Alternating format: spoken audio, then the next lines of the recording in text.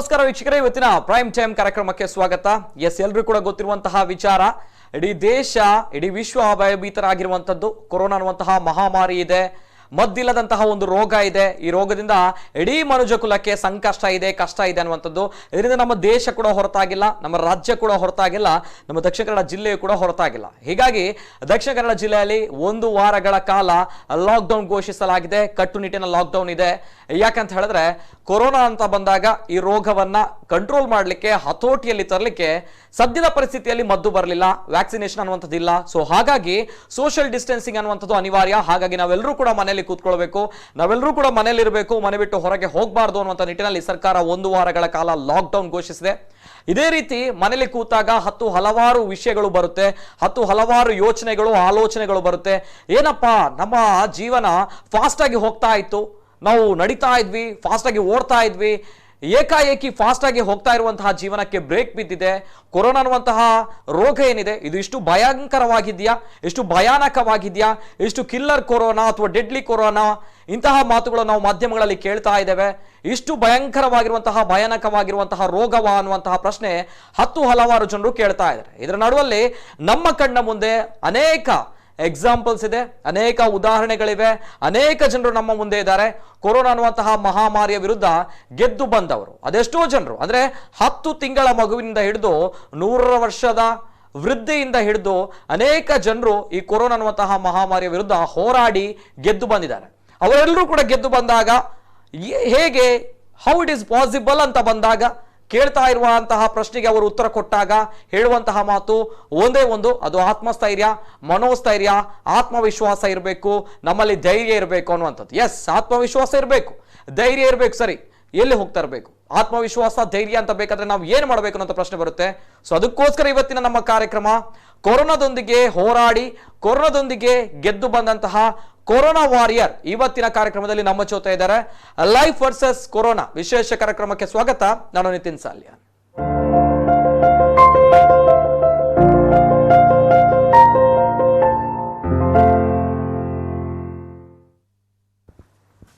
S, life versus corona, ಕೊರೋನಾದೊಂದಿಗೆ ನಮ್ಮ ಜೀವನ ಅನ್ನುವಂತಹ ಮಾತನ್ನ ಕೇಂದ್ರ ಸರ್ಕಾರ ಹೇಳಿದೆ. ಆದ್ರೆ ಕೇಂದ್ರ ಸರ್ಕಾರ ಈ ಹಿಂದೆ, ನಮ್ಮ ಸರ್ಕಾರ, ನಮ್ಮ ದೇಶ ಈ ಹಿಂದೆ ಹೇಳಿತು ಕೊರೋನಾದ ವಿರುದ್ಧ ನಾವು ಹೋರಾಟ ಮಾಡಬೇಕು ಅನ್ನುವಂಥದ್ದು. ಆ ನಿಟ್ಟಿನಲ್ಲಿ 2.5 ತಿಂಗಳುಗಳ ಕಾಲ ನಾವು ಮನೇಲಿದ್ವಿ, ಲಾಕ್ಡೌನ್ ಆಯ್ತು. ಆನಂತರ ಹೇಳ್ತು ಕೊರೋನಾದೊಂದಿಗೆ ನಾವು ಜೀವನ ಮಾಡಬೇಕು, ಕಾಂಪ್ರಮೈಸ್ ಮಾಡಬೇಕು ಅನ್ನುವಂತಹ ಮಾತುಗಳು. ಆದ್ರೆ ಇದು ಸ್ವಲ್ಪ ಮುಂದುವರೆದು ಕಷ್ಟ ಇನ್ನೂ ಕೂಡ ಅನಿವಾರ್ಯ ಅನ್ನುವಂತಹ ಸಂದರ್ಭಗಳಲ್ಲಿ, ಹತೋಟಿಗೆ ಬರ್ತಾ ಇಲ್ಲ ಅನ್ನುವಂತಹ ಸಂದರ್ಭಗಳಲ್ಲಿ ಒನ್ಸ್ ಅಗೈನ್ ಕೊರೋನಾದೊಂದಿಗೆ ನಾವು ಹೋರಾಟ ಮಾಡಬೇಕು ಅನ್ನುವಂಥ ನಿಟ್ಟಿನಲ್ಲಿ ಲಾಕ್ಡೌನ್ ಘೋಷಿಸಿದೆ ನಮ್ಮ ಸರ್ಕಾರ. ಸೊ ಹಾಗಾಗಿ ನಾವೆಲ್ಲರೂ ಕೂಡ ಮನೇಲಿದ್ವಿ, ತಾವೆಲ್ಲರೂ ಕೂಡ ಕಾರ್ಯಕ್ರಮ ನೋಡ್ತಾ ಇದ್ದೀರಾ, ಮನೆಯಲ್ಲಿದ್ದೀರಾ. ಈ ಸಂದರ್ಭ ಆಗಲೇ ಹೇಳಿದಾಗೆ ಅನೇಕ ಆಲೋಚನೆಗಳು, ಕೆಟ್ಟ ದುರಾಲೋಚನೆಗಳು, ಮನಸ್ಸಿಗೆ ಘಾಸಿಯಾಗುವಂತಹ ವಿಚಾರಗಳು ಎಲ್ಲವೂ ಕೂಡ ನಡೆಯುತ್ತೆ. ಅಂದ್ರೆ ಮಾನಸಿಕ ಖಿನ್ನತೆಗಳು ಎಲ್ಲವೂ ಕೂಡ ನಡೆಯುತ್ತೆ. ಕೊರೋನಾ ಅನ್ನುವಂತಹ ರೋಗ ಇಷ್ಟು ಭಯಂಕರವಾಗಿದೆಯಾ ಅನ್ನುವಂಥದ್ದು. ಆಗಲೇ ನಾನು ಹೇಳಿದೆ, ಯಾವುದೇ ರೀತಿಯ ರೋಗ ರುಜಿನಗಳು ಬರಲಿ, ಆದರೆ ಮನುಷ್ಯನಿಗೆ ಆತ್ಮಸ್ಥೈರ್ಯ ಇರಬೇಕು, ಆತನಲ್ಲಿ ಆತ್ಮವಿಶ್ವಾಸ ಇರಬೇಕು, ಆತನಲ್ಲಿ ಧೈರ್ಯ ಇರಬೇಕು. ಸೊ ಆ ನಿಟ್ಟಿನಲ್ಲಿ ಇವತ್ತಿನ ನಮ್ಮ ಕಾರ್ಯಕ್ರಮ ನಾವು ಪ್ರಸಾರ ಮಾಡ್ತಾ ಇದ್ದೇವೆ.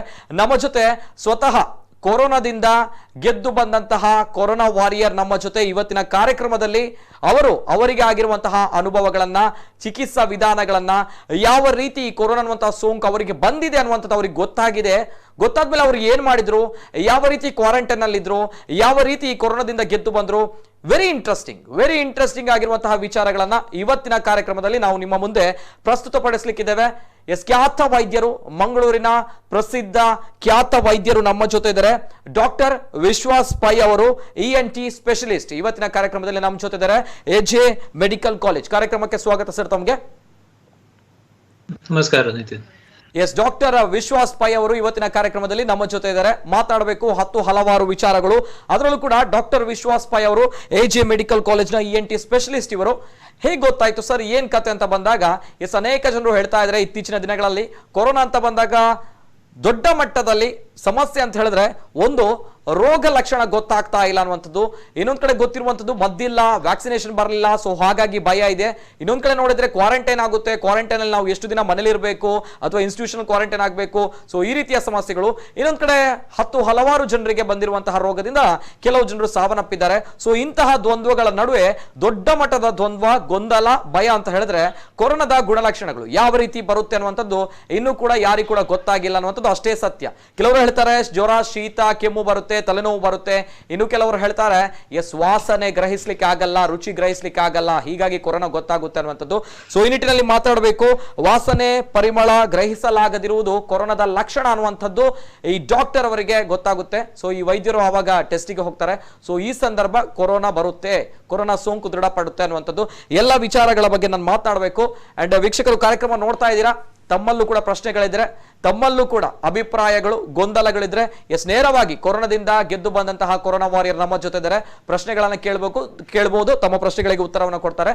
ಸರ್, ನಮ್ಮ ಡಾಕ್ಟರ್ ವಿಶ್ವಾಸ್ ಪೈ ಅವರು ಸರ್, ನಮಸ್ತೆ ಒನ್ಸ್ ಅಗೇನ್ ಅಂಡ್ ಕಾರ್ಯಕ್ರಮಕ್ಕೆ welcome to my show sir. How are you sir? How are you sir? I am good.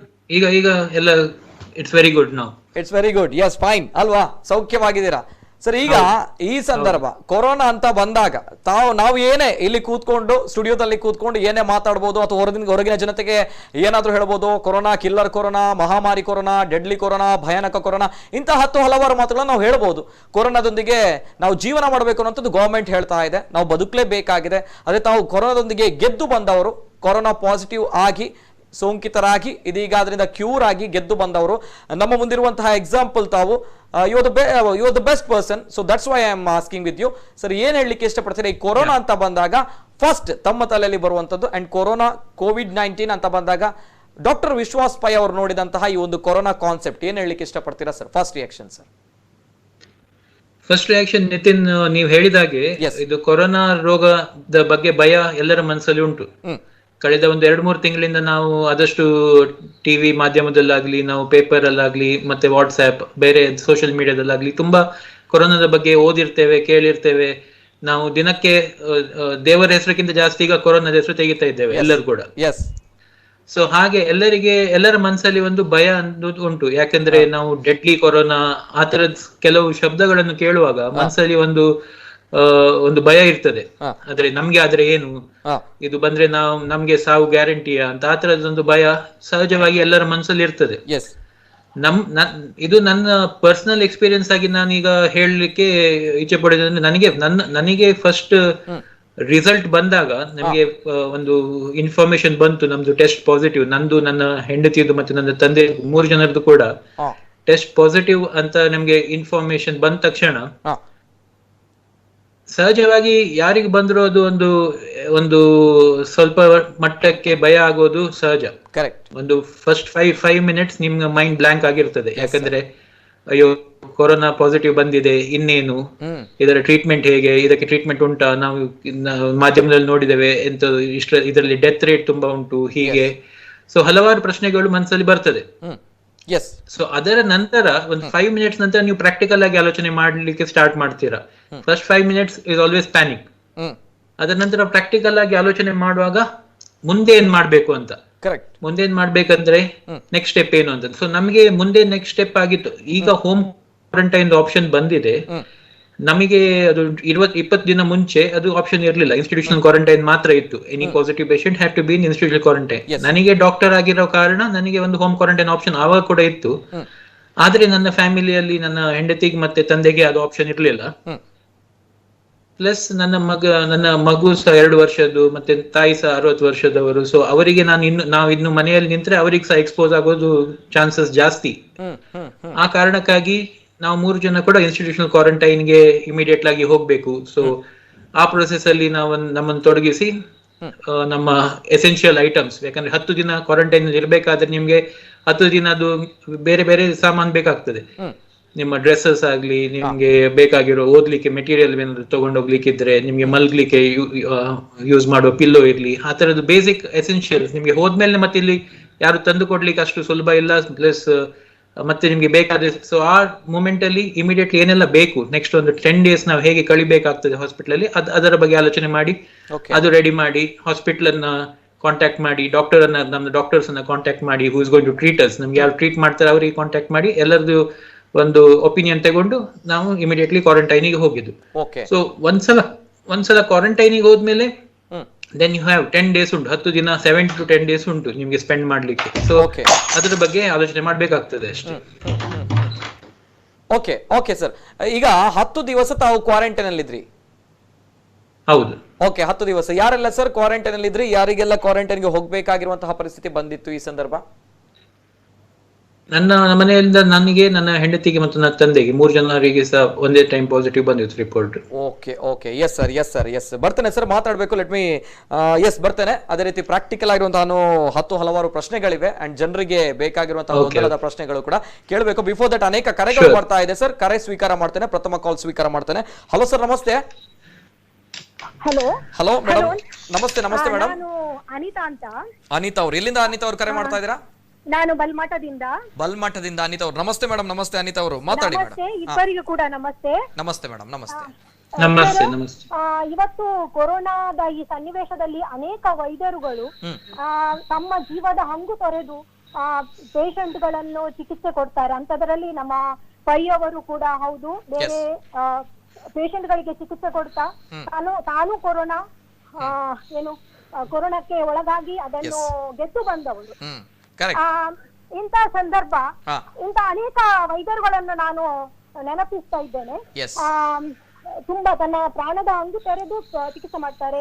Heart attack ಸಂದರ್ಭ, ಹಾರ್ಟ್ ಅಟ್ಯಾಕ್ ಆಗಿ ಬಂದಂತಹ ಪೇಷಂಟ್ ಗಳಿಗಿರ್ಬಹುದು ಅಥವಾ ಏನೋ ಎಮರ್ಜೆನ್ಸಿ ಅಂತ ಸಂದರ್ಭದಲ್ಲಿ ಕೆಲವೊಮ್ಮೆ ಅವ್ರಿಗೆ ಗೊತ್ತಿರುದಿಲ್ಲ ಅದು ಸಿಂಪ್ಟಮೆಟಿಕ್ ಪೇಷಂಟ್ ಏನು ಅಂತ ಹೇಳಿ.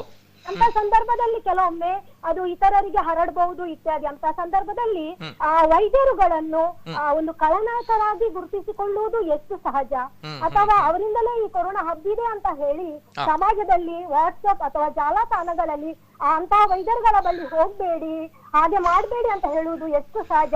ಎಲ್ಲೋ ಒಂದು ಕಡೆ ನಾವು ಇಂತಹ ವೈದ್ಯರುಗಳ ಆತ್ಮವಿಶ್ವಾಸವನ್ನು ಕಡಿಮೆ ಮಾಡ್ತೇವೆ ಅಂತ ನನಗೆ ಅನಿಸುತ್ತದೆ. ದಯವಿಟ್ಟು ಇಂತಹ ಸಂದರ್ಭದಲ್ಲಿ ಅನೇಕ ವೈದ್ಯರುಗಳಿಗೆ ಇವತ್ತು ಅವರ ಮೇಲೆ ಕೇಸ್ ಹಾಕುವುದಾ ಅಥವಾ ಅವರಿಗೆ ಗೊತ್ತಲ್ಲದೆ ಅದು ಆಗುದು ಕೆಲವೊಮ್ಮೆ. ಯಾಕಂತ ಹೇಳಿದ್ರೆ ಅವರು ಮೊದಲು ನೋಡುವುದು ಆ ವ್ಯಕ್ತಿಯ ಪ್ರಾಣವನ್ನು ರಕ್ಷಿಸಬೇಕು ಅಂತ ಹೇಳಿ ಅವರಿಗೆ ಕೊರೋನಾ ಇದೆಯಾ ಇಲ್ವಾ ಅಂತ ಅವರು ಗಮನಿಸುವುದಿಲ್ಲ, ಅಥವಾ ಅದನ್ನು ಮತ್ತೆ ಚಿಕಿತ್ಸೆ ಮಾಡುದು, ಅಥವಾ ಕೊರೋನಾ ಇದೆ ಅಂತ ಚೆಕ್ ಮಾಡ್ಲಿಕ್ಕೆ ಹೋದ್ರೆ ಇದು ಪ್ರಾಣ ಕಳ್ಕೊಳ್ತದೆ. ಅಂತ ಸಂದರ್ಭ ವಾಟ್ಸ್ಆಪ್ ಜಾಲತಾಣಗಳಲ್ಲಿ ಅವರ ಹೆಸರುಗಳನ್ನು ಹಾಕಿ ಅವರ ಬಗ್ಗೆ ಏನು ಹೇಳ್ತಾರೆ ಅಂತ ವೈದ್ಯರುಗಳಿಗೆ ಕೊರೋನಾ ಬಂದಿದೆ ಹೋಗ್ಬೇಡಿ ಅಂತ ಒಂದು ಫೇಕ್ ಮೆಸೇಜ್ ಗಳನ್ನೆಲ್ಲ ಹಬ್ಬಿಸುವುದು, ವೈದ್ಯರುಗಳ ಆತ್ಮವಿಶ್ವಾಸವನ್ನು ಕುಗ್ಗಿಸುವುದು ಎಷ್ಟು ಸರಿ. ಅದರ ಬದಲು ನಾವು ಆ ವೈದ್ಯರುಗಳಿಗೆ ಆತ್ಮವಿಶ್ವಾಸ ತುಂಬಿಸಬೇಕು ಎಂಬುದನ್ನು ಕೇಳ್ತಾ ಇದ್ದೇನೆ. ನಿಮ್ಮ ಅನಿಸಿಕೆ ಏನು ಸರ್, ಅಭಿಪ್ರಾಯ ಏನು ಇದರ ಬಗ್ಗೆ ಅಂತ? ಓಕೆ ತಮ್ಮ ಪ್ರಶ್ನೆಗಳಿಗೆ ಉತ್ತರ ಬೇಕಾಗಿದೆ. ಎಸ್ ಸರ್, ವೆರಿ ಬ್ಯೂಟಿಫುಲ್ ಮಾತು. ಅವರು ಕೇಳಿರುವಂತಹ ಪ್ರಶ್ನೆ ವಾಸ್ತವ ಸತ್ಯವೂ ಕೂಡ ಹೌದು. ಇತ್ತೀಚಿನ ದಿನಗಳಲ್ಲಿ ಅಂದ್ರೆ ಕೊರೋನಾ ಅಂತ ಬಂದಾಗ ಅವರನ್ನ ಅಸ್ಪೃಶ್ಯರನ್ನಾಗಿ ನೋಡುವಂತದ್ದು, ಅವರನ್ನು ಎಲ್ಲೋ ಒಂದ್ ಕಡೆ ದೂರವಿಟ್ಟು ನೋಡುವಂಥದ್ದು, ಇಂತಹ ಪರಿಸ್ಥಿತಿ ಆಗ್ತಾ ಇದೆ. ಬಟ್ ನನ್ನ ಪ್ರಕಾರ ಡಾಕ್ಟರ್ ಇದ್ದಾರೆ, ಡಾಕ್ಟರ್ ಸ್ವಲ್ಪ ಸ್ಟ್ರಾಂಗ್ ಆಗಿರ್ತೀರಲ್ವಾ, ಮನೋಸ್ಥೈರ್ಯ ಇನ್ನೂ ಗಟ್ಟಿಯಾಗಿರುತ್ತೆ ಅಂಡ್ ಆತ್ಮಧೈರ್ಯ ಇನ್ನೂ ಗಟ್ಟಿಯಾಗಿರುತ್ತೆ. ಸೊ ತಮ್ಗೆ ಏನಾದ್ರು ಸರ್ ಇಂತಹ ಒಂದು ಪರಿಸ್ಥಿತಿ ಎದುರಾಗಿದೆ, ಇಂತಹ ಮಾತುಗಳನ್ನು ತಾವು ಕೇಳಿದೀರಾ? ಹೇಗೆ ಸರ್ ಅವರು ಮಹಿಳೆ ಕೇಳಿದಂತಹ ಪ್ರಶ್ನೆಗಳಿಗೆ? ಹೌದು ನಿತಿನ್ ಅವರು, ಅನಿತಾ ಅವರು ಹೇಳಿದಾಗೆ ಒಂದು ಅತಿ ಪ್ರಮುಖವಾದ ಒಂದು ವಿಷಯವನ್ನು ಅವರು ಇವತ್ತು ಎತ್ತಿದ್ದಾರೆ. ಅಂದ್ರೆ ಒಂದು ಸಲ ರೋಗಿ ಅಂತ ಕೋವಿಡ್ ರೋಗಿ ಅಂತ ಒಂದ್ಸಲ ಗೊತ್ತಾದ್ಮೇಲೆ ಅದು ವಾಟ್ಸ್ಆಪ್ ಅಲ್ಲಿ ಆಗಿರ್ಲಿ, ಫೇಸ್ಬುಕ್ ಅಲ್ಲಿ ಇರ್ಲಿ, ಬೇರೆ ಸಾಮಾಜಿಕ ಜಾಲತಾಣದಲ್ಲೆಲ್ಲ ಹರಡುವುದು ಈಗ ಒಂದು ಸಹಜವಾದ ಒಂದು ಪರಿಸ್ಥಿತಿ ಆಗಿದೆ. ಅದರಿಂದ ಈಗ ನಾವು ಸ್ವಲ್ಪ ಅದು ಎಷ್ಟೋ ವರ್ಷದಿಂದ ಆಗಿರುವ ಕಾರಣ ಅದರಿಂದ ನಾವು ಸ್ವಲ್ಪ ಇಮ್ಯೂನ್ ಆಗಿ ಇದ್ದೇವೆ. ಹೇಗೆ ಒಂದು ರೋಗದಿಂದ ಇಮ್ಯುನಿಟಿ ಬರ್ತದೆ, ಹಾಗೆ ವಾಟ್ಸ್ಆಪ್ ಮತ್ತೆ ಆತರ ಸೋಷಿಯಲ್ ಮೀಡಿಯಾ ಮೆಸೇಜಸ್ ಇಂದ ಇಮ್ಯುನಿಟಿ ಬಂದಿದೆ.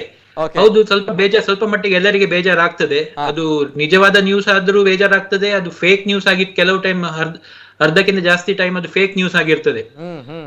ನನ್ನ ಕಂಡೀಷನ್ ಪಾಸಿಟಿವ್ ಬಂದ ತಕ್ಷಣ ಎಷ್ಟೋ ಮೆಸೇಜ್ ನಮ್ಮ ಕಲೀಗ್ಸ್ ಮೇಲೆ ಹೆಸರಾಕಿ ಸಹ ಅವರು ಪಾಸಿಟಿವ್, ಹೀಗೆ ಪಾಸಿಟಿವ್ ಅಂತ ಸ್ಪ್ರೆಡ್ ಆಗಿತ್ತು. ಆದ್ರೆ ಅದು ಬೇಜಾರು ಮಾಡ್ತದೆ. ಆದ್ರೆ ನಾವು ಎಲ್ಲಿಂದ ನಾವು ಅದರಿಂದ ಹೋರಾಡೋದ, ನಾವು ರೋಗದಿಂದ ಹೋರಾಡೋದ, ನಾವು ಬೇರೆ ನಮ್ಮ ರೋಗಿಗಳ ಮೇಲೆ ಕಾನ್ಸಂಟ್ರೇಟ್ ಮಾಡೋದ ಅಂತ ಅದು ಪ್ರಶ್ನೆ. ಸೊ ಅದೆಲ್ಲ ನಮ್ಮ ಪ್ರಯಾರಿಟೀಸ್ ನಮ್ಗೆ ಇಂಪಾರ್ಟೆಂಟ್ ಇರುವಾಗ ನಾವು ಇದನ್ನ ಜಾಸ್ತಿ ನೆಗ್ಲೆಕ್ಟ್ ಮಾಡ್ಲಿಕ್ಕೆ ಸ್ಟಾರ್ಟ್ ಮಾಡ್ತೇವೆ. ಯಾಕಂದ್ರೆ ನಮ್ಮ ಪೇಷಂಟ್ಸ್ಗೆ ನಮ್ಮ ಬಗ್ಗೆ ವಿಶ್ವಾಸ ಇರ್ತದೆ, ಅವರು ನಮಗೇನು ಅದರಲ್ಲಿ ಅಡಗಿಸ್ಲಿಕ್ಕೆ ಏನಿಲ್ಲ. ನಮ್ಗೇನಾದ್ರು ಪಾಸಿಟಿವ್ ಆದ್ರೆ ನಾವು ಹೇಳ್ತೇವೆ ನಮ್ಗೆ 15 ದಿನ ನಾವು ನೋಡ್ಲಿಕ್ಕೆ ಆಗೋದಿಲ್ಲ, ನಮಗೆ ಕ್ವಾರಂಟೈನ್ ಪೀರಿಯಡ್ ಉಂಟು, ಅದ್ರ ನಂತರ ನೋಡುವ ಅಂತ. ಸೊ ಅದ್ರಲ್ಲಿ ಯಾವ್ದು ಅಡಗಿಸುವ ವಿಷಯ ಇಲ್ಲ. ಮತ್ತೆ ಸರ್ಕಾರ ಕೂಡ ಈಗ ಹೇಳ್ತಾ ಉಂಟು ರೋಗದೊಟ್ಟಿಗೆ ಹೋರಾಡ್ಬೇಕು, ರೋಗಿಯೊಟ್ಟಿಗೆ ಅಲ್ಲ ಅಂತ. ಸೊ ಅದು ಕೂಡ ಒಂದು ಇಂಪಾರ್ಟೆಂಟ್ ಪಾಯಿಂಟ್. ನಾವು ಈಗ ಫೋನ್ ಮಾಡುವಾಗ ನೀವು ಕೇಳ್ತಾ ಇರ್ಬೋದು, ಅದು ಇಂಪಾರ್ಟೆಂಟ್ ಆಗಿ ಹೇಳ್ತಾ ಇದೆ every message that it is important to fight with disease not with the patient ಅಂತ. ಸೊ ಆ ಪಾಯಿಂಟ್ ಅನ್ನು ಸಹ ನಾವು ಇಂಪಾರ್ಟೆನ್ಸ್ ಕೊಡ್ಬೇಕು. Correct sir. Yes sir, yes sir, ಬರ್ತೇನೆ ಸರ್. ಅದೇ ರೀತಿ ಇನ್ನೊಂದು ಕರೆ ಇದೆ. ಅವರು ಜಸ್ಟ್ ಮಾತಾಡಿ ಸರ್. ಎಸ್ ಆಯ್ತು. ಅಲ್ಲಲ್ಲ, ಅವ್ರ ಪಾಯಿಂಟಿಗೆ ಒಂದು ಆಡ್ ಮಾಡ್ಲಿಕ್ಕೆ ಅವರು ನಾವು ವೈದ್ಯರಿಗೆ ಇಷ್ಟು ಎಲ್ಲ ಜೀವ ಭಯ ಬಿಟ್ಟು ಎಲ್ಲ ಸೇವೆ ಮಾಡ್ತಾ ಇದ್ದಾರೆ ಅಂತ ಹೇಳಿದ್ರು. ಅದರೊಟ್ಟಿಗೆ ನಾನು ನಮ್ಮ ನರ್ಸಸ್ಗೆ, ನಮ್ಮ ಸೆಕ್ಯೂರಿಟಿ ಅವರಿಗೆ, ನಮ್ಮ ವಾರ್ಡ್ ಬಾಯ್ ಇಂದ ಹಿಡಿದು ಕ್ಲೀನರ್ ಇಂದ ಹೌಸ್ ಕೀಪಿಂಗ್ ಸರ್ವಿಸ್ ಎಲ್ಲರಿಗೂ ಸಹ ನಾವು ಇದರಲ್ಲಿ ಮರಿಲಿಕ್ಕಿಲ್ಲ, ಯಾಕಂದ್ರೆ ಎಲ್ಲರೂ ಕೂಡ ಈ ಫೈಟ್ ಅಲ್ಲಿ ಒಟ್ಟಿಗೆ ಇದ್ದೇವೆ. ಕರೆಕ್ಟ್. ಎಸ್ ಸರ್, ಬರ್ತೇನೆ. ಒಂದು ಕರೆ ಸ್ವೀಕಾರ ಮಾಡ್ತೇನೆ. ಹಲೋ ಸರ್, ನಮಸ್ತೆ. ಹಲೋ ಸರ್, ನಮಸ್ತೆ. ಪುತ್ತೂರಿಂದ ನಿತ್ಯಾನಂದ ಸರ್. ಪುತ್ತೂರಿಂದ ನಿತ್ಯಾನಂದ ಅವರು ಸರ್, ನಮಸ್ತೆ ಸರ್. ನಮಸ್ತೆ, ಹೇಳಿ ಸರ್. 24x7 4ನೇ ಡಾಕ್ಟರ್ಗಳನ್ನು ಕರೀತಾ ಇದ್ದೀರಾ. ಬೆಳಕು ಚೆಲ್ಲುವಂತ ಕಾರ್ಯಕ್ರಮಕ್ಕೆ ನಾನು ನಿತ್ಯಾನಂದ ಪುತ್ತೂರಿನ ನಮ್ಮ ಮಹಾಲಿಂಗೇಶ್ವರ ದೇವರ ಪ್ರಕಾರ ನಿತಿನ್ ಸರ್ಗೆ, ನಿಮ್ಮ ಎಲ್ಲ ಟೀಮ್ಗೆ, ತಂಡಕ್ಕೇನೆ ಸ್ವಾಗತ ಮಾಡ್ತಾ ಇದ್ದೇನೆ. ಬಹಳ ಒಂದು ಒಳ್ಳೆ ವಿಷಯ ಇದು. Life is corona. ಆದ್ರೆ ಡಾಕ್ಟರ್ ವಿಶ್ವಾಸ್ ಪೈ ಅವರಿಗೆ ನಾನು ನನ್ನ ಎಲ್ಲ ಕುಟುಂಬದ ಪರವಾಗಿ ಧನ್ವಂತರಿ ದೇವರನ್ನು ಒಳ್ಳೇದು ಮಾಡ್ಲಿ. ಯಾಕಂದ್ರೆ ಡಾಕ್ಟರ್ ಅಂತ ಹೇಳಿದ್ರೆ ಅವರಿಗೆ ದೇವಿ ಇರೋದು ಧನ್ವಂತರಿ. ಆದ ಕಾರಣ ಅವರು ಎಲ್ಲವನ್ನು ನಿಭಾಯಿಸಿಕೊಂಡು ಬಂದು ಈಗ ಎಲ್ಲ ಕೊರೋನಾದ ಬಗ್ಗೆ ನಿಮ್ಮ ಈ ಚಾನಲ್ ಮೂಡಿ ಬರುವಂತ ಒಂದು ಕಾರ್ಯಕ್ರಮ ಉಂಟಲ್ಲ, ಅಭೂತಪೂರ್ವ ಕಾರ್ಯಕ್ರಮ ಅಂತ ಹೇಳಲಿಕ್ಕೆ ನಾನು ಬಹಳ ಇಷ್ಟಪಡ್ತೇನೆ. ಯಾಕೆಂತ ಹೇಳಿದ್ರೆ ಭಯಭೀತರಾದ ಕೊರೋನಾದ ಎಲ್ಲ ವ್ಯಕ್ತಿಗಳು ಕೂಡ ಇಂಥ ವ್ಯಕ್ತಿಗಳನ್ನು ಕರೆದು ನೀವು ನಿಮ್ಮ ವೇದಿಕೆಯಲ್ಲಿ ಮೂಡಿಸಿ ಬಂದ್ರೆ ನಿಮ್ಮ ಕಾರ್ಯಕ್ರಮದಲ್ಲಿ ವಾರಿಯರ್ಸ್ ನಿಜವಾಗ್ಲೂ ವಾರಿಯರ್ಸ್ 100% ಸತ್ಯ. ಡಾಕ್ಟರ್ ವಿಶ್ವಾಸ್ ಪೈ ಅವರಿಗೆ ಆ ಧನ್ವಂತರಿ ದೇವಿ ಮತ್ತು ಎಲ್ಲ ಅವರ ಕುಟುಂಬದ ವರ್ಗದವರೆಲ್ಲ ಆಶೀರ್ವಾದ ಇರ್ಲಿ ಅಂತ ಹೇಳಿ ನಾನು ಮತ್ತು ನನ್ನ ಕುಟುಂಬದ ಪರವಾಗಿ ನಾನು ಕೇಳ್ತಾ ಇದ್ದೇನೆ. Thank you so much. ತಮ್ಮ ಹಾರೈಕೆಗಳು ಇದೇ ರೀತಿ ಇರಲಿ. ಎಸ್, ಇದು ನಿತ್ಯಾನಂದ ಅವರು ಪುತ್ತೂರಿಂದ ಕರೆ ಮಾಡಿದ್ರು ಸರ್. ಅದೇ ರೀತಿ ಈಗಿನ ಕಾಲದ ಘಟ್ಟದಲ್ಲಿ ಕೊರೋನಾ ಅಂತ ಬಂದಾಗ ದೊಡ್ಡ ಪಡಂಭೂತ, ದೊಡ್ಡ ಮಹಾಮಾರಿ ಬರುತ್ತೆ. ಇಂತಹ ಒಂದು ಕಾನ್ಸೆಪ್ಟ್ ನಮ್ಮ ಕಣ್ಣ ಮುಂದೆ ಬರುವಂತದ್ದು, ಕೊರೋನಾ ಬಂದ್ರೆ ಬದುಕುವುದೇ ಕಷ್ಟ ಅನ್ನುವಂತಹ ಮನಸ್ಥಿತಿ ಜನರಲ್ಲಿದೆ. ಕೊರೋನಾ ಪಾಸಿಟಿವ್ ಅಂತ ಬಂದಾಗ ತಮ್ಗೆ ಫಸ್ಟ್ ರಿಯಾಕ್ಷನ್ ಅಂದ್ರೆ ಯಾವ ರೀತಿ, ತಮ್ಮ ಮೈಂಡ್ ಸೆಟ್ ಯಾವ ರೀತಿ ಇತ್ತು ಸರ್? ಕೊರೋನಾ ಪಾಸಿಟಿವ್ ಅಂತ ಬಂದಾಗ ಯಾವ ರೀತಿ ಮೈಂಡ್ ಸೆಟ್ ಇತ್ತು ತಾವು, ಅಂಡ್ ಯಾವ ರೀತಿ ಔಟ್ಕಮ್ ಆದ್ರಿ, ಯಾವ ರೀತಿ ಹೊರಗೆ ಬಂದ್ರಿ?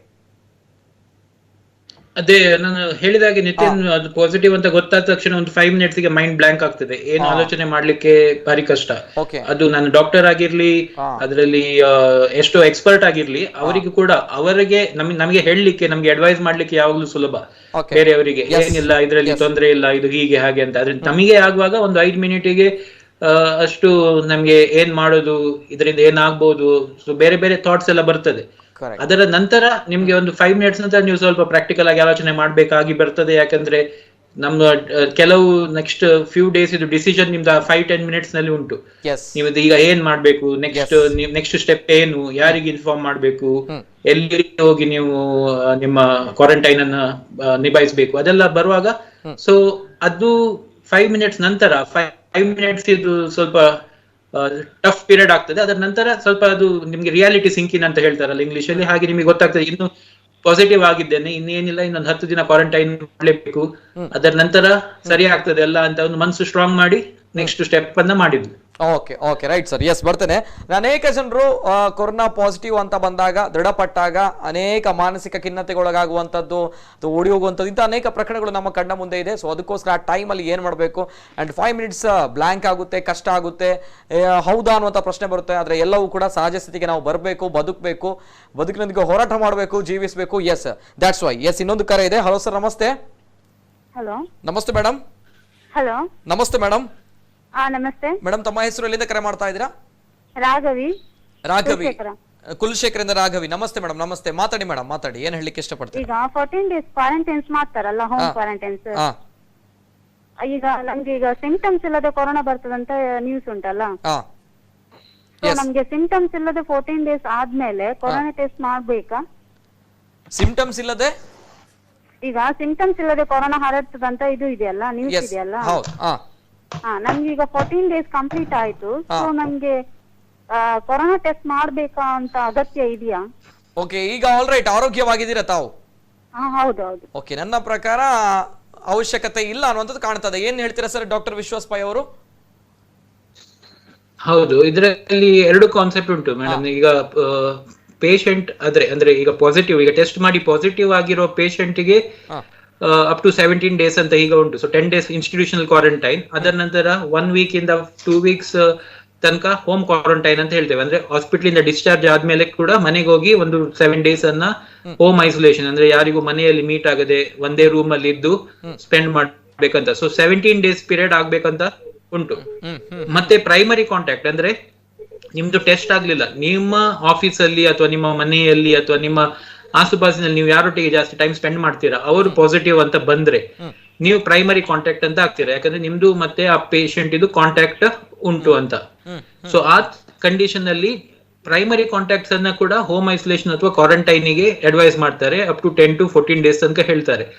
Usually 5th to 7th day test ಮಾಡ್ತಿದ್ರು ಪ್ರೈಮರಿ ಕಾಂಟ್ಯಾಕ್ಟ್ ಟ್ರೇಸಿಂಗ್ ಅಲ್ಲಿ. ಎವ್ರಿ ಪೇಷಂಟ್ ಗೆ 7th day ಸ್ವಾಬ್, 5th ಅಥವಾ 7th day ಮಧ್ಯದಲ್ಲಿ ಸ್ವಾಬ್ ತೆಗೆದು ಟೆಸ್ಟ್ ಮಾಡಿ ಅದು ಪಾಸಿಟಿವ್ ಇದ್ರೆ ಅವರಿಗೆ ಮತ್ತೆ ಪುನಃ 10 days ಕ್ವಾರಂಟೈನ್, ಅದು ನೆಗೆಟಿವ್ ಇದ್ರೆ ಅವರಿಗೆ ಫ್ರೀ ಫ್ರಮ್ ದ ಡಿಸೀಸ್. ಅದನ್ನ ಮುಂಚೆ ಮಾಡ್ತಿದ್ರು, ಈಗ ಆ ಕಾನ್ಸೆಪ್ಟ್ ಆಗಿ ಮಾಡ್ತಾ ಇಲ್ಲ. 10 days ಅಥವಾ 14 days ನೀವು ಕ್ವಾರಂಟೈನ್ ಇಂದ ಮುಗಿಸಿದ್ರೆ ಪುನಃ ಟೆಸ್ಟ್ ಮಾಡುವ ಅಗತ್ಯ ಇಲ್ಲ. ಆ ಪೀರಿಯಡ್ ಅಲ್ಲಿ ಏನು ಸಿಂಪ್ಟಮ್ಸ್ ಇಲ್ಲ ಆದ್ರೆ, ಯಾವ್ದಾದ್ರು ಸಿಂಪ್ಟಮ್ಸ್ ಇದ್ರೆ ಇಮಿಡಿಯೇಟ್ಲಿ ಹೆಲ್ತ್ ಅಥಾರಿಟೀಸ್ಗೆ ಕಾಲ್ ಮಾಡಿದ್ರೆ ಅವರು ಬಂದು ನಿಮ್ನ ಸ್ವಾಬ್ ತೆಗೆಯೋದನ್ನ ಮಾಡ್ತಾರೆ. Okay okay, yes sir, thank you so much. Yes, ಇದು ಮೇಡಮ್ ಕೇಳಿರುವಂತಹ ಪ್ರಶ್ನೆಗೆ ಉತ್ತರ. ಮೇಡಮ್ ಅವರು ಲೈನಲ್ಲಿ ಇದ್ದೀರಾ? ಓಕೆ, ಎಸ್, ಕರೆ ಕಟ್ಟಾಗಿದೆ. Thank you so much. Yes, ಇದು ಅವ್ರು ಕೇಳಿರುವಂತಹ ಪ್ರಶ್ನೆಗೆ ಉತ್ತರ. ಇನ್ನೊಂದು ಕಡೆ ಸರ್, ಡಾಕ್ಟರ್ ವಿಶ್ವಾಸ್ ಪೈ ಅವರು ಕೊರೋನಾ ಪಾಸಿಟಿವ್ ಬರುತ್ತೆ ಅಂತ ಬಂದಾಗ ಈಗಿನ ಕಾಲಘಟ್ಟದಲ್ಲಿ ದೊಡ್ಡ ಮಟ್ಟದ ಗೊಂದಲ ಅಂತ ಹೇಳಿದ್ರೆ ಈ ರೋಗ ಲಕ್ಷಣಗಳ ಬಗ್ಗೆ. ಆ ಮೇಡಮ್ ಅವರು ಕೇಳಿರುವಂತಹ ಪ್ರಶ್ನೆ ಕೂಡ ಹೌದು. ರೋಗ ಲಕ್ಷಣಗಳು ಇಲ್ಲ ಅಂತ ಬಂದಾಗ ಈ ರೋಗ ಲಕ್ಷಣಗಳು ಇತ್ತೀಚಿನ ದಿನಗಳಲ್ಲಿ ಕಂಡು ಬರ್ತಾ ಇಲ್ಲ, ಸಿಂಪ್ಟಮ್ಯಾಟಿಕ್ಸ್ ಕಾಣ್ತಾ ಇಲ್ಲ ಅನ್ನುವಂಥದ್ದು. ಸೊ ಹೀಗಾಗಿ ಕೊರೋನಾ ಅಂತ ಬಂದಾಗ ದೊಡ್ಡ ಮಟ್ಟದ ಗೊಂದಲ ಇರುವಂಥದ್ದು ಇಲ್ಲಿ. ಜ್ವರ ಬರುತ್ತೆ, ಶೀತ ಬರುತ್ತೆ, ಕೆಮ್ಮು ಬರುತ್ತೆ ಅನ್ನುವಂಥದ್ದು ಹೇಳ್ತಾರೆ, ಇನ್ನು ಕೆಲವರು ತಲೆನೋವು ಬರುತ್ತೆ ಅಂತ ಹೇಳ್ತಾರೆ. ಈಗಿನ ಕಾಲಘಟ್ಟದಲ್ಲಿ ವಾಸನೆ ಗ್ರಹಿಸುವಿಕೆ, ಅದೇ ರೀತಿ ರುಚಿ ಗ್ರಹಿಸುವಂಥದ್ದು ತುಂಬಾನೇ ಕಷ್ಟ. ಸೊ ಹಾಗಾಗಿ ಕೊರೋನಾ ಬರುತ್ತೆ, ಬಂದಿದೆ ಅನ್ನುವಂಥದ್ದು ಗೊತ್ತಾಗುತ್ತೆ ಅನ್ನುವಂಥದ್ದು. ಹೌದಾ ಸರ್? ಅಂಡ್ ಬಿಫೋರ್ ದಟ್ ಇನ್ನೊಂದು ಕರೆ ಇದೆ, ಸ್ವೀಕಾರ ಮಾಡ್ತೇನೆ. ಹಲೋ ಸರ್, ನಮಸ್ತೆ. ನಮಸ್ತೆ ಸರ್, ನಮಸ್ತೆ. ತಮ್ಮ ಹೆಸರು ಎಲ್ಲಿಂದ ಕರೆ ಮಾಡ್ತಾ ಇದ್ದೀರಾ? ಚಂದ್ರಶೇಖರ್, ಮಂಗಳೂರಿಂದ. ಚಂದ್ರಶೇಖರ್ ಅವರು ಮಂಗಳೂರಿಂದ, ಬಳಲ್ ಭಾಗದಿಂದ. ನಮಸ್ತೆ ಸರ್, ನಮಸ್ತೆ, ಮಾತಾಡಿ ಸರ್. ನನ್ನ ಒಂದು ಪ್ರಶ್ನೆ ಡಾಕ್ಟರ್ಗೆ. ಈಗ ಸರಾಸರಿ ದಕ್ಷಿಣ ಕನ್ನಡದಲ್ಲಿ 100ರಿಂದ 150 ಜನ ಮೊದಲು ಸಾಯ್ತಿರ್ಬೋದು ಒಂದು ಲೆಕ್ಕ. ಖಾಲಿ ಉದಯವಾಣಿಯಲ್ಲಿ ಪ್ರತಿಷ್ಠಿತ ವ್ಯಕ್ತಿಗೆ 10-12 ಹೆಸರು ಇರ್ತದೆ. ದಕ್ಷಿಣ ಕನ್ನಡ ಜಿಲ್ಲೆಯಲ್ಲಿ ಸಾಮಾನ್ಯ ಕಾಯಿಲೆಯಲ್ಲಿ ಹಾರ್ಟ್ ಅಟ್ಯಾಕ್ ಇರ್ಬೋದು ಒಂದು. ಹಾಗೆ ಕನಿಷ್ಠ ನನ್ನ ಲೆಕ್ಕದಲ್ಲಿ 10,000 ಜನರಿಗೆ ಹುಷಾರಿಲ್ಲದೆ ಇರ್ತಿದ್ರು. ನನ್ನ ವಿಜಯಲ್ಲಿ ಒಬ್ಬರು ಡಾಕ್ಟರ್ ಇದ್ದಾರೆ, ಅವರಿಗೆ ದಿನಕ್ಕೆ 100-150 ಪೇಷಂಟ್ ಉಂಟು. KMC, KS ಹೆಗ್ಡೆ, ಹಾಗೆ ಇಡೀ ನೋಡುವ ಒಂದು 5,000 to 10,000 ಜನ ಪೇಷಂಟ್ ಇರುದಿಲ್ಲ. ಆಗ ಕೊನೆಗೆ ಇವತ್ತು ಕೊರೋನಾ ಟಮಾರ್ 2 ಡೆತ್ ಈ ಟಿವಿಯಲ್ಲಿ, ಕೆಲವು ಬೆಂಗಳೂರಿನ ಟಿವಿಯಲ್ಲಿ ಇದು ಬರುವಾಗ ಇದು ಒಂದು ರೀತಿಯಲ್ಲಿ ಇದು ಮಾಡುವ ರೀತಿಯಲ್ಲಿ ಅಲ್ವಾ? ಸಾಮಾನ್ಯ ಈಗ 2 ಸಾವು ದಿವಸಕ್ಕೆ ನನ್ನ ಲೆಕ್ಕದಲ್ಲಿ ಕನಿಷ್ಠ 100 ಜನ ನಮ್ಮ ಜಿಲ್ಲೆಯಲ್ಲಿ ಸಾಯ್ತಾರೆ. 5,000 to 10,000 ಜನ ಪೇಷಂಟ್ ನಿತ್ಯ ಪೇಷಂಟ್ ಹೋಗ್ತಾರೆ. ಹಾಗಾದ್ರೆ ಇದೊಂದು ಲೆಕ್ಕ ನನ್ನ ಲೆಕ್ಕದಲ್ಲಿ. ಡಾಕ್ಟರ್ ಈ ಬಗ್ಗೆ ಏನ್ ಹೇಳ್ತೀರಿ? Okay okay, right sir, right. Yes, thank you. Yes doctor, ತಮಗೆ ಕೇಳಿರುವಂತಹ ಪ್ರಶ್ನೆ. ಎಸ್ ಸರ್, ಈ ಪ್ರಶ್ನೆಯನ್ನ ನನಗೆ ಹಲವಾರು ಜನ ಕೇಳಿದ್ದಾರೆ. ಇದು ನಾವು ಕೊರೋನಾಗೆ ಅಷ್ಟು ಇಂಪಾರ್ಟೆನ್ಸ್ ಯಾಕೆ ಕೊಡ್ತಿದ್ದೇವೆ, ಅದು ಅವರು ಸಹಜವಾಗಿ ಕೇಳಲಿಕ್ಕೆ ಅದರಲ್ಲಿ ಯಾವುದು ತಪ್ಪಿಲ್ಲ. ಯಾಕಂದ್ರೆ ನಮ್ಮ ದೇಶದಲ್ಲೇ ನಮ್ಗೆ ಟಿಬಿ ಅಂದ್ರೆ ಕ್ಷಯರೋಗದಿಂದನೇ ದಿನಕ್ಕೆ ತುಂಬಾ ಜನ ಸಾಯ್ತಾರೆ. 1000 ಗಟ್ಟಲೆ ಜನ ಕ್ಷಯರೋಗದಿಂದ ಸಾಯ್ತಾರೆ. ರೋಡ್ ಟ್ರಾಫಿಕ್ ಆಕ್ಸಿಡೆಂಟ್ ಅಲ್ಲೇ ಎಷ್ಟೋ ಜನ ಸಾಯ್ತಾರೆ. ಸೊ ಆ ತರದ ಕಂಡೀಷನ್ಸ್ ಅಲ್ಲೇ ಸಾಯುವ ಜನ ಜಾಸ್ತಿ ಇದ್ದಾರೆ. ಆದ್ರೆ ನಮ್ ಕೊರೋನಾಕ್ಕೆ ಅಷ್ಟು ಯಾಕೆ ಇಂಪಾರ್ಟೆನ್ಸ್ ಕೊಟ್ಟು 4 ಸಾವು 5 ಸಾವು ಅಂತ ಅಷ್ಟು ಇಂಪಾರ್ಟೆನ್ಸ್ ಕೊಡ್ತು ಅಂದ್ರೆ, ಇದು ಮಾಧ್ಯಮದಲ್ಲಿ ನೋಡುವಾಗ ನಿಮ್ಗೆ ಭಯ ಮುಟ್ತದೆ, ಹೌದು. ಆದ್ರೆ ಇದರ ಇಂಪಾರ್ಟೆನ್ಸ್ ಏನಂದ್ರೆ, ಇದು ಯಾಕೆ ಅಷ್ಟು ಇಂಪಾರ್ಟೆನ್ಸ್ ಆಗಿ ಹೈಲೈಟ್ ಮಾಡ್ಲಾಗ್ತಿದೆ ಅಂದ್ರೆ, ಇದೊಂದು ಹೊಸದಾಗಿ ಬಂದ ರೋಗ. ಮತ್ತೆ ಇದರ ಯಾರೆಲ್ಲ ಸತ್ತಿದ್ದಾರೆ ಅವರು 10-15 ದಿನದೊಳಗೆ, ಈ ರೋಗ ಬಂದ 5-10-15 ದಿನದೊಳಗೆ ಸಾವನ್ನ ಅಪ್ಪಿದ್ದಾರೆ. ಸೊ ಅದರಿಂದಾಗಿ ಇದರ ಪ್ರೋಗ್ರೆಷನ್ ಜಾಸ್ತಿ ಉಂಟು. ಮತ್ತೆ ಇದು ನೆಗ್ಲೆಕ್ಟ್ ಮಾಡಿದ್ರೆ ನಿಮ್ಗೆ ಈಸಿಲಿ ಇದು ರೋಗವನ್ನು ಬರ್ಬೋದು. ನಾವು ಯಾವ್ದು ಸೋಷಿಯಲ್ ಡಿಸ್ಟೆನ್ಸಿಂಗ್ ಇರ್ಲಿ, ಮಾಸ್ಕ್ ಇರ್ಲಿ, ಸ್ಯಾನಿಟೈಸರ್ ಯೂಸ್ ಮಾಡುದು ಅದೆಲ್ಲ ಫಾಲೋ ಮಾಡದೆ ನಾರ್ಮಲ್ ಆಗಿ ಮುಂಚೆ ಮಾಡಿದಾಗೆ ಎಲ್ಲರ ಮೈ ಮೇಲೆ ಬಿದ್ದು ಎಲ್ಲರನ್ನ ಫ್ರೆಂಡ್ಸ್ ಅಂತ ಮೀಟ್ ಆಗೋದು ಹಾಗೆಲ್ಲ ಮಾಡಿದ್ರೆ ರೋಗ ಹರಡುವ ಚಾನ್ಸ್ ತುಂಬಾ ಜಾಸ್ತಿ ಇರ್ತದೆ. ಅದು ರೋಗ ಹರಡಿದ ತಕ್ಷಣ ನೀವು ಸಾಯ್ಬೇಕಂತ ಇಲ್ಲ, ಆದರೆ ಕೂಡ ನೀವು ಆ ಅಪರ್ಚುನಿಟಿಯನ್ನು ಕೊಡ್ಲೇಬಾರ್ದು ರೋಗಕ್ಕೆ ಅಂತ. ಹಾಗೆ ಅದನ್ನ ಸ್ವಲ್ಪ ಜಾಸ್ತಿ ಮತ್ತೆ ಇದು ಹೊಸ ರೋಗ ಆದ ಕಾರಣ ಅದಕ್ಕೆ ಇಂಪಾರ್ಟೆನ್ಸ್ ಸ್ವಲ್ಪ ಮೀಡಿಯಾದಲ್ಲಿ ಕೂಡ ಸ್ವಲ್ಪ ಜಾಸ್ತಿನೇ ಉಂಟು. ಮತ್ತೆ ಅದು ಅವೇರ್ನೆಸ್ ಅಂತ ಮಾಡೋದು ಸ್ವಲ್ಪ ಜಾಸ್ತಿ ಮಾಡಿದ ತಕ್ಷಣ ಅದು ಭಯದ ರೂಪ ತಗೊಳ್ತದೆ. Okay okay right sir, right, very beautiful answer. S sir, ಬರ್ತೇನೆ. ಅದೇ ರೀತಿ ಇನ್ನೊಂದು ಕರೆ ಇದೆ. ಹಲೋ ಸರ್, ನಮಸ್ತೆ. ಹಲೋ ಸರ್, ನಮಸ್ತೆ. ಓಕೆ, ಕರೆ ಕಟ್ ಆಗಿದೆ.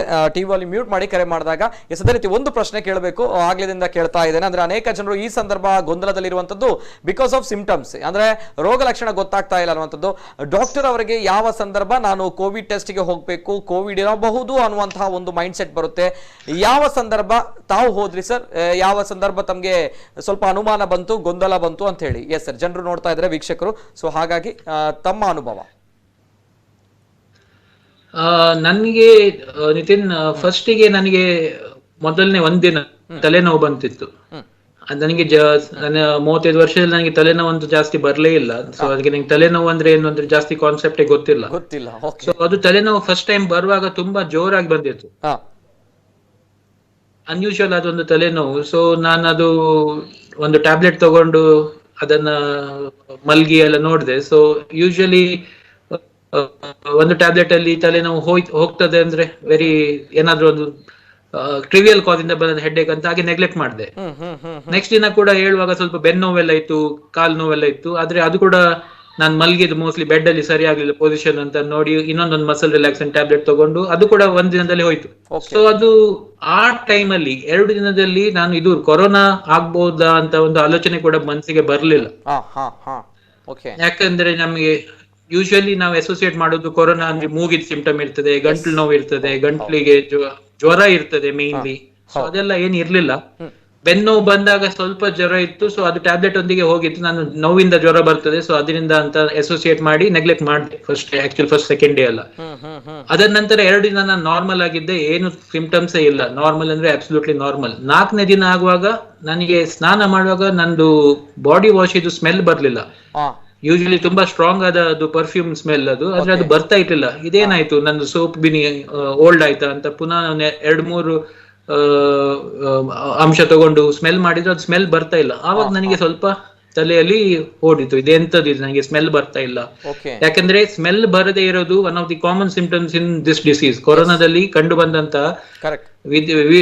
ದೇಶ ವಿದೇಶಗಳೆಲ್ಲ ನೋಡಿದಂತ ಸಿಂಪ್ಟಮ್ ಅಲ್ಲಿ ಇದೊಂದು ಕಾಮನ್ ಆಗಿ ಕಂಡ ಸಿಂಪ್ಟಮ್. ಎಲ್ಲರಿಗೆ ಜ್ವರ ಇರ್ಲಿಲ್ಲ, ಎಲ್ಲರಿಗೆ ಕೆಮ್ಮು ಇರ್ಲಿಲ್ಲ, ಎಲ್ಲರಿಗೆ ಗಂಟಲು ನೋವು ಇರ್ಲಿಲ್ಲ. ಆದ್ರೆ ಈ ಸಿಂಪ್ಟಮ್ ಒಂದು ಕಾಮನ್ ಆಗಿ ಎಲ್ಲರೂ ಜಾಸ್ತಿ ರಿಪೋರ್ಟ್ ಮಾಡಿದ್ರು. ಸೊ ಅದೊಂದು ತಲೆಗೆ ಹೋಗುವಾಗ ಅದರ ಕೋಇನ್ಸಿಡೆನ್ಸ್ ಆಗಿ ನನ್ನ ಹೆಂಡತಿ ಮತ್ತೆ ತಂದೆಗೆ ಆ ದಿನ ಜ್ವರ ಸಹ ಶುರು ಆಯ್ತು. ನನ್ನ ಹೆಂಡತಿಗೆ ಒಂದು ಶೀತ ಮತ್ತೆ ಜ್ವರ ಶುರು ಆಯ್ತು, ತಂದೆಗೆ ಸ್ವಲ್ಪ ಕೆಮ್ಮು ಮತ್ತೆ ಜ್ವರ ಶುರು ಆಯ್ತು. ಆದ್ರೆ 3 ಜನರದ್ದು ಸಿಂಪ್ಟಮ್ ಬೇರೆ ಬೇರೆ ಆಗಿತ್ತು. ಒಂದೇ ಮನೆಯಲ್ಲಿ 3 ಜನರಿಗೂ ಒಂದೇ ಕಂಡೀಷನ್ ಇದ್ರೂ ಕೂಡ ಬೇರೆ ಬೇರೆ ಸಿಂಪ್ಟಮ್ಸ್ ಇತ್ತು. ಸೊ ನಮ್ಗೆ ಅದು ಅಸೋಸಿಯೇಟ್ ಮಾಡ್ಲಿಕ್ಕೆ ಆಗ್ಲಿಲ್ಲ ಇದು ಒಂದೇ ಆಗಿರ್ಬೋದಾ ಅಂತ. ನಾವು 2 ದಿನದ್ದು ಟ್ಯಾಬ್ಲೆಟ್ ಅನ್ನ ಪ್ಯಾರಾಸಿಟಮಾಲ್ ಮಾತ್ರೆಯನ್ನ ತಗೊಂಡು ಕೂಡ ಜ್ವರ ಕಡಿಮೆ ಆಗದೆ ಇರುವಾಗ 3ನೇ ದಿನ ನಾನು ಇನ್ನು ವೆಯ್ಟ್ ಮಾಡಬಾರ್ದು, ಇದು ನಮ್ದು ಕೊರೋನಾ ಇದು ರೂಲ್ ಔಟ್ ಮಾಡ್ಲೇಬೇಕು ಅಂತ ಮನಸ್ಸಿಗೆ ಬಂತು. ಸೊ 3 ಜನ ಕೂಡ ಹೋಗಿ ಟೆಸ್ಟ್ ಅನ್ನ ಕೊಟ್ವಿ. ಟೆಸ್ಟ್ ಕೊಟ್ಟಿದ್ ಮಾರನೇ ದಿನ ರಿಪೋರ್ಟ್ ಬಂತು ಪಾಸಿಟಿವ್ ಅಂತ. ಸೊ ಆವಾಗ ನಾನು ಅಸೋಸಿಯೇಟ್ ಮಾಡಿದೆ ನಂದು ತಲೆನೋವು ಮತ್ತೆ ನನ್ನ ಬೆನ್ನು ನೋವೆಲ್ಲ ಇದರಿಂದಾನೇ ಆಗಿರ್ಬೋದು ಅಂತ. ಅಷ್ಟು ತನಕ ನನ್ಗೆ ಅದು ತಲೆನೋವು ಮತ್ತೆ ಬೆನ್ನು ನೋವು ಇದು ಮರ್ತೋಗಿತ್ತು. ನನ್ನ ಸ್ಮೆಲ್ ಮಾತ್ರ ಹೋಗಿದೆ ಅಂತ ತಿಳ್ಕೊಂಡು ಟೆಸ್ಟಿಗೆ ಹೋಗಿದ್ದೆ. ಆದ್ರೆ ಪಾಸಿಟಿವ್ ಬಂದ್ಮೇಲೆ ನನಗೆ ನಮ್ಮ ಡಾಕ್ಟರ್ ಜೊತೆ ಡಿಸ್ಕಸ್ ಮಾಡುವಾಗ ಅವ್ರು ಕೇಳಿದ್ರು ಫಸ್ಟ್ ಸಿಂಪ್ಟಮ್ ಯಾವಾಗ, ಬೇರೆ ಏನಾದ್ರು ಸಿಂಪ್ಟಮ್ ಇತ್ತ ಅಂತ. ಆವಾಗ ಆಯ್ತು, ತಲೆನೋವು ಸಹ ಇತ್ತು, ಬೆನ್ನು ನೋವು ಸಹ ಇತ್ತು ಅಂತ. ಸೊ ಇಟ್ ವಾಸ್ ಒಂದು ಪಜಲ್ ಅಲ್ಲಿ ಎಲ್ಲ ಕ್ಲೂಸ್ ಒಟ್ಟಿಗೆ ಸಿಕ್ಕಿದಾಗ ಆಯ್ತು. ಓಕೆ ಓಕೆ ಸರ್, ಈಗ ಈ ವಾಸನೆ ಗ್ರಹಿಸ್ಲಿಕ್ಕೆ ಆಗ್ಲಿಲ್ಲ, ಕಷ್ಟ ಆಗಿತ್ತು ಅನ್ನೋದು ತಾವು ಹೇಳ್ತಾ ಇದ್ದೀರಾ. ಈ ಸಂದರ್ಭ ಇನ್ನೊಂದ್ ಕಡೆ ಇನ್ನೊಂದು ಸಿಂಪ್ಟಮ್ಸ್ ಇರುತ್ತೆ, ರುಚಿ ಸಿಗಲ್ಲ ಅನ್ನುವಂಥದ್ದು. ಹೌದಾ, ಇದು ತಮ್ಗೆ ಹಾಗಿತ್ತ ಅಥವಾ ಕೇವಲ ವಾಸನೆ ಗ್ರಹಿಸ್ಲಿಕ್ಕೆ ಸಾಧ್ಯವಾಗಿರ್ಲಿಲ್ಲ? ಯಾವ ಸಿಂಪ್ಟಮ್ಸ್ ಇತ್ತು ತಮ್ಮಲ್ಲಿ? 2 ಇತ್ತ, 1 ಮಾತ್ರ ಇತ್ತ? ನನಗೆ 2 ಕೂಡ ಇತ್ತು. ಆದ್ರೆ ವಾಸನೆ ಹೋಗೋದು ಫಸ್ಟ್ ದಿನ ವಾಸನೆ ಹೋಗಿತ್ತು. ಮತ್ತೆ ವಾಸನೆ ಹೋಗುವ ಕಾರಣ ನಿಮ್ಗೆ ನಾರ್ಮಲಿ ನಿಮ್ಗೆ ಶೀತ ಆದ್ರೆ ನಿಮ್ಗೆ ಫುಡ್ ಇದ್ದು ಅಷ್ಟು ಟೇಸ್ಟ್ ಬರಲ್ಲ. ಯಾಕಂದ್ರೆ ನಮ್ಗೆ ಟೇಸ್ಟ್ ಹೋಗ್ಬೇಕಾದ್ರೆ ನಮ್ಗೆ ಅದು ಆಲ್ಫ್ಯಾಕ್ಟರಿ ಅಂದ್ರೆ ನಮ್ದು ಮೂಗಿದು ಸ್ಮೆಲ್ ಕೂಡ ಬೇಕು. ಒಂದು ಫುಡ್ ಇದು ಒಳ್ಳೆ ಸ್ಮೆಲ್ ಹೋಗುವಾಗ ಮನ್ಸಲ್ಲಿ ನಮ್ಗೆ ಸಲೈವೇಷನ್ ಸಹ ಜಾಸ್ತಿ ಆಗ್ತದೆ, ನಮ್ಮ ಎಂಜಿಲ್ಸ್ ಜಾಸ್ತಿ ಪ್ರೊಡ್ಯೂಸ್ ಆಗ್ತದೆ, ಮನ್ಸಲ್ಲಿ ಜಾಸ್ತಿ ಅದು ಫುಡ್ ಇದು ಟೇಸ್ಟ್ ಸ್ವಲ್ಪ ಜಾಸ್ತಿ ಆಗ್ತದೆ. ಸೊ ಹಾಗೆ ಇರ್ಬೋದಂತ. ಆದ್ರೆ ನೆಕ್ಸ್ಟ್ 4-5 ಡೇಸ್ ನನಗೆ ಒಂದು 5 ಡೇಸ್ ತನಕ ಟೇಸ್ಟೇ ಇರ್ಲಿಲ್ಲ. ಓಕೆ ಓಕೆ ಓಕೆ 5 ಡೇಸ್ ತನಕ ಟೇಸ್ಟ್ ಇರ್ಲಿಲ್ಲ ತಮ್ಗೆ? ಅಲ್ವಾ ಸರ್? ಸರ್, ಇನ್ನೊಂದ್ ಕಡೆ ತಾವು ವಾಸನೆ ಗ್ರಹಿಸ್ಲಿಕ್ಕೆ ಆಗ್ಲಿಲ್ಲ, ಸ್ಮೆಲ್ ಬರ್ತಾ ಇಲ್ಲ ಅನ್ನೋ ಮಾತು ಹೇಳ್ತಾ ಇದ್ರಿ. ಸೊ ಆ ಸಂದರ್ಭ ತಾವು ಆರೋಗ್ಯವಾಗಿದ್ರೆ, ಅಂದ್ರೆ ಫುಲ್ ಎನರ್ಜಿ ಇತ್ತಾ, ಅಥವಾ ಈ ಹಿಂದೆ ತಾವು ಹೇಳಿದ್ರಿ ಬಾಡಿ ಪೈನ್ ಇತ್ತು, ಇಂಥದಿತ್ತಾ? ಏನಿಲ್ಲ, ಸ್ಮೆಲ್ ಹೋಗೋದ್ ಬಿಟ್ರೆ ನಾನ್ ಬೇಕಾದ್ರೆ ನೀವು ನನ್ಗೆ ಒಂದು ಕ್ರಿಕೆಟ್ ಅಥವಾ ಫುಟ್ಬಾಲ್ ಮ್ಯಾಚ್ ಆಡ್ಬೇಕಾದ್ರೂ ನಾನು ನಾರ್ಮಲ್ ಆಗಿ ಫಿಟ್ ಆಗಿದ್ದೆ. Okay okay, yes. ಅಷ್ಟು ಸ್ಟ್ರಾಂಗ್ ಆಗಿರ್ತೀರಾ, ಆದ್ರೆ ಆಟೋಮೆಟಿಕಲಿ ನಿಮ್ಗೆ ವಾಸನೆ ಗ್ರಹಿಸ್ಲಿಕ್ಕೆ ಕಷ್ಟ ಆಗುತ್ತೆ ಅನ್ನೋದು. ಯಾಕಂದ್ರೆ ಈ ಸಿಂಪ್ಟಮ್ಸ್ ಏನಿದೆ, ವಾಸನೆ ಇಲ್ಲ, ಅದೇ ರೀತಿ ರುಚಿ ಸಿಗಲ್ಲ. ನಾರ್ಮಲ್ ಜ್ವರ ಬಂದ್ರೆ, ನಾರ್ಮಲ್ ಶೀತ ಜ್ವರ ಬಂದ್ರು ಕೂಡ ಆ ಜ್ವರದ ನಂತರ ವೀಕ್ನೆಸ್ ಅನ್ನುವಂತಹ ಸಂದರ್ಭ ಏನಿರುತ್ತೆ, ಆವಾಗ್ಲೂ ಕೂಡ ಇಂತಹ ಸಿಂಪ್ಟಮ್ಸ್ ಇರುತ್ತಲ್ಲ sir? So that's why I am asking with you. ಹಾಗಾದ್ರೆ ಯಾವುದೇ ರೀತಿಯ ವೀಕ್ನೆಸ್ ಇರ್ಲಿಲ್ಲ ತಮ್ಗೆ, ಕೇವಲ ಇದ್ದದ್ದು ವಾಸನೆ ಬರ್ತಾ ಇಲ್ಲ, ಅದೇ ರೀತಿ ರುಚಿ ಸಿಗ್ತಾ ಇಲ್ಲ ಅಲ್ವಾ? ಹೌದು, ನಮ್ಗೆ 3 ಜನರಿಗೆ ಕೂಡ ವೀಕ್ನೆಸ್ ಇದು ಸಿಂಪ್ಟಮ್ ಯಾರಿಗೂ ಇರ್ಲಿಲ್ಲ. ಇವನ್ ಅದು ಪಾಸಿಟಿವ್ ಬಂದ ಮೇಲೆ ಹಾಸ್ಪಿಟಲ್ ಅಲ್ಲಿ ಕೂಡ ಯಾರಿಗೂ 3 ಜನರಿಗೆ ಕೂಡ ವೀಕ್ನೆಸ್ ಎಂಬ ಸಿಂಪ್ಟಮ್ ಇರ್ಲಿಲ್ಲ. Okay okay, yes. ಅನೇಕ ಜನರು ನೋಡ್ತಾ ಇದ್ರೆ, ಅನೇಕ ಗೊಂದಲಗಳಿವೆ. ಎಸ್, ಪ್ರಶ್ನೆಗಳಿಗೆ ಉತ್ತರ ಬೇಕಾಗಿದೆ. ಇನ್ನೊಂದು ಕರೆ ಇದೆ. ಹಲೋ ಸರ್, ನಮಸ್ತೆ. ಹಲೋ, ನಮಸ್ತೆ ಸರ್. ನಮಸ್ತೆ ಸರ್. ನಮಸ್ತೆ ಸರ್. ಅಲ್ಲ, ನಾನು ಏನ್ ಹೇಳುದಂದ್ರೆ, ಇಲ್ಲಿ ಈ ಮಳೆಗಾಲ, ಈಗ ಸೀಸನ್ ಅಲ್ಲಿ ಮಳೆಗಾಲ, ಈಗ ಜ್ವರ ಶೀತ ಎಲ್ಲರಿಗೆ ಇರುವ ಜಾಗ ಈಗ. ಈಗ ಎಲ್ಲ ಮಲೇರಿಯಾ ಬಂದ್ರೆ ಕೊರೋನಾ, ಡೆಂಗು ಬಂದ್ರೆ ಇದು ಕೊರೋನಾ, ಯಾವುದು ಒಂದು ಜ್ವರ ಮೈ ಬಿಸಿ ಆದ್ರೆ ಕೆಮ್ಮು ಗಿಮ್ಮು ಬಂದ್ರೆ ಕೊರೋನಾ ಅಂತ ಹೇಳ್ತಾರೆ. ಕೊರೋನಾ ಅಂತ ಹೇಳಿ ಕೊಂಡೋಗಿ ಅಲ್ಲಿ ಅವ್ರಿಗೆ ಏನು ಔಷಧ ಕೊಡಲ್ಲ, ಏನ್ ಕೊಡಲ್ಲ, ಎಲ್ಲರದು ಇದೆ. ಇದು ಯಾವುದು ಈಗ ಈ ಕಾಲದಲ್ಲಿ ಎಲ್ಲರಿಗೆ ಜ್ವರ ಬರುವುದು ಸಹಜ ಈಗ. ಆದ್ರೆ ಇದು ಈಗ ಮೈ ಬಿಸಿ ಆದ್ರೂ ಕೊರೋನಾ, ಯಾವ್ದಾದ್ರು ಆದ್ರೆ ಕೊರೋನಾ ಅಂತ ಹೇಳಿ ಕೊಂಡೋದು ಹೋಗಿ ಅವರನ್ನು ಚಿಕಿತ್ಸೆ ಮಾಡಲ್ಲ, ಏನಿಲ್ಲ. ಅದು ಸಾಯ್ದು ಬಿಟ್ರೆ ಪ್ಯಾಕ್ ಮಾಡಿ, ಸತ್ ಮೇಲೆ ಪ್ಯಾಕ್ ಮಾಡಿ ಕಳಿಸ್ತಾರೆ. ಅವ್ರ ಕಿಡ್ನಿ ತೆಗಿತಾರ, ಹಾರ್ಟ್ ತೆಗಿತಾರ, ಯಾರಿಗೂ ಗೊತ್ತಾಗ್ತದೆ. ಎಸ್ ಎಸ್ ಎಸ್, ಇದು ಇರೋ ಪ್ರಶ್ನೆ. Okay, right. ಈಗ ಮಳೆಗಾಲ ಅಂತ ಬಂದಾಗ ಹಲವಾರು ಸಮಸ್ಯೆಗಳು ಕೂಡ ಬರುತ್ತೆ. ಅಂಡ್ ಟು ದ ಎಕ್ಸ್ಟೆಂಟ್ ಕೆಲವರು ಯೋಚನೆ ಮಾಡ್ತಾರೆ, ಆಲೋಚನೆ ಮಾಡ್ತಾರೆ, ಏನ್ ಮಾಡ್ಲಿಕ್ಕೆ ಆಗಲ್ಲ. ಸೊ ಅದೇ ರೀತಿ ಎಸ್, ಡಾಕ್ಟರ್ ಅವರು ಹೇಳಿದ್ರು, ಯಾವುದೇ ರೀತಿಯ ಬಾಡಿ ವೀಕ್ನೆಸ್ ಇರಲಿಲ್ಲ, ಯಾವುದೇ ರೀತಿಯ ದೌರ್ಬಲ್ಯ ಅಂತ ಇರಲಿಲ್ಲ. ಆದ್ರೆ ಏಕಾಏಕಿ ನನಗೆ ವಾಸನೆ ಸಿಗ್ತಾ ಇರಲಿಲ್ಲ, ಅದೇ ರೀತಿ ನಮಗೆ ಸ್ಮೆಲ್ ಸಿಗುವಂಥದ್ದು ಸಿಗ್ತಾ ಇರಲಿಲ್ಲ, ಇನ್ನು ಕೂಡ ರುಚಿ ಕೂಡ ಗ್ರಹಿಸಲಿಕ್ಕೆ ಸಾಧ್ಯವಾಗ್ತಾ ಇರಲಿಲ್ಲ. ಸೊ ಆಗ ಟೆಸ್ಟ್ ಮಾಡಿದಾಗ ಕೊರೋನಾ ಪಾಸಿಟಿವ್ ಬಂತು ಅನ್ನುವಂಥದ್ದು. ಹಾಗಾದ್ರೆ ವಾಟ್ ನೆಕ್ಸ್ಟ್ ಅನ್ನುವಂಥ ಪ್ರಶ್ನೆ ಬರುತ್ತೆ. ಅವರಿಗೆ ಹೇಗೆ ಬಂತು ಅನ್ನೋದು ಗೊತ್ತಿದ್ಯಾ, ಮೂಲ ಗೊತ್ತಿದ್ಯಾ, ಅಥವಾ ಏನಾಯ್ತು, ಯಾವ ರೀತಿ ಆಯ್ತು, ಆಮೇಲೆ ಅವರ ನೆಕ್ಸ್ಟ್ ಜೀವನ ದಿನಚರಿ ಯಾವ ರೀತಿ ಇತ್ತು, ಯಾವ ರೀತಿ ಇದರಿಂದ ಓವರ್ಕಮ್ ಆದ್ರು, ಯಾವ ರೀತಿ ಫುಡ್ ಆಗಿರ್ಬೋದು, ಆಹಾರ ಸಿಸ್ಟಮ್ ಆಗಿರ್ಬೋದು, ಏನು ರೋಗ ನಿರೋಧಕ ಶಕ್ತಿ, ಕೊರೋನಾದ ವಿರುದ್ಧ ಹೋರಾಡುವಂತಹ ಶಕ್ತಿ, ರೋಗ ನಿರೋಧಕ ಶಕ್ತಿ, ಇದನ್ನು ಹೇಗೆ ವೃದ್ಧಿಸಿಕೊಂಡ್ರು, ಎಲ್ಲವೂ ಕೂಡ ಮಾತಾಡಬೇಕು. ಬಿಫೋರ್ ದಟ್ ಅನೇಕ ಕರೆಗಳು ಬರ್ತಾ ಇದೆ, ಇನ್ನೊಂದು ಕರೆ ಸ್ವೀಕಾರ ಮಾಡ್ತಾನೆ. ಹಲೋ ಸರ್, ನಮಸ್ತೆ.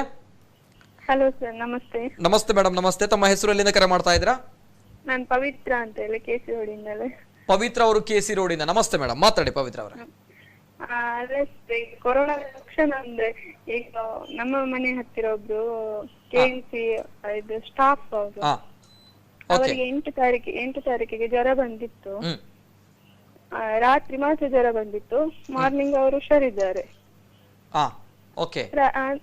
ಮಾರ್ನಿಂಗ್ ಹುಷಾರಾಗಿ ಮರುದಿವಸ ಬಿಟ್ಟು ಮರುದಿವಸ ಕೆಲ್ಸಕ್ಕೆ ಹೋಗುವಾಗ ಅವರು ನಿಂಗೆ ಜ್ವರ ಬಂದಿತ್ತು, ಕೋವಿಡ್ ಟೆಸ್ಟ್ ಆಗಿ ಬರ್ಬೇಕಂತ ಹೇಳಿದವರು. ಹಾಗೆ ಕೋವಿಡ್ ಟೆಸ್ಟ್ ಮಾಡಿಸಿದ್ರು ಅವರು. ಯಾವಾಗ ಸೋಮವಾರ ಮಾಡಿಸಿದ್ದು, 8 ತಾರೀಕು ಬುಧವಾರ, ಸೋಮವಾರ ಮಾಡಿಸಿದ್ದವರು. ಮೊನ್ನೆ ರಿಪೋರ್ಟ್ ಅವರ ಮೊಬೈಲ್ಗೆ ಬರುದಂತ ಹೇಳಿದಾರಂತೆ. ಆದ್ರೆ ರಿಪೋರ್ಟ್ ಅವರ ಮೊಬೈಲ್ಗೆ ಏನ್ ಬರ್ಲಿಲ್ಲ, ಇಲ್ಲಿ ಸಡನ್ಲಿ ಬಂದಿದ್ದಾರೆ, ಆಶಾ ಕಾರ್ಯಕರ್ತರು ಬಂದು ಅವರಿಗೆ ಪಾಸಿಟಿವ್ ಅಂತ ಹೇಳಿದ್ದಾರೆ. ಈಗ ಪಾಸಿಟಿವ್ ಅಂತ ಹೇಳಿದ್ದಾರೆ. ಅವರಿಗೆ ಏನ್ ಲಕ್ಷಣ ಏನಿಲ್ಲ. ಅವರ ತಾಯಿ ಪೇಷಂಟ್, ಹಾರ್ಟ್ ಪೇಷಂಟ್, ಕಿಡ್ನಿ ಎಲ್ಲ ಇದಾಗಿದೆ. ಅದು ತಾಯಿ ಕೂಡ ತುಂಬಾ ನಾರ್ಮಲ್ ಆಗಿ ಹುಷಾರಿದ್ದಾರೆ. ಒಬ್ಳು ಮಗಳಿದ್ದಾಳೆ 7 ವರ್ಷದ, ಅವ್ರು ಕೂಡ ಹುಷಾರಿದ್ದಾರೆ ತುಂಬಾನೇ. ನಮ್ದು ರೆಂಟ್ ಅಲ್ವಾ, ರೆಂಟ್ಗೆ ಅಂದ್ರೆ ಒಂದು ಗೋಡೆ ಮಾತ್ರ ಅಡ್ಡ. ನಮ್ದು ಜಾಯಿಂಟ್ ಮನೆ, ಒಂದು ಮನೆ 2 ಸರಿ ಸರಿ ಮೇಡಮ್. ಈಗ ಏನ್ ಹೇಳಿಕ್ಕೆ ಇಷ್ಟಪಡ್ತಾರೆ ಮೇಡಮ್? ಭಯ ಇದೆಯಾ, ಏನ್ ಕತೆ, ತಾವು ಏನ್ ಹೇಳಿಕ್ಕೆ ಇಷ್ಟಪಡ್ತಾರೆ ಮೇಡಮ್? ತಮ್ಮ ಪ್ರಶ್ನೆ ಏನು ಮೇಡಮ್? ಅಂದ್ರೆ ಅವರನ್ನೀಗ ಹೋಮ್ ಕ್ವಾರಂಟೈನ್ ಅಂತ ಮಾಡಿದ್ದಾರೆ. ಅವರಿಗೆ ಲಕ್ಷಣಗಳೆಲ್ಲ ಹೋಮ್ ಕ್ವಾರಂಟೈನ್. ಹೌದು, ಹೋಮ್ ಕ್ವಾರಂಟೈನ್. ಈಗ ನಾವು ಇಲ್ಲಿ, ನಾನು ತುಂಬ ಗರ್ಭಿಣಿ, ಮತ್ತೆ ನನ್ನ ಅತ್ತೆ ಕೂಡ ಇದ್ದಾರೆ, ಅವರಿಗೂ ಕೂಡ BP ಎಲ್ಲ ಇದೆ. ನನ್ಗೆ ಕೂಡ ಒಬ್ಬ ಮಗ ಇದ್ದಾನೆ 8 ವರ್ಷದ್ದು. ನಮ್ಮ ಮನೇಲಿ ಕೂಡ ತುಂಬಾ ಮಂದಿ ಇದ್ದಾರೆ. ಈಗ ಇದು ಹಿತ್ತಿಲೆ ಒಂಥರ ಲಾಕ್ಡೌನ್ ತರ, ಆ ತರ ಏನ್ ಮಾಡಿಲ್ಲ. ಅವರಿಗೆ ಮಾತ್ರ ಮನೆಯಲ್ಲಿ ಲಾಕ್ಡೌನ್ ಅಂತ ಮಾಡಿದ್ದಾರೆ.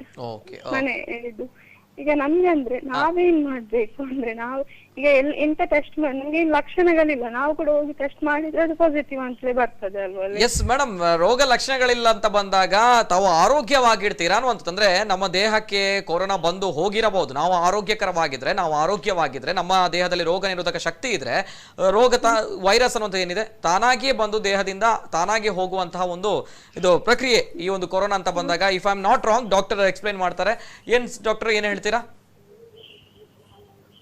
ಹೌದು, ಅದರಲ್ಲಿ ಪೇಷಂಟ್ಸ್ ಆರ್ ಎಸಿಂಪ್ಟಮ್ಯಾಟಿಕ್ ಆಗಿ, ಅಂದ್ರೆ ಯಾವುದು ಸಿಂಪ್ಟಮ್ಸ್ ಬರದೆ ಕೆಲವು ಪೇಷಂಟ್ಸ್ ಗೆ ರೋಗ ವೈರಸ್ ಅವರ ಬಾಡಿಯಲ್ಲಿ ಬಂದು ಹೋಗಿರ್ಲಿಕ್ಕೆ ಚಾನ್ಸ್ ಕೂಡ ಉಂಟು. ಅವ್ರಿಗೆ ಯಾವ್ದು ಸಿಂಪ್ಟಮ್ಸ್ ಬರಲಿಲ್ಲ, ಆದ್ರೆ ಸಿಂಪ್ಟಮ್ಸ್ ಬಂದು ತುಂಬಾ ಮೈಲ್ಡ್ ಆಗಿ ಅರ್ಧ ದಿನ ಜ್ವರ ಬಂದು ಹೋಗಿರ್ಬಹುದು. ಅದು ಯಾರು ಅರ್ಧ ದಿನ ಜ್ವರಕ್ಕೆ ಹೋಗಿ ಕೊರೋನಾ ಅಂತ ಟೆಸ್ಟ್ ಮಾಡ್ಲಿಕ್ಕೆ ಇದು ಪಡೋದಿಲ್ಲ, ಒಂದೆರಡು ದಿನ ಬಂದ್ರೆ ಹೋಗಿ ಮಾಡ್ಲಿಕ್ಕೆ ಅಟೆಂಪ್ಟ್ ಮಾಡ್ಬೋದು. ಆದ್ರೆ ಅಂತ ಜನ ಪಾಪ್ಯುಲೇಷನ್ ತುಂಬಾ ಇರ್ಬೋದು, ಯಾಕಂದ್ರೆ ಎಸಿಂಪ್ಟಮ್ಯಾಟಿಕ್ ಆಗಿ ಅಥವಾ ತುಂಬಾ ಮೈಲ್ಡ್ ಸಿಂಪ್ಟಮ್ಸ್ ಆಗಿ ಟೆಸ್ಟ್ ಮಾಡದೆ ರೋಗವನ್ನು ಕೋವಿಡ್ ಅನ್ನು ಕ್ರಾಸ್ ಆಗಿ ಇರ್ತಾರೆ. ಮತ್ತೆ ಮೇಡಮ್ ಕೇಳಿದ ಪ್ರಶ್ನೆಗೆ ನೀವು ಹಾಗೆ ಹೆದರಿಬೇಕಂತಿಲ್ಲ, ಒಂದು ಗೋಡೆ ಮಾತ್ರ ನಿಮ್ಗೆ ಸೆಪರೇಟ್ ಅಂತ. ಯಾಕಂದ್ರೆ ಎಕ್ಸ್ಪೋಜರ್ ಬೇಕಾದ್ರೆ ಅದು ವೈರಸ್ ಅಷ್ಟು ಗಾಳಿಯಲ್ಲಿ ತೇಲಾಡಿ ಬರೋದಿಲ್ಲ ಆ ಪೇಷಂಟ್ ಇಂದ. ಅದಕ್ಕೆ ನಾವು ಸೋಷಿಯಲ್ ಡಿಸ್ಟೆನ್ಸಿಂಗ್ ಅಲ್ಲಿ 2 ಮೀಟರ್ ಅಂತರ, 2 ಗಜ್ ಕಿ ದೂರಿ ಅಂತ ಹೇಳ್ತಾ ಇದ್ದಾರೆ. ಯಾಕಂದ್ರೆ ವೈರಸ್ ಒಬ್ಬ ಮನುಷ್ಯನ ಇದು ಗಂಟ್ಲಲ್ಲಿ ಅಥವಾ ಮೂಗಿನ ಸೆಕ್ರೇಷನ್ಸ್ ಅಲ್ಲಿ ಇರ್ಬೋದು. ಆ ಮನುಷ್ಯ ಕೆಮ್ಮಿದ್ರೆ ಅಥವಾ ಮೂಗಿಂದ ಒಂದು ಶೀತ ಅಕ್ಷಿ ಬಂದ್ರು ಕೂಡ ಅದೊಂದು 2 ಮೀಟರ್ ಡಿಸ್ಟೆನ್ಸ್ ತನಕ ಹೋಗ್ಬೋದು. ಅದರ ನಂತರ ಅದಕ್ಕಿಂತ ಜಾಸ್ತಿ ಹೋಗ್ಲಿಕ್ಕೆ ಚಾನ್ಸಸ್ ತುಂಬಾ ಕಡಿಮೆ. ಸೊ ಅಷ್ಟು ಕ್ಲೋಸ್ ಹಲೋ ಸರ್ ಬರ್ತೇನೆ. ಇನ್ನೊಂದು ಏನೋ ಪ್ರಶ್ನೆ ಹೇಳಿ ಮೇಡಮ್, ಹೇಳಿ. ಅಲ್ಲ ಸರ್, ಈಗ ನಾವು ಒಂದೇ ಮನೆಯವರ ತರ, ಅವರು ನಮ್ಮ ಮನೆಯಲ್ಲಿ ಬರ್ತಾರೆ, ನಾವು ಅವರ ಮನೆಯಲ್ಲಿ ಬರ್ತೇವೆ, ಆ ತರ ಇದ್ದೇವೆ ನಾವು. ಅವರಿಗೆ ಜ್ವರ ಬಂದಾಗ ಕೂಡ ನಾವು ಅವ್ರಿಗೆ ಜ್ವರ ಬಂದಿದೆ ಅಂತ ನೋಡ್ಲಿಕ್ಕೆ ಹೋಗಿದ್ದೇವೆ. ಮತ್ತೆ ನಮ್ಮ ಮನೆಯಲ್ಲಿ ಕೂಡ ಇದ್ರು ಅವರು. ಈಗ ಅವರನ್ನು ಮಧ್ಯೆ ಸರಿ, ಡಾಕ್ಟರ್ ಹೇಳ್ತಾರೆ. ಡಾಕ್ಟರ್ ಹೇಳ್ತಾರೆ. ಅದೇ ಫಸ್ಟ್ ಆಫ್ ಆಲ್ ಹೆದರಿ ಏನು ಅದಕ್ಕೆ ಇದರಲ್ಲಿ ಅದರ ಉಪಾಯ ಅಲ್ಲ. ಹೆದರ್ಲಿಕ್ಕೆ ಏನಿಲ್ಲ. ನಿಮಗೆ ಏನಾದ್ರು ಸಿಂಪ್ಟಮ್ ಬಂದ್ರೆ ಮಾತ್ರ ನೀವು ಟೆಸ್ಟ್ ಮಾಡ್ಲಿಕ್ಕೆ ಮುಂದೆ ಹೋಗ್ಬೇಕು ವಿನಃ ನೀವು ಟೆಸ್ಟ್ ನಿಮ್ಗೆ ಅವರಿಗೆ ಬಂದಿದೆ, ಅವರು ನನ್ನ ಮನೆಯಲ್ಲಿ ಇದ್ರು ಅಥವಾ ನೀವು ಅವರ ಮನೆಗೆ ಹೋಗಿದ್ರೆ ಅವರಿಗೆ ನೋಡ್ಲಿಕ್ಕೆ ಅಂತ, ಆ ಸಂದರ್ಭದಲ್ಲಿ ವೈರಸ್ ಸ್ಪ್ರೆಡ್ ಆಗಿರ್ಲೇಬೇಕು ಅಂತ ಯಾವುದು ಒಂದು ರೂಲ್ ಇಲ್ಲ. ಸೊ ವೈರಸ್ ಸ್ಪ್ರೆಡ್ ಆಗ್ಲಿಕ್ಕೆ ನಿಮ್ಗೆ ಮಿನಿಮಮ್ ಅವರು ತುಂಬಾ ಹೊತ್ತು ಮಾತಾಡ್ಬೇಕು, 15 ಮಿನಿಟ್ಸ್ ತನಕ ಒಂದೇ ರೂಮ್ ಅಲ್ಲಿ ಇರ್ಬೇಕು, ಸ್ವಲ್ಪ ಒಂದು ಗೋಲ್ಡನ್ ರೂಲ್ಸ್ ಅಂತ ಉಂಟು. ಸೊ ಅಷ್ಟು ಬೇಗ ನಿಮ್ಗೆ ಸ್ಪ್ರೆಡ್ ಆಗಿರ್ಲೇಬೇಕು ಅಂತ ಯಾವುದು ಇದಿಲ್ಲ. ಈಗ ನಮ್ಮ ಮನೆಯಲ್ಲಿ ಕೂಡ ನಾನು ನೋಡಿದ್ರೆ, ನಮ್ಮ ಮನೆಯ ಎಕ್ಸಾಂಪಲ್ ಕೊಡ್ಬೋದು. ಪ್ರಾಕ್ಟಿಕಲ್ ಆಗಿ ನಾನು ಹೇಳೋದಾದ್ರೆ, ನಮ್ಮ ಮನೆಯಲ್ಲಿ ನಾವು 5 ಜನ ಇದ್ದೇವೆ. ನಾವು 3 ಜನರಿಗೆ ಪಾಸಿಟಿವ್ ಆಗುವಾಗ ನಮ್ಗೆ 5 ದಿನದ ಸಿಂಪ್ಟಮ್ಸ್ ಆಲ್ರೆಡಿ ಆಗಿತ್ತು. ಆದ್ರೆ ಕೂಡ ನನ್ನ ಮನೆಯಲ್ಲಿ ನನ್ನ ತಾಯಿಗಾಗ್ಲಿ ನನ್ನ ಮಗುಗಾಗ್ಲಿ ಯಾವ್ದು ಸಿಂಪ್ಟಮ್ಸ್ ಬರ್ಲಿಲ್ಲ, ಇವನ್ ರಿಸಲ್ಟ್ಸ್ ಆರ್ ನೆಗೆಟಿವ್. ಸೊ ಅದಕ್ಕೆ ಅವರಿಗೆ ಸ್ಪ್ರೆಡ್ ಆಗ್ಲಿಲ್ಲ. ಸೊ ಒಂದೇ ಮನೆಯಲ್ಲಿದ್ದು ನಮ್ದು ಸ್ಪ್ರೆಡ್ ಆಗ್ಲಿಲ್ಲ. ನಿಮ್ದು ಒಂದು ಗೋಡೆ ಅಟ್ಲೀಸ್ಟ್ ಅಂತರವಾಗಿ ಉಂಟಲ್ಲ, ಸೊ ನೀವು ಅಷ್ಟು ಹೆದರ್ಬೇಕಂತಿಲ್ಲ. ಯಾವ್ದಾದ್ರು ಸಿಂಪ್ಟಮ್ಸ್ ಬಂದ್ರೆ ಇಮಿಡಿಯೇಟ್ ಆಗಿ ಡಾಕ್ಟರ್ ಅನ್ನ ಮೀಟ್ ಆಗಿ ಅವ್ರು ನಿಮ್ಗೆ ಟೆಸ್ಟ್ ಮಾಡ್ಬೇಕಂತ ಹೇಳಿದ್ರೆ ಮಾಡಿಸಿ, ಇಲ್ಲಾಂದ್ರೆ ನೀವು ಹೆದರಿ ನೀವು ದಿನವನ್ನು ಕಳೆಬೇಕಂತಿಲ್ಲ. ಎಸ್ ಮೇಡಮ್, ಪ್ರಶ್ನೆಗೆ ಉಳಿಗೆ ಉತ್ತರ. Yes sir, yes madam, thank you. Madam line ಅಲ್ಲಿ ಇದ್ದೀರಾ?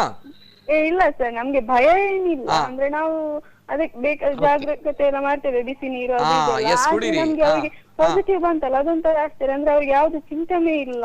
ಇಲ್ಲ ಮೇಡಮ್, ಅದೇ ಸಿಂಪ್ಟಮ್ಸ್ ಇಲ್ಲದೆ ಬರುತ್ತೆ ಅನ್ನುವಂಥದ್ದು ನೋಡಿ ನಾನು ಹೇಳಿದಾಗ ನೀವು ಎಷ್ಟೋ ಜನರಿಗೆ ಸಿಂಪ್ಟಮ್ಸ್ ಇರೋದಿಲ್ಲ, ಇದ್ರೂ ತುಂಬಾ ಮೈಲ್ಡ್ ಆಗಿರ್ತದೆ. ಅವರು ಟೆಸ್ಟ್ ಮಾಡಿದ ಕಾರಣ ನಿಮ್ಗೆ ಅವ್ರು ಪಾಸಿಟಿವ್ ಅಂತ ಗೊತ್ತಾಗಿದೆ.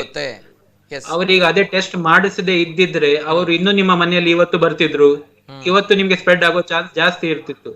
ಅವ್ರು ಟೆಸ್ಟ್ ಮಾಡಿದ್ದು, ಅವ್ರು ಕರೆಕ್ಟ್ ಆಗಿ ಟೆಸ್ಟ್ ಮಾಡಿದ್ದಾರೆ, ಅವ್ರಿಗೆ ಹೋಮ್ ಕ್ವಾರಂಟೈನ್ ಅಲ್ಲಿ ಇದ್ದಾರೆ, ಮನೆಯಿಂದ ಅವ್ರಿಗೆ ಬರೋದಿಲ್ಲ. ಸೊ ಅದ ಕಾರಣ ಅವರು ಬೇರೆಯವರಿಗೆ ಇನ್ನೂ ಸ್ಪ್ರೆಡ್ ಮಾಡ್ಲಿಕ್ಕೆ ಆಗೋದಿಲ್ಲ. ಸೊ ಅದು ಮಾತ್ರ ಆಬ್ಜೆಕ್ಟಿವ್ ಹೋಮ್ ಕ್ವಾರಂಟೈನ್ ಅಲ್ಲಿ ಇಡೋದು, ಬೇರೆ ಎಂತದ್ದು ಕಾರಣ ಅಲ್ಲ. ಹೋಮ್ ಕ್ವಾರಂಟೈನ್ ಯಾಕೆಂದ್ರೆ ಅವರು ಬೇರೆಯವರಿಗೆ ಸ್ಪ್ರೆಡ್ ಮಾಡದಾಗೆ, ಅವರ ರಿಪೋರ್ಟ್ ಬಂದು ಪಾಸಿಟಿವ್ ಬರೋ ತನಕ ಅವ್ರು ಯಾರಿಗಾದ್ರೂ ಮೀಟ್ ಆದ್ರೆ ಅದ್ರಲ್ಲಿ ಅವ್ರದ್ದು ತಪ್ಪಿಲ್ಲ, ನಿಮ್ ತಪ್ಪಿಲ್ಲ, ಅದು ಏನು ಮಾಡ್ಲಿಕ್ಕೆ ಆಗುದಿಲ್ಲ.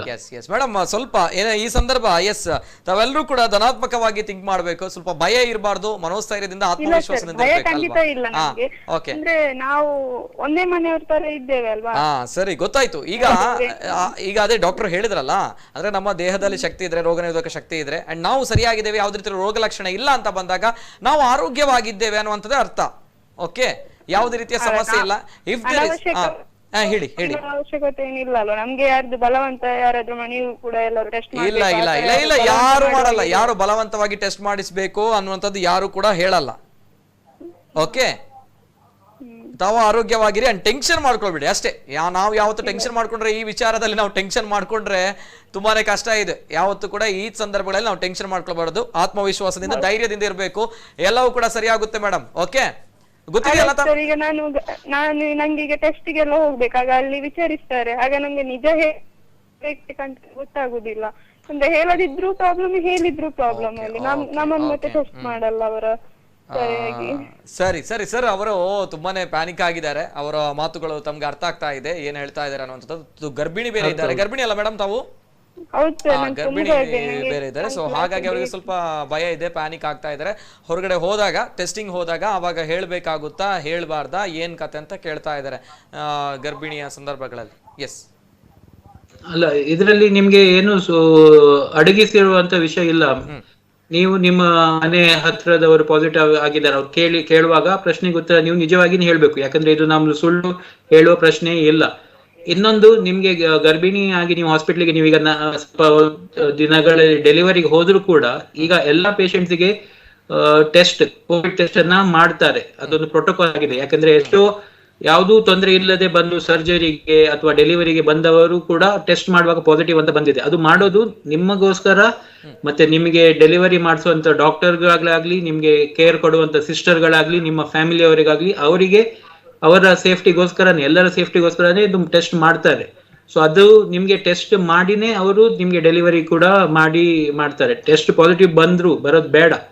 ಟೆಸ್ಟ್ ಪಾಸಿಟಿವ್ ಬಂದ್ರು ಕೂಡ ಯಾರಿಗೆಲ್ಲ ಪಾಸಿಟಿವ್ ಬಂದಿದೆ ಅವರಿಗೆ ಯಾರು ಟ್ರೀಟ್ಮೆಂಟ್ ಅನ್ನು ಡಿನೈ ಮಾಡೋದಿಲ್ಲ. ಡೆಲಿವರಿ ಮಾಡೋದನ್ನ ಎಲ್ಲ ಪ್ರಿಕಾಷನ್ಸ್ ತೆಗೆದು ಸೇಫ್ಟಿಯಿಂದ ಮಾಡ್ತಾರೆ. ಅದರ ನಂತರ ಬೇಕಾಗಿದ್ದು ಟ್ರೀಟ್ಮೆಂಟ್ ಅನ್ನು ಕೂಡ ಎಲ್ಲರಿಗೆ ಕರೆಕ್ಟ್ ಆಗಿ ಕೊಡ್ತಾರೆ. Yes yes, thank you madam. Tension ಮಾಡಬೇಡಿ ಅಷ್ಟೇ, ನಾನು ಕೇಳ್ತಾ ಇರೋದು ಇಷ್ಟೇ, ಟೆನ್ಷನ್ ಮಾಡ್ಕೊಳ್ಬೇಡಿ. ಎಸ್, ಎಲ್ಲವೂ ಕೂಡ ಸರಿಯಾಗ. Yes, okay, thank you madam. Yes, ಇದು ಕರೆ ಮಾಡಿರುವಂಥದ್ದು ಅಂಡ್ ಭಯದಲ್ಲಿದ್ದಾರೆ, ಅವರ ಆತಂಕ ಇದೆ. ಸೊ ಹಾಗಾಗಿ ಟೆನ್ಷನ್ ಮಾಡ್ಕೊಳ್ಳುವಂಥದ್ದು ಏನಿಲ್ಲ. ಕೊರೋನಾ ಅನ್ನುವಂತಹ ರೋಗ ಏನಿದೆ, ಡೆಂಗ್ಯೂ, ಮಲೇರಿಯಾ, ನಾವು ನೋಡಿರುವಂತಹ ಕ್ಯಾನ್ಸರ್, ಚಿಕುನ್ಗುನ್ಯಾ ರೋಗಗಳೇನಿದೆ, ಇಷ್ಟು ಭಯಂಕರವಾಗಿಲ್ಲ, ಭಯಾನಕವಾಗಿಲ್ಲ. ಆದ್ರೆ ಹರಡುವಂತಹ ಚಾನ್ಸಸ್ ಇರುತ್ತೆ ಅನ್ನುವಂಥದ್ದು ಅಷ್ಟೇ ಗಂಭೀರವಾಗಿರುವಂಥದ್ದು. ಸೊ ದಾಟ್ಸ್ ವೈ ಹೇಳ್ತಾ ಇರುವಂಥದ್ದು, ಮಾಸ್ಕ್ ಗಳನ್ನ ಹಾಕಿ, ಸೋಷಿಯಲ್ ಡಿಸ್ಟೆನ್ಸಿಂಗ್ ಇರಲಿ ಅನ್ನುವಂಥದ್ದು ಇದೇ ಇದಕ್ಕೆ ಅಸ್ತ್ರ ಅನ್ನುವಂಥದ್ದು.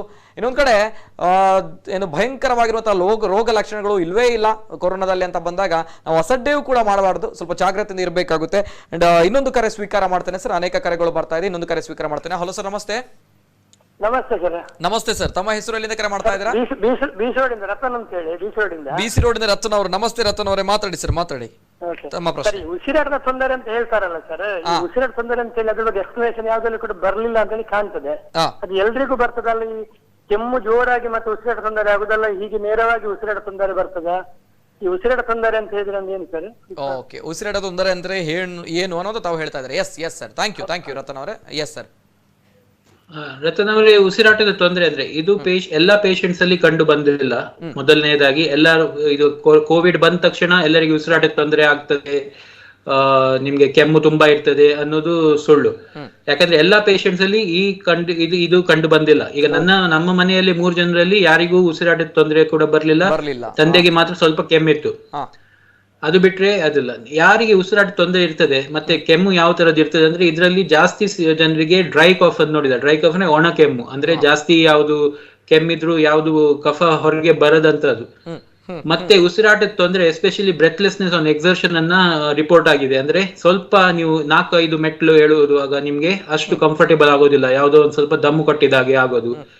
ಮತ್ತೆ ಈ ಕಂಡೀಷನ್ ಅಲ್ಲಿ ಒಂದು ಹ್ಯಾಪಿ ಹೈಪಾಕ್ಸಿಯಾ ಎಂಬ ಕಂಡೀಷನ್ ಉಂಟು, ಕೊರೋನಾದಲ್ಲಿ ನೋಡಿದ್ದಾರೆ. ಹ್ಯಾಪಿ ಹೈಪಾಕ್ಸಿಯಾ ಅಂದ್ರೆ ಇದೇನಂದ್ರೆ, ನಿಮ್ಗೆ ನಮ್ಮ ರಕ್ತದಲ್ಲಿ ಇರುವ ಆಮ್ಲಜನಕದ ಒಂದು ಸ್ಯಾಚುರೇಷನ್ ಅಂತ ಹೇಳ್ತೇವೆ. ಆಮ್ಲಜನಕ ಎಷ್ಟು ಉಂಟು ಅಂತ ಪರ್ಸೆಂಟೇಜ್ ಅಲ್ಲಿ ನಾರ್ಮಲಿ 98 ಇಂದ 100% ತನಕ ಇರ್ತದೆ.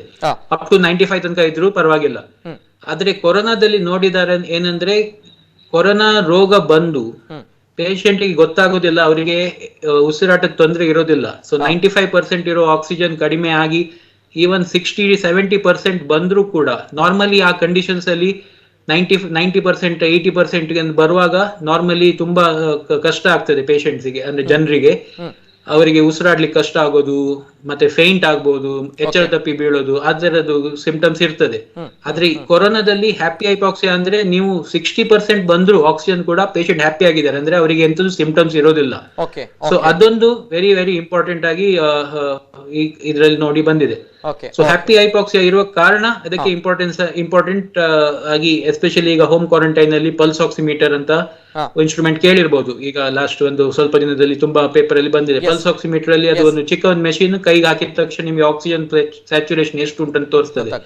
ಸೊ ಆ ಮೆಷಿನ್ ನಿಮ್ಗೆ ಕಂಟಿನ್ಯೂಸ್ ಮಾನಿಟರ್ ಮಾಡಿದ್ರೆ ನಿಮ್ಗೆ ಎಷ್ಟು ಅಂತ ಗೊತ್ತಾಗ್ತದೆ. ಸೊ ಸ್ಯಾಚುರೇಷನ್ ಕಡಿಮೆ ಆಗಿರುವಾಗ, ಸೊ ಹ್ಯಾಪಿ ಹೈಪಾಕ್ಸಿಯಲ್ಲಿ ಏನಾಗ್ತದೆ, ಸ್ಯಾಚುರೇಷನ್ ಕಡಿಮೆ ಆಗಿರುವಾಗ ನಿಮ್ಗೆ ಉಸಿರಾಡ್ಲಿಕ್ಕೆ ಕಷ್ಟ ಇರೋದಿಲ್ಲ, ಆದ್ರೆ ಆಮ್ಲಜನಕದ ಅಂಶ ಕಡಿಮೆ ಇರ್ತದೆ, ಮತ್ತೆ ನಿಮ್ಮ ರೆಸ್ಪಿರೇಟರಿ ರೇಟ್ ಜಾಸ್ತಿ ಆಗ್ತದೆ. ನಾರ್ಮಲಿ ನಮ್ದು ರೆಸ್ಪಿರೇಟರಿ ರೇಟ್ ಅಂದ್ರೆ 1 ಮಿನಿಟ್ ಅಲ್ಲಿ ಎಷ್ಟು ಸಲ ನಾವು ಉಸಿರನ್ನ ಒಳಗೆ ತಗೊಳ್ತೇವೆ ಬಿಡ್ತೇವೆ ಅಂತ. ನಾರ್ಮಲಿ 10 ರಿಂದ 15 ಟೈಮ್ ಬಿಡ್ತೇವೆ, ಅಂದ್ರೆ 4 ಸೆಕೆಂಡ್ ಒಂದ್ಸಲ ನಾವು ಉಸಿರನ್ನ ಹೀಗೆ ಒಳಗೆ ತಗೊಳ್ತೇವೆ ಬಿಡ್ತೇವೆ. ಆದ್ರೆ ಈ ಕಂಡೀಷನ್ ಅಲ್ಲಿ ನಮ್ಗೆ ಗೊತ್ತಾಗದೆ ನಮ್ದು ರೆಸ್ಪಿರೇಟರಿ ರೇಟ್ 20 ಅಥವಾ 20ಗಿಂತ ಜಾಸ್ತಿನೇ ಹೋಗ್ಬಹುದು, ಆದ್ರೆ ನಮಗೆ ಅನ್ಕಂಫರ್ಟೇಬಲ್ ಇರೋದಿಲ್ಲ. ನಾರ್ಮಲಿ ನಾವು 20-25 ಸಲ ಉಸಿರಾಡ್ಲಿಕ್ಕೆ ನೋಡಿದ್ರೆ ಅದು ಅನ್ಕಂಫರ್ಟೇಬಲ್ ಆಗಿರ್ತದೆ. ಆದ್ರೆ ಕೋವಿಡ್ ಅಲ್ಲಿ ಹ್ಯಾಪಿ ಹೈಪಾಕ್ಸಿಯಾದಲ್ಲಿ ರೆಸ್ಪಿರೇಟರಿ ರೇಟ್ ಅಂದ್ರೆ 1 ಮಿನಿಟ್ ಅಲ್ಲಿ ಎಷ್ಟು ಸಲ ಉಸಿರಾಡ್ತೀರಾ ಅದು ಜಾಸ್ತಿ ಆಗಿರ್ತದೆ. ಅದು ನೋಡುವವರಿಗೆ, ಅಬ್ಸರ್ವ್ ಮಾಡಿದವರಿಗೆ ಗೊತ್ತಾಗ್ತದೆ, ಚೆಕ್ ಮಾಡುವ ಡಾಕ್ಟರಿಗೆ ಅಥವಾ ನರ್ಸಿಗೆ ಅವರು ನೋಡುವಾಗ ಅವರಿಗೆ ಐಡೆಂಟಿಫೈ ಮಾಡ್ಲಿಕ್ಕೆ ಆಗ್ತದೆ.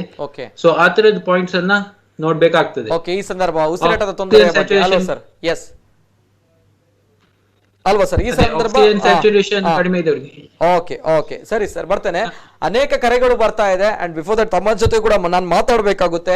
ಎಸ್ ಸರ್, ಈಗ ಈ ಸಂದರ್ಭ ನಾನು ಕೇಳ್ತಾ ಇರುವಂತ ಪ್ರಶ್ನೆ ಆಗ್ಲೇ ನಾನು ಕೇಳಿದೆ, ಅಂದ್ರೆ ತಾವು ಹೋಗ್ತೀರಾ ಕ್ವಾರಂಟೈನ್ ಅಲ್ಲಿ ಇರ್ತೀರಾ, 10 ದಿನ ಕ್ವಾರಂಟೈನ್ ಅಲ್ಲಿ ಇರ್ತೀರಾ, ಅಂದ್ರೆ ಈ ಕೊರೋನಾ ರೋಗಕ್ಕಿಂತ ಜಾಸ್ತಿ ಕಿರಿಕಿರಿ ಆಗಿರುವಂತದ್ದು, ಇದಕ್ಕಿಂತ ಕೂಡ ಭಯ ಭೀತರವಾಗಿರುವಂತದ್ದು ಈ ಕ್ವಾರಂಟೈನ್ ಅವಧಿ ಅನ್ನೋದು. ಅಂದ್ರೆ ಕ್ವಾರಂಟೈನ್ ಇರಬೇಕು ಅಂತ ಬಂದಾಗ ಎಲ್ಲರೂ ಕೂಡ ಓಡಿ ಹೋಗ್ತಾರೆ, ಮಾನಸಿಕ ಖಿನ್ನತೆಗಳಿಗೆ ಹೋಗ್ತಾರೆ. ಇನ್ನು ಕೆಲವರು ತುಂಬಾನೇ ಕಷ್ಟ ಕ್ವಾರಂಟೈನ್ ಇರುವಂತದ್ದು, ಇದೇ ದೊಡ್ಡ ಮಟ್ಟದ ಶಿಕ್ಷೆ ಅನ್ನುವಂತಹ ಮಾತುಗಳು. ರೋಗಕ್ಕಿಂತ ಶಿಕ್ಷೆ ಅಂತ ಹೇಳಿದ್ರೆ ಕ್ವಾರಂಟೈನ್ ಅನ್ನುವಂಥದ್ದು. ಸೊ ತಾವು ಏನು ಹೇಳಿಕ್ಕೆ ಇಷ್ಟಪಡ್ತೀರಾ ಸರ್? ತಮ್ಮ ಕ್ವಾರಂಟೈನ್ ಅವಧಿ ಯಾವ ರೀತಿ ಇತ್ತು, ತಮ್ಮ ದಿನಚರಿ ಯಾವ ರೀತಿ ಇತ್ತು, ಯಾವ ರೀತಿ ತಾವು ಸ್ಪೆಂಡ್ ಮಾಡಿದ್ರಿ ಒಂದು 10 ದಿನಗಳು, ಯಾವ ರೀತಿ ತಾವು ಪಾಸಿಟಿವ್ ಇಂದ ನೆಗೆಟಿವ್ಗೆ ಕನ್ವರ್ಟ್ ಆದ್ರಿ? Yes sir. ಕ್ವಾರಂಟೈನ್ ಪೀರಿಯಡ್ ಅಲ್ಲಿ ಸಹಜವಾಗಿ ಅದು ಕಷ್ಟವಾಗಿರ್ತದೆ, ಯಾಕಂದ್ರೆ ನೀವು ನಿಮ್ಮ ಮನೆಯಿಂದ ಹೊರಗೆ ಹೋಗಿರ್ತೀರಾ. ಅಂದ್ರೆ ನನ್ಗೆ ಇನ್ಸ್ಟಿಟ್ಯೂಷನ್ ಕ್ವಾರಂಟೈನ್ ಆಪ್ಷನ್ ಮಾತ್ರ ಇದ್ದ ಕಾರಣ ಹೋಮ್ ಕ್ವಾರಂಟೈನ್ ಈಗ ಬಂದ್ಮೇಲೆ ಅಟ್ಲೀಸ್ಟ್ ನೀವು ಮನೆಯ 4 ಕೋಣೆಯಲ್ಲಿ, ಒಂದು ಕೋಣೆಯಲ್ಲಿ 4 ಗೋಡೆಯ ಒಳಗಿರ್ತೀರಾ. ಆದ್ರೂ ಅದೊಂದು ನಿಮ್ಗೆ ಜೈಲ್ ವಾಸದ ಅನುಭವ ತರ ಆಗ್ತದೆ, ಯಾಕಂದ್ರೆ ನಿಮ್ಗೆ ಜಾಸ್ತಿ ಕಾಂಟ್ಯಾಕ್ಟ್ ಇಲ್ಲ, ಮಾತಾಡ್ಲಿಕ್ಕಿಲ್ಲ. ನಿಮ್ಗೆ ನಿಮ್ಮ ರೂಮ್ ಅಲ್ಲಿ ಟಿವಿ ಇದ್ರೆ ಟಿವಿ, ಇಲ್ಲ ಅದು ಕೂಡ ಇಲ್ಲ. ಸೊ ನಿಮ್ಮ ರೂಮ್ ಅಲ್ಲೇ ನೀವು ಒಂದು 10 ದಿನ ಕಳೆಬೇಕಂತ. ಅದು ನಮ್ಮ ಇದರಲ್ಲಿ ಇನ್ಸ್ಟಿಟ್ಯೂಷನ್ ಹಾಸ್ಪಿಟಲ್ ಅಲ್ಲಿ ಇರುವ ಕಾರಣ ನಮಗೆ ಫಸ್ಟ್ ಆಫ್ ಆಲ್ ನಾವು ಚಿಕ್ಕ ಮಗುವನ್ನು ಬಿಟ್ಟು ಹೋಗೋದು, 2 ವರ್ಷದ ಮಗುವನ್ನು ಬಿಟ್ಟು ಹೋಗ್ಲಿಕ್ಕೆ ಬಾರಿ ಕಷ್ಟ. ನಿಮಗೆ ಗೊತ್ತಿರ್ಬೋದು, ಎಲ್ಲರಿಗೂ ಗೊತ್ತಿದೆ, 2 ವರ್ಷದ ಮಗುವಿಗೆ ತಂದೆ ಮತ್ತೆ ತಾಯಿ ಬಿಟ್ಟು ಹೋಗೋದು ಅಂದ್ರೆ ಬಾರಿ ಕಷ್ಟದ ವಿಷಯ ಒಂದು. ಸೊ ಅದೊಂದು ಪಾಯಿಂಟ್ ಆಗಿ ನಮ್ಗೆ ಸ್ವಲ್ಪ ಡಿಫಿಕಲ್ಟ್ ಇತ್ತು. ಬಟ್ ನಮ್ಗೇನು ಆಪ್ಷನ್ ಇಲ್ಲ, ಮಗುಗೆ ಒಳ್ಳೆಗೋಸ್ಕರ. ಸೊ ನಾವ್ ಇಲ್ಲಿದ್ರೆ ಅವರಿಗೆ ಇನ್ನು ಎಕ್ಸ್ಪೋಸ್ ಆಗೋದು ಜಾಸ್ತಿ ಇರ್ತದೆ. ಸೊ ನಾವು ಡಿಸಿಷನ್ ತೆಗಿಬೇಕಾಗಿತ್ತು. ಮೊದಲನೇದಾಗಿ ಅದು. ಮತ್ತೆ 10 ದಿನ ನೀವು ಆಪ್ಷನ್ ಇಲ್ಲದೆ ಕಳೆಯಬೇಕು ಅನ್ನುವಾಗ ನೀವು ಏನ್ ಮಾಡ್ಬೋದು 10 ದಿನದಲ್ಲಿ ಅಂತ. ಸೊ ಮಾನಸಿಕವಾಗಿ ನೀವು ಸ್ಟ್ರಾಂಗ್ ಆಗಿರ್ಬೇಕು ಫಸ್ಟ್ ಆಫ್ ಆಲ್. ನೀವು ಅದು ವೀಕ್ ಆಗಿ, ಮಾನಸಿಕವಾಗಿ ವೀಕ್ ಆದ್ರೆ ಫಿಸಿಕಲಿ ವೀಕ್ ಆಗ್ತೀರಾ. ಮಾನಸಿಕವಾಗಿ ಸ್ಟ್ರಾಂಗ್ ಇರ್ಬೇಕು. ಮತ್ತೆ ಅದನ್ನ 10 ದಿನಗಳನ್ನ ಹೇಗೆ ಯುಟಿಲೈಸ್ ಮಾಡ್ಬೋದು, 10 ದಿನದಲ್ಲಿ ನಿಮ್ಗೆ ಇಂಟ್ರೋಸ್ಪೆಕ್ಷನ್ ಮಾಡ್ಬೋದು. ನೀವು 10 ದಿನದಲ್ಲಿ ನಿಮ್ ಮುಂದೆ ಏನೆಲ್ಲ ಪ್ಲಾನಿಂಗ್ ಮಾಡ್ಬೇಕು, ನೀವು ಹಿಂದೆ ಮಾಡಿದ ತಪ್ಪುಗಳನ್ನೆಲ್ಲ ಆಲೋಚನೆ ಮಾಡಿ. ಸೊ ಆ ತರದ್ ನಿಮ್ಗೆ 10 ದಿನ ಉಂಟು. ಪ್ಲಸ್ ನಮ್ಮ ಹಾಸ್ಪಿಟಲ್ ಅಲ್ಲಿ ನಮ್ಮ ಮಿತ್ರರು ಕೂಡ ಇದ್ರು, ಅವರು ಕೂಡ ಸೇಮ್ ಟೈಮ್ ಅಲ್ಲಿ ಟೆಸ್ಟ್ ಪಾಸಿಟಿವ್ ಬಂದಿತ್ತು. ಸೊ ನಾವು ಅವರ ಹತ್ರ ಕಾಂಟ್ಯಾಕ್ಟ್ ಮಾಡಿ ಅವರಿಗೆ ಫೋನ್ ಅಲ್ಲಿ ಮಾತಾಡಿ ಅವರ ಕ್ಷೇಮವನ್ನು ಕೇಳೋದು, ಅವರಿಗೆ ಏನ್ ಮಾಡ್ತಾ ಇದ್ದಾರೆ, ಕಂಟಿನ್ಯೂಸ್ ಆಗಿ ಅವರು ಹೇಗಿದ್ದಾರೆ ಅಂತ ಕೇಳೋದು. ಸೊ ಅದರಲ್ಲಿ ಟೈಮ್ ಸ್ಪೆಂಡ್ ಆಯ್ತು. ಮತ್ತೆ ಕೆಲವರು ನಮ್ಮ ಫ್ರೆಂಡ್ಸ್, ವೆಲ್ ವಿಷರ್ಸ್, ನಮ್ಗೆ ಕೆಲವು ಪೇಷಂಟ್ಸ್ ಕೂಡ ಫೋನ್ ಮಾಡಿ ಅವರ ಸಪೋರ್ಟ್ ಅನ್ನು ಕೊಡ್ತಿದ್ರು. ಸೊ ಅದೆಲ್ಲ ನಮ್ಗೆ ಒಂದು ಮೆಸೇಜ್ ಅಥವಾ ಒಂದು ಫೋನ್ ಬರುವಾಗ ತುಂಬಾ ಒಂದು ಮನಸ್ಸಲ್ಲಿ ಒಂದು ಧೈರ್ಯ ತುಂಬುತ್ತದೆ. ಯಾಕಂದ್ರೆ ನಮ್ಗೆ ಹೌದು, ನಮ್ಗೆ ಎಷ್ಟೋ ಜನ ಕೇಳ್ತಾ ಇದ್ದಾರೆ, ಎಷ್ಟೋ ಜನ ಅವರದ್ದು ಸಪೋರ್ಟ್ ಅನ್ನು ಕೊಡ್ತಾ ಇದ್ದಾರೆ ಅನ್ನುವಾಗ ಮಾನಸಿಕವಾಗಿ ಅದು ಹೆಲ್ಪ್ ಆಗ್ತದೆ. ಅದಕ್ಕೆ ನಾನು ಹೇಳಿದ್ದು ಇದು that is very important. Because mentally ನೀವು ಸ್ಟ್ರಾಂಗ್ ಇದ್ರೆ ನಿಮ್ಗೆ ಅದು ಹಾಲಿಡೇ ತರ, ಮೆಂಟಲಿ ಸ್ಟ್ರಾಂಗ್ ಇದ್ರೆ ಅದು ಹಾಲಿಡೇ ತರ. ಹೌದು, ನಾನು ಅದು ಆ ವರ್ಡ್ ಅನ್ನು ಕೆಲವು ಕಡೆ ಯೂಸ್ ಮಾಡಿದ್ದೇನೆ. ಅದೊಂದು ಹಾಲಿಡೇ ತರ. ಯಾಕಂದ್ರೆ ನಿಮ್ಗೆ ಯಾರು ಕಾಂಟ್ಯಾಕ್ಟ್ ಮಾಡ್ತಾ ಇಲ್ಲ, ನೀವು ನಿಮ್ಮ ಒಂದು ಶೆಲ್ ಅಲ್ಲಿ ಇದ್ರೆ ನಿಮ್ಗೆ ಅದು ಆವಾಗ ಮೆಂಟಲಿ ತುಂಬಾ ಡಿಪ್ರೆಸ್ ಆಗ್ತದೆ.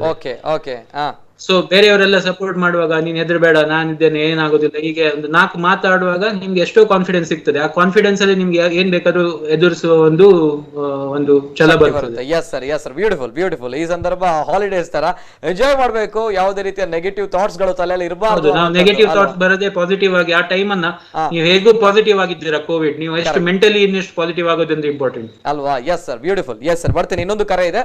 ಹಲೋ ಸರ್ ನಮಸ್ತೆ. ಧ್ವನಿ ಕೇಳ್ತಾ ಇದೆಯಾ? ಓಕೆ, ಕರೆ ಕಟ್ ಆಗಿದೆ. ದಯಮಾಡಿ ತಮ್ಮ ಟಿವಿ ಅಲ್ಲಿ ಮ್ಯೂಟ್ ಮಾಡಿ, ಇಲ್ಲದಿದ್ರೆ ಕರೆ ಕಟ್ ಆಗುತ್ತೆ. ಎಸ್ ಸರ್, ತಮ್ಮ ದಿನಚರಿ ಯಾವ ರೀತಿ ಇತ್ತು ಸರ್? ಈ ಒಂದು 10 ದಿನಗಳು ಯಾವ ರೀತಿ ಟೈಮ್ ಸ್ಪೆಂಡ್ ಮಾಡ್ತಾ ಇದ್ರಿ? ಅಂದ್ರೆ ಜನರಿಗೆ ಉಪಯುಕ್ತವಾಗಿರುವಂತದ್ದು ಏನು? Yes sir. ಒಂದು 10 ಗಂಟೆದು ಒಳ್ಳೆ ನಿದ್ರೆ, ಇಲ್ಲಾದ್ರೆ ನಾರ್ಮಲಿ ನಮ್ಗೆ ಒಂದು ನಮ್ಮ ಪ್ರೊಫೆಷನಲ್ಲಿ ಕೂಡ ಇರ್ಲಿ ಮತ್ತೆ ಮನೆಯಲ್ಲಿರುವಾಗ ಒಂದು 10 ಗಂಟೆ ನಿದ್ರೆ ಬೇಕಾದ್ರೆ ಒಂದು 3 ದಿನ ನಿದ್ದೆಗಳನ್ನು ಒಟ್ಟು ಮಾಡಿದ್ರೆ 10 ಗಂಟೆ ನಿದ್ರೆ ಸಿಗೋದು. ಸೊ ಈ ಪೀರಿಯಡ್ ಅಲ್ಲಿ ನಮ್ಗೆ ಯಾವ್ದು ಟೆನ್ಷನ್ ಇಲ್ಲ, ಕೆಲಸ ಇಲ್ಲ, ಎಲ್ಲಿ ಹೋಗ್ಲಿಕ್ಕಿಲ್ಲ, ಮತ್ತೆ ಏನು ರೆಸ್ಪಾನ್ಸಿಬಿಲಿಟೀಸ್ ಇಲ್ಲ, ನಮ್ಮ ರೂಮ್ ಅಲ್ಲಿ ಮತ್ತೆ ನಾವು ಮಾತ್ರ. ಸೊ ನಮ್ಗೆ ಒಂದು 8 to 10 hours ಒಳ್ಳೆ ರೆಸ್ಟ್ ಮಾಡಿ ಒಂದು ಒಳ್ಳೆ ನಿದ್ರೆ ಮಾಡ್ಲಿಕ್ಕೆ ಒಂದು ಅವಕಾಶ ಸಿಕ್ತು. ಅದೊಂದು. ಬೆಳಿಗ್ಗೆ ಎದ್ದ ತಕ್ಷಣ ನಮ್ಗೆ ಬ್ರೇಕ್ಫಾಸ್ಟ್ ಮತ್ತೆ ಅದೆಲ್ಲ ಆದ್ಮೇಲೆ ಸ್ವಲ್ಪ ಬುಕ್ಸ್ ಓದೋದು, ಮತ್ತೆ ಮೊಬೈಲ್ ಅಲ್ಲಿ ಫ್ರೆಂಡ್ಸ್ ಒಟ್ಟಿಗೆ ಮಾತಾಡೋದು, ಮಧ್ಯಾಹ್ನದ ಊಟ ಆದ್ಮೇಲೆ ಇನ್ನೊಂದು 2 hours ನ್ಯಾಪ್. ಇಲ್ಲಾದ್ರೆ ನಮ್ಮ ಲೈಫ್ ಅಲ್ಲಿ ಮಧ್ಯಾಹ್ನದೊಂದು ನಿದ್ರೆ ಎಂಬುದು ಒಂದು ಸಂಡೆ ಬಿಟ್ಟರೆ ಬೇರೆ ವಿಷಯನೇ ಇಲ್ಲ. ಸೊ ಅದು ಕೂಡ ಒಂದು 2 hours ಒಂದು ನ್ಯಾಪ್. ಮತ್ತೆ ಸಂಜೆ ಪುನಃ ಮತ್ತೆ ಸಂಜೆಯಿಂದ ರಾತ್ರಿ ತನಕ ಪುನಃ ಒಂದು ಬುಕ್ ಓದೋದು ಅಥವಾ ಮೊಬೈಲ್ ಅಲ್ಲಿ ಫ್ರೆಂಡ್ಸ್ ಒಟ್ಟಿಗೆ ಮಾತಾಡೋದು ಅಥವಾ ಫ್ಯಾಮಿಲಿ ಒಟ್ಟಿಗೆ ಮಾತಾಡಿ ಹಾಗೆ ಟೈಮ್ 10 ದಿನ ಹೇಗೆ ಹೋಯ್ತು ಅಂತ ಹೇಳಲಿಕ್ಕೆ ಈಗ ನೋಡಿದ್ರೆ ಅದು ಫಾಸ್ಟ್ ಆಗಿ ಹೋಯ್ತು ಅಂತ ಹೇಳ್ಬೋದು ಅಲ್ವಾ? ಗೊತ್ತಾಗಿಲ್ಲ ನಿಜವಾಗ್ಲೂ ಸರ್. ತಾವು ಎಕ್ಸ್ಪ್ಲೇನ್ ಮಾಡೋ ಗೊತ್ತಾಗುತ್ತೆ. ಅಂಡ್ ತಮ್ಮ ಬಿಸಿ ಲೈಫ್, ಬಿಸಿ ಶೆಡ್ಯೂಲ್, ತಮ್ಮ ಪ್ರೊಫೆಷನ್ ಇರುವಂತದ್ದು ಅದೇ ರೀತಿ. ಅಂಡ್ ಈ ಒಂದು 10 days ಯಾವ ರೀತಿ ಕಳೆದ್ರೆ ಅನ್ನುವಂಥದ್ದು ಮಾತಾಡ್ಬೇಕಂಡ್ ಇನ್ನೊಂದು ಕರೆ ಇದೆ. ಹಲೋ ಸರ್ ನಮಸ್ತೆ. ಹಲೋ ಸರ್, ನವೀನ್ ಅವರು ನಮಸ್ತೆ ಸರ್. ಎಲ್ಲಿಂದ ಕರೆ ಮಾಡ್ತಾ ಇದ್ದೀರಾ? ಬಳ್ಳಾಲ್ಬಾಗಿಂದ ನವೀನ್ ಅವರು ಸರ್ ನಮಸ್ತೆ. ಮಾತಾಡಿ ಸರ್, ಮಾತಾಡಿ. ನಾನು ಮೊನ್ನೆ 15ಕ್ಕೆ ಸ್ಯಾಂಪಲ್ ಕೊಟ್ಟಿದ್ದೇನೆ. ಸ್ವಲ್ಪ ಕೆಮ್ಮು ಎಲ್ಲ ಇತ್ತು. ಓಕೆ. ನಾನಲ್ಲಿ ಹಾಸ್ಪಿಟಲ್ ಕೆಲಸ ಮಾಡೋದು. ಹಾಗೆ ಅವ್ರು ನನಗೆ ಮಾಡಿದ್ರು ಟೆಸ್ಟ್ ಮಾಡಿಸಿ, ಹಾಗೆ ಹೋದೆ. ಅಲ್ಲಿ ಎಲ್ಲ ಸ್ಯಾಂಪಲ್ ಕೊಟ್ಟು ಆಗುವಾಗ 4 ಗಂಟೆ ಆಯ್ತು. ನಂತರ ಮೆಡಿಸಿನ್ ಕೇಳಿದೆ. ಮೆಡಿಸಿನ್ ಬೇಡ, 24 ಗಂಟೆ ಒಳಗೆ ಏನಾದ್ರು ಕೆಮ್ಮು ಬಂದ್ರೆ ಏನಾಗೋದಿಲ್ಲ ಹೋಗಿ ಅಂತ ಹೇಳಿದ್ರು. ಬಂದ ನಂತರ ಸಂಜೆ ಆಗ ಜೋರು ಜ್ವರ ಇತ್ತು. ಮತ್ತೆ ನಮ್ಮ ಸ್ಟಾಫ್ನವರ ಕೇಳಿ ಒಂದು ಡೋಲೋ ಟ್ಯಾಬ್ಲೆಟ್ ತಗೊಂಡು ಮತ್ತೆ ಮಾಡಿ ಮತ್ತೆ ಬೆಳಿಗ್ಗೆ ಎಲ್ಲ ಸರಿ ಆಯ್ತು. ಈಗ ಸರಿ ಉಂಟು. ರಿಪೋರ್ಟ್ ಮಾತ್ರ ಇನ್ನೂ ಸಹ ಬರ್ಲಿಲ್ಲ. ನಾನು ನಿನ್ನೆ ಇಂಟು ಬರ್ಲಿಲ್ಲ, ನೆನೆ ಬರ್ಬೇಕಿತ್ತು ಬರ್ಲಿಲ್ಲ. ಇವತ್ತು ಸಹ ಮಧ್ಯಾಹ್ನ ತನಕ ಬರ್ಲಿಲ್ಲ. ಮತ್ತೆ ಅಲ್ಲಿ ಎಲ್ಲ ಫೋನ್ ಮಾಡಿ ಹೇಳುವಾಗ ಇಲ್ಲ ಆಗ್ಲಿಲ್ಲ ನಾಳೆ ಬರ್ತದೆ ಹಾಗೆ ಎಲ್ಲ ಇತ್ತು. ಮತ್ತೆ 4 ಗಂಟೆ ಫೋನ್ ಬಂತು. ಓಕೆ, ತಾವು ಯಾವಾಗ ಸರ್ ಸ್ವಾಬ್ ಟೆಸ್ಟ್ ಮಾಡಿದ್ರಿ? 15ಕ್ಕೆ. ಇವತ್ತು 17, 2 ದಿನ ಆಯ್ತು. ಹೌದು. ನಾನು ಮತ್ತೆ ಇನ್ನು ಸಹ ರಿಪೋರ್ಟ್ ಬರ್ಲಿಲ್ಲ. ಹಾಸ್ಪಿಟಲ್ ನನಗೆ ಈಗ ಅಡ್ಮಿಷನ್ ಮಾಡ್ಲಿಕ್ಕೆ ಹೇಳಿದ್ದಾರೆ ವೆನ್ನಕನವರು. ಅಲ್ಲ, ಅರ್ಥ ಆಗಿಲ್ಲ ಅಂದ್ರೆ ರಿಪೋರ್ಟ್ ಬರ್ಲಿಲ್ಲ ಇನ್ನೂ ಕೂಡ 2 ದಿನ ಆಯ್ತು. ಆದ್ರೆ ಈಗ ಏನ್ ಹೇಳಿದಾರೆ ಹೇಳಿ? ವೆನ್ನಕಿನಿಂದ ರಿಪೋರ್ಟ್ ಬಂದಿದೆ. ವೆನ್ನಕಿಗೆ ಅಲ್ಲಿ ಡಾಕ್ಟರ್ ಫೋನ್ ಮಾಡಿದ್ರು, ನಿಮ್ಗೆ ಪಾಸಿಟಿವ್ ಬಂದಿದೆ, ನೀವು ಅಡ್ಮಿಷನ್ ಆಗ್ಬೇಕು ಅಂತ. ಓಕೆ ಸರಿ. ಆಗ ಅಂದ್ರೆ ಅದಕ್ಕೆ ರಿಪೋರ್ಟ್ ನಾನು ಅಡ್ಮಿಷನ್ ಆಗ್ಬೇಕಾದ್ರೆ ಈ ಸೈಡ್ ಅಡ್ಮಿಷನ್ ಆಗ್ಬೇಕು. ಅಲ್ಲಿ ಅಡ್ಮಿಷನ್ ಹೋಗೋ ರಿಪೋರ್ಟ್ ಬರ್ಲಿಲ್ಲ. ಅಲ್ಲಿ ಹಾಸ್ಪಿಟಲ್ಗೆ ರಿಪೋರ್ಟ್ ಇನ್ನು ಹೋಗ್ಬೇಕಷ್ಟು, ಇನ್ನೂ ಬರ್ಲಿಲ್ಲ ಹಾಸ್ಪಿಟಲ್ ರಿಪೋರ್ಟ್. ಓಕೆ. ಇಲ್ಲ, ಈಗ ರಿಪೋರ್ಟ್ ಕೊಡುವಂತದ್ದು ಪ್ರಕ್ರಿಯೆ ಇಲ್ಲ. ಪಾಸಿಟಿವ್ ಅಂತ ಹೇಳಿದ್ರೆ ಪಾಸಿಟಿವ್ ಅಂತ ಹೇಳ್ತಾರೆ. ಸೊ ರಿಪೋರ್ಟ್ ಅಲ್ಲಿ ಹಾಸ್ಪಿಟಲ್ಗೆ ಬರ್ಬೇಕಲ್ಲ, ನಾನು ಕೊಟ್ಟ ಹಾಸ್ಪಿಟಲ್ಗೆ ಬರ್ಬೇಕಲ್ಲ ರಿಪೋರ್ಟ್. ಅಡ್ಮಿಷನ್ ಆಗಬೇಕಾದ್ರೆ ಅದು ರಿಪೋರ್ಟ್ ತಗೊಂಡು ಅಡ್ಮಿಷನ್ ಮಾಡೋದು ಅವರು. ಓಕೆ. ಈಗ ತಮ್ಮ ಮತ್ತು ಅದು 2 ಬೇಕು ಅಂತ ಹೇಳಿದ್ರು ಅಡ್ಮಿಷನ್ ಆಗ್ಲಿಕ್ಕೆ. ರಿಪೋರ್ಟ್ ಲ್ಯಾಬಲ್ಗೆ ಹೋಗಿ ಬರ್ಲಿಲ್ಲ. ಬಂದ್ರೆ ನಾವು ಫೋನ್ ಮಾಡ್ತೇವೆ ಅಂತ ಹೇಳಿದ್ರು. ಈಗ 8 ಗಂಟೆ ಆಯ್ತು, ಇನ್ನೂ ಸಹ ಬರ್ಲಿಲ್ಲ. ಓಕೆ, ಇನ್ನೂ ರಿಪೋರ್ಟ್ ನಮ್ಮ ವೆಲ್ಲಾಕಿಗೆ ಬರ್ಲಿಲ್ಲ. ವೆಲ್ಲಕ್ಕಿ ಬಂದಿದೆ. ವೆಲ್ಲಕ್ಕಿ ಅವ್ರಿಗೆ ಲಿಸ್ಟ್ ಬರೋದಂತೆ. ವೆಲ್ಲಕ್ಕಿ ಈಗ ನಾವು ಕೇಳಿದ್ದೇವೆ, ನನ್ನ ಮಗ ಹೋಗಿ ಕೇಳಿದ್ರೆ ನಮಗೆ ಲಿಸ್ಟ್ ಬರೋದು ಹಾಗೆ. ಮತ್ತೆ ರಿಪೋರ್ಟ್ ಅಲ್ಲಿ ತಗೊಳ್ಬೇಕು ನೀವು ಕೊಟ್ಟಲ್ಲಿ ಅಂತ ಹೇಳಿದ್ರು. ಹಾಗೆ ಕೊಟ್ಟಲ್ಲಿ ತಗೊಳ್ಳುವಾಗ ಅಲ್ಲಿ ಕೇಳುವಾಗ ಇನ್ನೂ ಸಹ ಬರ್ಲಿಲ್ಲ. ಇನ್ನು ನಾಳೆ ಆಯ್ತು ಅಂತ ಆಯ್ತು. ಸರಿ, ಈಗ ನೀವು ಮನೇಲಿ ಇದ್ದೀರಲ್ಲ ಸರ್? ನೀವು ಮನೇಲಿ ಇದ್ದೀರಾ ಈಗ? ಮನೇಲಿ. ಓಕೆ, ಏನ್ ಹೇಳಿದ್ರು ವೆಲ್ಲೋಕಲ್ಲಿ? ಏನ್ ಹೇಳಿದ್ರು? ನೀವು ಬರ್ಬೇಕಾ, ಅಡ್ಮಿಟ್ ಆಗ್ಬೇಕಾ, ಅಥವಾ ಏನ್ ಹೇಳಿದ್ರು? ಬರ್ಬೇಕು ಅಂತ ಹೇಳಿದ್ರು. ಅಡ್ಮಿಟ್ ಆಗಿ ನೀವು ಎಲ್ಲಕ್ಕೆ ಬಂದ್ರೆ ಕಳಿಸ್ತೇವೆ ಬೇರೆ ಹಾಸ್ಪಿಟಲ್ಗೆ ಹೇಳಿದ್ರು. ಅದೇ ನಾನು ಕೆಲಸ ಮಾಡಕ್ಕೆ ಹಾಸ್ಪಿಟಲ್ ಕೆಲಸ ನಾನು ಅಡ್ಮಿಷನ್ ಆಗ್ತೇನೆ ಅಂತ ಹೇಳಿದೆ. ಓಕೆ ಸರಿ. ಹಾಸ್ಪಿಟಲ್ ಅಂತ ಹಾಗೆ ಸರಿ ಸರಿ ಸರ್ ಸರಿ ಸರ್, ಈಗ ನಿಮ್ಮ ಪ್ರಶ್ನೆ ಮತ್ತು ತಮ್ಮ ಗೊಂದಲ ಏನು ಸರ್? ಪ್ರಶ್ನೆ ಅಂದ್ರೆ ಇಷ್ಟು ಬೇಕಾ ಅಂತ ನಾನು ನಿಮ್ಮ ಹತ್ರ ಕೇಳೋದಂದ್ರೆ, ಕೆಲವರು 24 ಗಂಟೆ ಬರ್ತಾರೆ ಅಂತ ಹೇಳ್ತಾರೆ. ಇಷ್ಟು ನನ್ನದೇ ನೋಡಿ, ನಾನು ಅಲ್ಲಿ ಕೆಲಸ ಮಾಡ್ತಿದ್ದವನೇ, ನನಗೆ ಈಗ ಆಯ್ತು 48 ಗಂಟೆ ಕಳೀತು ಸ್ಯಾಂಪಲ್ ಕೊಟ್ಟು. ಓಕೆ ಓಕೆ ಓಕೆ, ಇಲ್ಲ ಇಲ್ಲ ಅದನ್ನು ಕೇಳಿದಷ್ಟೇ. ಮತ್ತೆ ನೋಡಿ, ಅವರು ಸ್ಯಾಂಪಲ್ ತಗೊಂಡ ತಕ್ಷಣ ಏನಾದ್ರು ಕೊಡಬೇಕಿತ್ತು, ಮೆಡಿಸಿನ್ ಕೊಡ್ಲೇ ಇಲ್ಲ. ಮತ್ತೆ ನನ್ನ ಇಚ್ಛೆಯಿಂದ ನಾನು ತಗೊಂಡು ಜ್ವರ ಎಲ್ಲ ಕಮ್ಮಿ ಆಯ್ತು. ಈಗ ಡೋಲ ತಗೊಂಡು ಜ್ವರ ಕಮ್ಮಿ ಆಯ್ತು. ಈಗ ರೋಗ ಲಕ್ಷಣ ಎಲ್ಲ ಕಡಿಮೆ ಆಗಿದೆಯಾ ತಮ್ಗೆ? ಏನೇ ರೋಗ ಲಕ್ಷಣ ಯಾವುದಿಲ್ಲ ಈಗ ಸಾಧ್ಯ ಎಲ್ಲ ಕಮ್ಮಿ ಉಂಟು. ಓಕೆ, ಪಾಸಿಟಿವ್ ಉಂಟು. ಅದು ಅಡ್ಮಿಷನ್ ಆಗ್ಬೇಕಲ್ಲ, ಅಂದ್ರೆ BP ಶುಗರ್ ಎಲ್ಲ ಉಂಟು. ಸರಿ, ಯಾವ ಸಂದರ್ಭಗಳಲ್ಲಿ ತಾವು ಅಂದ್ರೆ 2 ದಿನದ ಮುಂಚೆ ತಾವು ಟೆಸ್ಟ್ ಮಾಡಿದ್ರಿ, ಆವಾಗ ರೋಗ ಲಕ್ಷಣ ಇತ್ತ ತಮ್ಮಲ್ಲಿ? ಇತ್ತು, ಸ್ವಲ್ಪ ಕೆಮ್ಮಿತ್ತು, ಅದಕ್ಕೋಸ್ಕರ ಟೆಸ್ಟ್ ಮಾಡಿದ್ರಿ. ಈಗ ಎಲ್ಲವೂ ಕೂಡ ಕಡಿಮೆ ಆಗಿದೆ. ಹೌದೌದು. ಓಕೆ ಓಕೆ, ಸರಿ ಸರ್, ಸರಿ ಸರಿ, ಮಾತಾಡೋಣ, ಕೇಳ್ತೇನೆ ಡಾಕ್ಟರ್ ಜೊತೆ. ಏನ್ ಹೇಳ್ತೀರಾ ಸರ್ ಡಾಕ್ಟರ್ ಈ ಸಂದರ್ಭ? ಅಂದ್ರೆ 2 ದಿನದ ಮುಂಚೆ ಕೆಮ್ಮಿತ್ತು, ಟೆಸ್ಟ್ ಮಾಡಿದ್ರೆ ಪಾಸಿಟಿವ್ ಬಂತು, ಆದ್ರೆ ಈಗ ಏನಿಲ್ಲ, ಏನ್ ಮಾಡ್ಬೇಕು? ಅವರು ಅಡ್ಮಿಟ್ ಆಗ್ಲೇಬೇಕಾ, ಅನಿವಾರ್ಯವಾ, ಹೇಗೆ ಸರ್? ಅದೇ ನಾವು ಕೇಳಲಿಕ್ಕೆ ಅವರ ಏಜ್ ಒಂದು ಕೇಳಬೇಕಿತ್ತು. ಯಾಕಂದ್ರೆ ಅಬೌವ್ 60 ಆಗಿ ಬೇರೆ ಅಥವಾ ಏನಾದ್ರು ಡಯಾಬಿಟೀಸ್ ಅಥವಾ ಬೇರೆ ಕೋಮಾರ್ಬಿಡಿಟೀಸ್ ಅಂದ್ರೆ ಬೇರೆ ಕಂಡೀಷನ್ಸ್ ಇದ್ರೆ ಅವರಿಗೆ ಮತ್ತೆ ಮನೆಯಲ್ಲಿ ಒಂದು ಸೆಪರೇಟ್ ಆಗಿ ರೂಮ್ ವಿತ್ ಅಟ್ಯಾಚ್ ಬಾತ್ರೂಮ್ ಮಾತ್ರ ಅದೊಂದು ಇದೊಂದು ಲಿಸ್ಟ್ ಉಂಟು ಹೋಮ್ ಕ್ವಾರಂಟೈನಿಗೆ ಎಲಿಜಿಬಿಲಿಟಿಗೆ. ಅದೆಲ್ಲ ಇಲ್ಲದಿದ್ರೆ ಅವರಿಗೆ ಹೋಮ್ ಕ್ವಾರಂಟೈನ್ ಆಪ್ಷನ್ ಇರೋದಿಲ್ಲ, ಹಾಸ್ಪಿಟಲ್ ಅಡ್ಮಿಟ್ ಆಗಿ ಬೇಕಾಗಿ ಬರ್ತದೆ ಒಂದು. ಮತ್ತೆ ಅವ್ರು ಹೇಳಿದ ಪ್ರಕಾರ 2 ದಿನ ಆಯ್ತು, ರಿಪೋರ್ಟ್ ಲೇಟ್ ಆಯ್ತು ಅಂತ. ರಿಪೋರ್ಟ್ ಕೆಲವು ಟೈಮ್ ಲೇಟ್ ಆಗ್ತದೆ, ಯಾಕಂದ್ರೆ ಕೆಲವರು ಟೆಸ್ಟ್ ಸ್ಯಾಂಪಲ್ ಅನ್ನ ನಾವು ನಮ್ಮ ಹಾಸ್ಪಿಟಲ್ ಇಂದ ಇವನ್ ಶಿವಮೊಗ್ಗಕ್ಕೆ ಸಹ ಕಳಿಸಿದ್ದಾರೆ. ಸೊ ಅವರಿಗೆ ಅಲ್ಲಿಂದ ಲಿಸ್ಟ್ ಬರ್ತದೆ, ಅದು ರಿಪೋರ್ಟ್ ಜನರೇಟ್ ಆಗಿ ಬರ್ಲಿಕ್ಕೆ ಸ್ವಲ್ಪ ಟೈಮ್ ಆಗ್ತದೆ. ಆದ್ರೆ ಪಾಸಿಟಿವ್ ಅಂತ ಹಾಸ್ಪಿಟಲ್ ಇಂದ ಫೋನ್ ಬಂದ ಮೇಲೆ ಅದ್ರಲ್ಲಿ ಯಾವ್ದು ಶಂಕೆ ಇಲ್ಲ. ಅವ್ರಿಗೆ ಹಾಸ್ಪಿಟಲ್ ಇಂದ ಫೋನ್ ಬಂದ್ರೆ ಅವರು ಪ್ರೊಸೀಜರ್ ಫಾಲೋ ಪ್ರಕಾರ ಅವರು ಹೋಗಿ ಅಲ್ಲಿ ಅಡ್ಮಿಟ್ ಆಗೋದು, ಅಥವಾ ಅವರಿಗೆ ಬೇರೆ ಹಾಸ್ಪಿಟಲ್ ಅಲ್ಲಿ ಅವರು ಕೆಲಸ ಮಾಡೋ ಹಾಸ್ಪಿಟಲ್ ಬೇಕಾದ್ರೆ ಅಲ್ಲಿ ಹೋಗಿ ಅದು ವೆನ್ಲಾಕಿಗೆ ಹೋಗಿ ಅವರಿಗೆ ಹೇಳಿ ಅಲ್ಲಿ ಹೋಗೋ ಪ್ರಕ್ರಿಯೆ ಉಂಟು, ಅದು ಮಾಡೋದು ಅವ್ರು ಬೆಟರ್. ಸುಮ್ನೆ ಇನ್ನು ಮನೆಯಲ್ಲಿದ್ದು ಮನೆಯವರಿಗೆ ಕೂಡ ಎಕ್ಸ್ಪೋಸ್ ಆಗೋದು ಅಥವಾ ಜಾಸ್ತಿ ಟೈಮ್ ಸ್ಪೆಂಡ್ ಮಾಡೋದು ಅಡ್ವೈಸಬಲ್ ಅಲ್ಲ. Okay okay okay sir, very useful information. And ಬಳ್ಳಲ್ವಾಗಿಂದ ಕರೆ ಮಾಡಿರುವಂತಹ ವ್ಯಕ್ತಿಯೊಬ್ರು ಕೇಳಿದ್ರು. ಎಸ್, ಇನ್ನೊಂದು ಕರೆ ಇದೆ. ಹಲೋ ಸರ್, ನಮಸ್ತೆ. ಹಲೋ ಸರ್, ನಮಸ್ತೆ, ಧ್ವನಿ ಕೇಳ್ತಾ ಇದೆಯಾ? ನಮಸ್ತೆ. ನಮಸ್ತೆ ಸರ್, ನಮಸ್ತೆ. ತಮ್ಮ ಹೆಸರು, ಎಲ್ಲಿಂದ ಕರೆ ಮಾಡ್ತಾ ಇದ್ದೀರಾ? ನನ್ನ ಹೆಸರು ಅಶೋಕ್ ಪೈ ಅಂತ, ನಾನು ಕಾರ್ಸ್ಟ್ರೀಟ್ ಇಂದ ಮಾತಾಡೋದು. ಅಶೋಕ್ ಪೈ ಅವರು ಕಾರ್ಸ್ಟ್ರೀಟ್ ಇಂದ. ನಮಸ್ತೆ ಸರ್, ನಮಸ್ತೆ, ಮಾತಾಡಿ ಸರ್. ಎಸ್ ಸರ್, ನಮಸ್ಕಾರ ಡಾಕ್ಟ್ರೆ. ನಮಸ್ಕಾರ ಡಾಕ್ಟರ್ ವಿಶ್ವಾಸ್.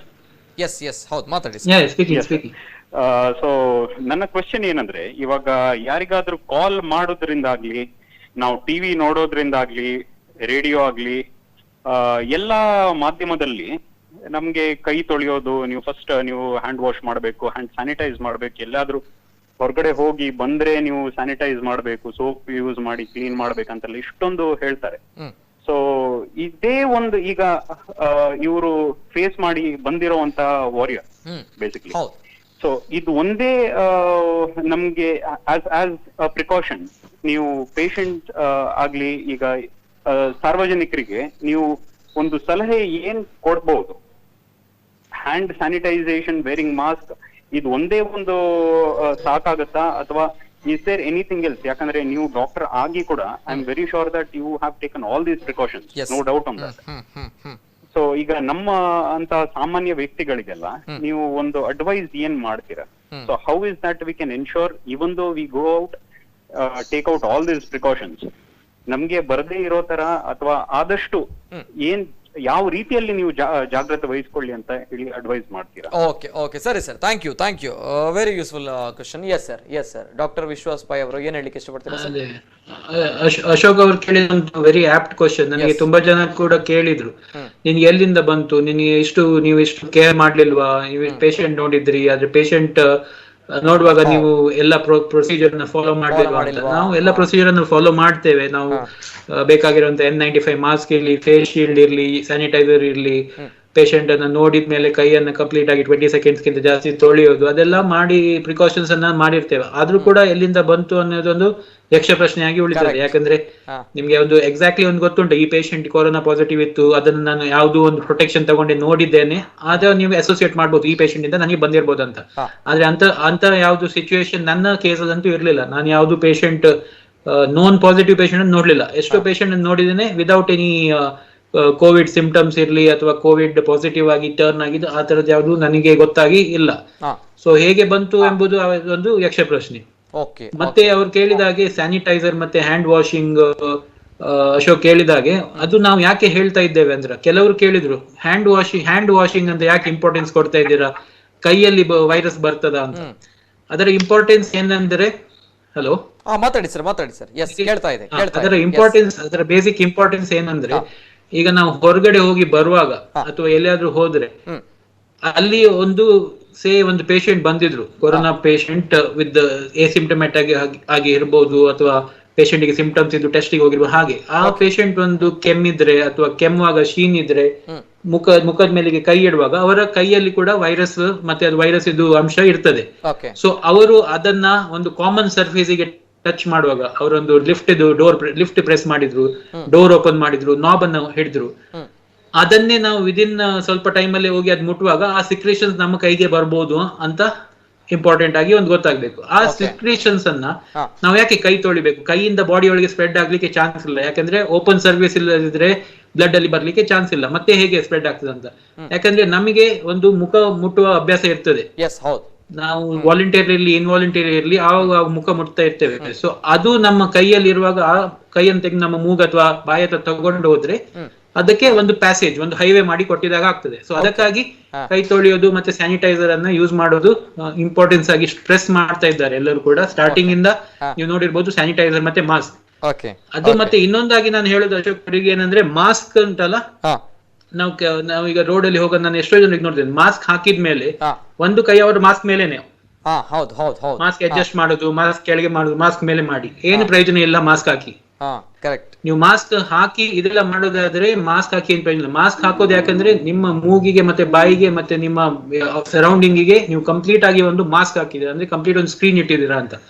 ಅದನ್ನ ಮುಟ್ಟಿ ಇದ್ರೆ ನಿಮ್ಮ ಕೈಯಿಂದ ಪುನಃ ಮುಟ್ಟಿ ಇದ್ರೆ ನೀವು ಅದು ಮಾಸ್ಕ್ ಹಾಕಿ ಏನು ಪ್ರಯೋಜನ ಇಲ್ಲ. ಸೊ ಮೇನ್ಲಿ ಇಂಪಾರ್ಟೆಂಟ್ ಆಗಿ ಮಾಸ್ಕ್ ಹಾಕಿದ್ರೆ, ನೀವು ಬೆಳಿಗ್ಗೆ ಹೊರಗೆ ಹೋಗುವಾಗ ಮಾಸ್ಕ್ ಹಾಕಿದ್ದನ್ನ ಮತ್ತೆ ಮುಟ್ಲಿಕ್ಕಿಲ್ಲ, ಮತ್ತೆ ಮನೆಗೆ ಬರುವಾಗ ಮನೆಗೆ ಬಂದ ಮೇಲೆ ತೆಗೆದು ಅದನ್ನ ಡ್ರೈ ಮಾಡ್ಲಿಕ್ಕೆ ಇಡೋದು ಅಥವಾ ಡಿಸ್ಪೋಸ್ ಮಾಡ್ಲಿಕ್ಕೆ ಡಿಸ್ಪೋಸ್ ಮಾಡೋದು. ಹಾಗೆ ಮಾಡಿದ್ರೆ ಮಾತ್ರ ಮಾಸ್ಕ್ ಹಾಕಿ ಪ್ರಯೋಜನ. ಸೊ ಅದು ಇಂಪಾರ್ಟೆಂಟ್ ಆಗಿ ಅದು ಫಾಲೋ ಮಾಡ್ಬೇಕಾಗ್ತದೆ.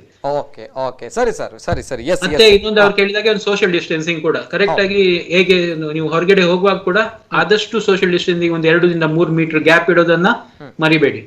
ಓಕೆ ಎಸ್ ಸರ್, ಇದು ಕೇಳಿರುವಂತಹ ಪ್ರಶ್ನೆ, ಪೈ ಅವರು ಕೇಳಿರುವಂತಹ ಪ್ರಶ್ನೆಗೆ ಉತ್ತರ.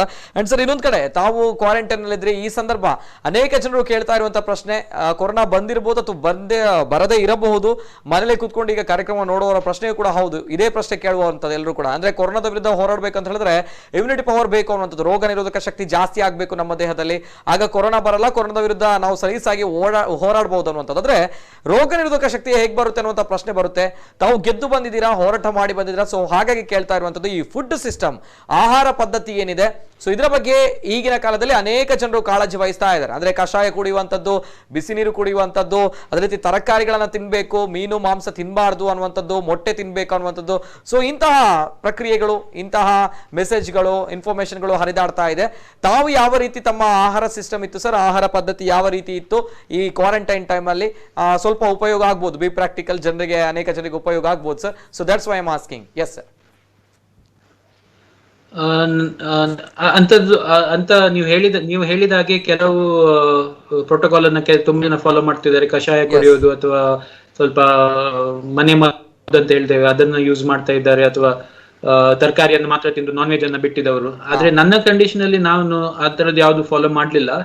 ನನ್ನ ಡಾಕ್ಟರ್ಸ್ ಕೂಡ ನನಗೆ ಹೇಳಿದ್ದು, ನಿನ್ಗೆ ನಾರ್ಮಲ್ ಆಗಿ ಸಿಗುವ ಫುಡ್ ತಿನ್ನು, ನೀವು ಎಷ್ಟು ಬೇಕಾದ್ರೂ ಚಿಕನ್ ಅಥವಾ ಫಿಶ್, ಯಾಕಂದ್ರೆ ಅದ್ರಲ್ಲಿ ಪ್ರೋಟೀನ್ ಇರ್ತದೆ, ಪ್ರೋಟೀನ್ ಅಲ್ಲಿ ಇಮ್ಯುನಿಟಿ ಡೆವಲಪ್ ಆಗ್ತದೆ, ಸೊ ಅದನ್ನು ತಿನ್ನೋದು ನೀವು ತಿನ್ಬಹುದು ಅಂತ ನನಗೆ ಅಡ್ವೈಸ್ ಕೂಡ ಇತ್ತು. ಮತ್ತೆ ನಾನು ಹಾಗೇನೆ ಫಾಲೋ ಮಾಡಿದ್ದೇನೆ.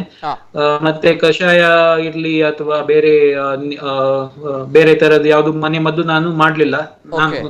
ನನಗೆ ಟ್ರೀಟ್ ಮಾಡುವ ಡಾಕ್ಟರ್ಸ್ ಅಡ್ವೈಸ್ ಪ್ರಕಾರ ನೀವು ನಾರ್ಮಲ್ ಫುಡ್ ಅನ್ನ, ನಾರ್ಮಲ್ ಫ್ರೂಟ್ಸ್ ಅನ್ನ, ನಾರ್ಮಲ್ ನಿಮ್ಮ ಡಯಟ್ ಅನ್ನ ಫಾಲೋ ಮಾಡಿ, ಬೇರೆ ಏನು ಬೇಕಂತ ಸ್ಪೆಷಲ್ ಆಗಿ ಮಾಡ್ಲಿಕ್ಕೆ ಹೋಗ್ಬೇಡಿ ಅಂತ ಹೇಳಿದ್ರು. ನಾವು ಅದೇ ಫಾಲೋ ಮಾಡಿದ್ದು. ಸೊ ಬೇರೆಯವರ ಇದಕ್ಕೆ ನಾನು ಯಾವ್ದು ಅಬ್ಜೆಕ್ಷನ್ ಇಲ್ಲ, ಆದ್ರೆ ನಾನು ಯಾವ್ದು ಹಾಗೆ ಮಾಡ್ಲಿಲ್ಲ. ಓಕೆ ಸರ್, ಇದು ಹಾಗಾದ್ರೆ ತಾವು ಚಿಕನ್ ತಿಂದ್ರಿ, ಅದೇ ರೀತಿ ಫ್ರೂಟ್ಸ್ ಗಳನ್ನ ತಿಂದ್ರಿ, ಅದೇ ರೀತಿ ಈ ಬಿಸಿ ನೀರು ಕುಡಿಯುವಂತದ್ದು ಮಾಡಿದ್ರಾ? ಬಿಸಿ ನೀರು ಅಂದ್ರೆ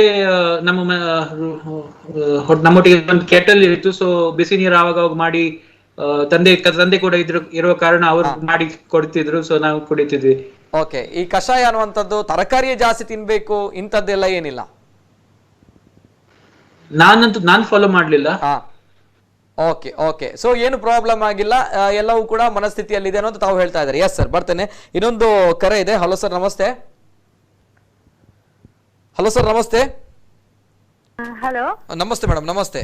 ತಮ್ಮ ಹೆಸರು, ಎಲ್ಲಿಂದ ಕರೆ ಮಾಡ್ತಾ ಇದ್ದೀರಾ? ನನ್ನ ಹೆಸರು ಶರ್ಮಿಳಾ ಅಂತ. ಶರ್ಮಿಳಾ ಅವರು ಎಲ್ಲಿಂದ ಕರೆ ಮಾಡ್ತಾ ಇದ್ದೀರಾ? ಇದು KC road S V Shetty compound ಅಂತ. KC road S V Shetty compound. Yes, ಮಾತಾಡಿ ಮಂಗಳೂರು. ಮಾತಾಡಿ ಶರ್ಮಿಳಾ. ನಾನು ಕೆಎಂಸಿ ಅಲ್ಲಿ ವರ್ಕ್ ಮಾಡುದು. ನನಗೆ 4 ತಾರೀಕಿಂದ ಜ್ವರ ಬರ್ತಾ ಇತ್ತು. ನಾನು ಡೋಲೋ ತೆಗ್ದಿದ್ದೆ, ಡೋಲೋ ಟ್ಯಾಬ್ಲೆಟ್ ತೆಗ್ದಿದ್ದೆ. ಆಗ ನನಗೀಗ ಜ್ವರ ಹೋಗಿದೆ, ಹೋಗಿ ಕೆಮ್ಮಿಲ್ಲ, ಶೀತ ಇಲ್ಲ, ಏನಿಲ್ಲ. 9:10ಕ್ಕೆ ನನಗೆ ರಜೆ ಕೊಟ್ಟಿದ್ರು. 11ಕ್ಕೆ ನಾನು ಡ್ಯೂಟಿಗೆ ಜಾಯಿನ್ ಆದೆ. ಸ್ವಲ್ಪ ವೀಕ್ ಇದ್ದೆ, ಹಾಗೆ ನನ್ನನ್ನು ಡ್ಯೂಟಿಯಿಂದ ವಾಪಸ್ ಕಳಿಸಿದ್ರು. ನನಗೆ ನೀನು ಹುಷಾರಾಗಿ ಬಾ, ಫುಲ್ ಆಗಿ ಮೆಡಿಕಲ್ ಸರ್ಟಿಫಿಕೇಟ್ ತಾ ಅಂತ ಕಳಿಸಿದ್ರು ವಾಪಸ್. ಆಯ್ತು ಅಂತ ನಾನು ಬಂದೆ.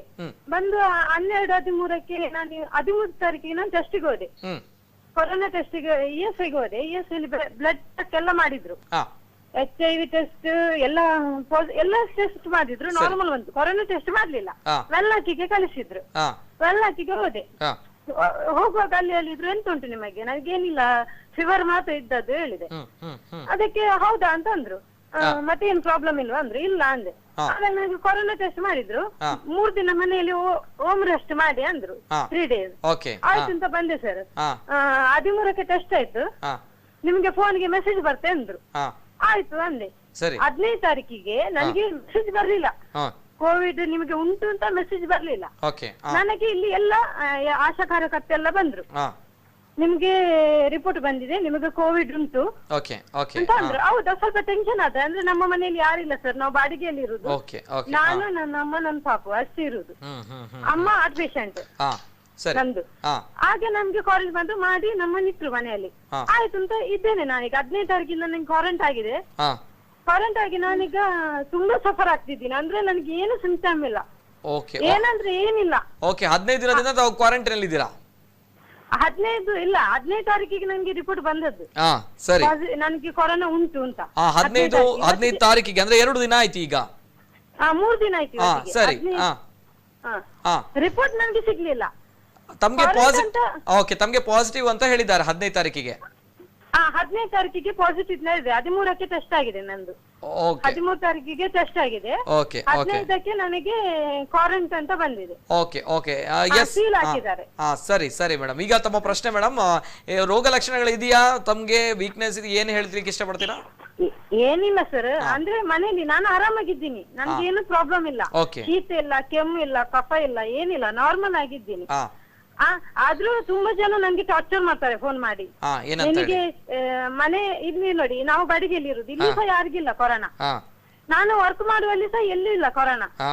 ಖಾಲಿ ಜ್ವರ ಬಂದಿತ್ತು, ಒಟ್ಟಿಗೆ ಜ್ವರ ಬಂತು ಅಷ್ಟೇ. ಆದ್ರೂ ನನಗೆ ಹೇಗೆ ಪಾಸಿಟಿವ್ ಅಂತ ಬಂತು, ಉಂಟು ಅಂತ ಹೇಗೆ ಬಂತು ಕೊರೋನಾ? ಇಲ್ಲ ಮೇಡಮ್, ಅದೇ ಹೇಳುದು, ಅದು ಗೊತ್ತಾಗಲ್ಲ ಹೇಗ್ ಬರುತ್ತೆ ಅಂತ ಹೇಳಿ ಹುಡುಕೋಕ್ಕೋ ಆಗಲ್ಲ, ಸಾಧ್ಯ ಇಲ್ಲ ಕೂಡ. ಹೌದು, ಈಗಿನ ಸದ್ಯದ ಪರಿಸ್ಥಿತಿ ಇರುವಂತದ್ದು ಆ ರೀತಿ ಇದೆ. ಸೊ ಪಾಸಿಟಿವ್ ಬಂತು ಅಂತ ಬಂದಾಗ, ಎಸ್, ಡಾಕ್ಟರ್ ಹೇಳಿದ್ರಲ್ಲ, ನಾವು ಧೃತಿಗೆಡಬಾರ್ದು, ನಾವು ಪಾಸಿಟಿವ್ ಥಿಂಕಿಂಗ್ ಇಂದ ಯಾವತ್ತೂ ಕೂಡ ಇರಬೇಕು, ನೆಗೆಟಿವ್ ಥಾಟ್ಸ್ ನಮ್ಮಲ್ಲಿ ಬರಬಾರ್ದು ಅನ್ನುವಂಥದ್ದು.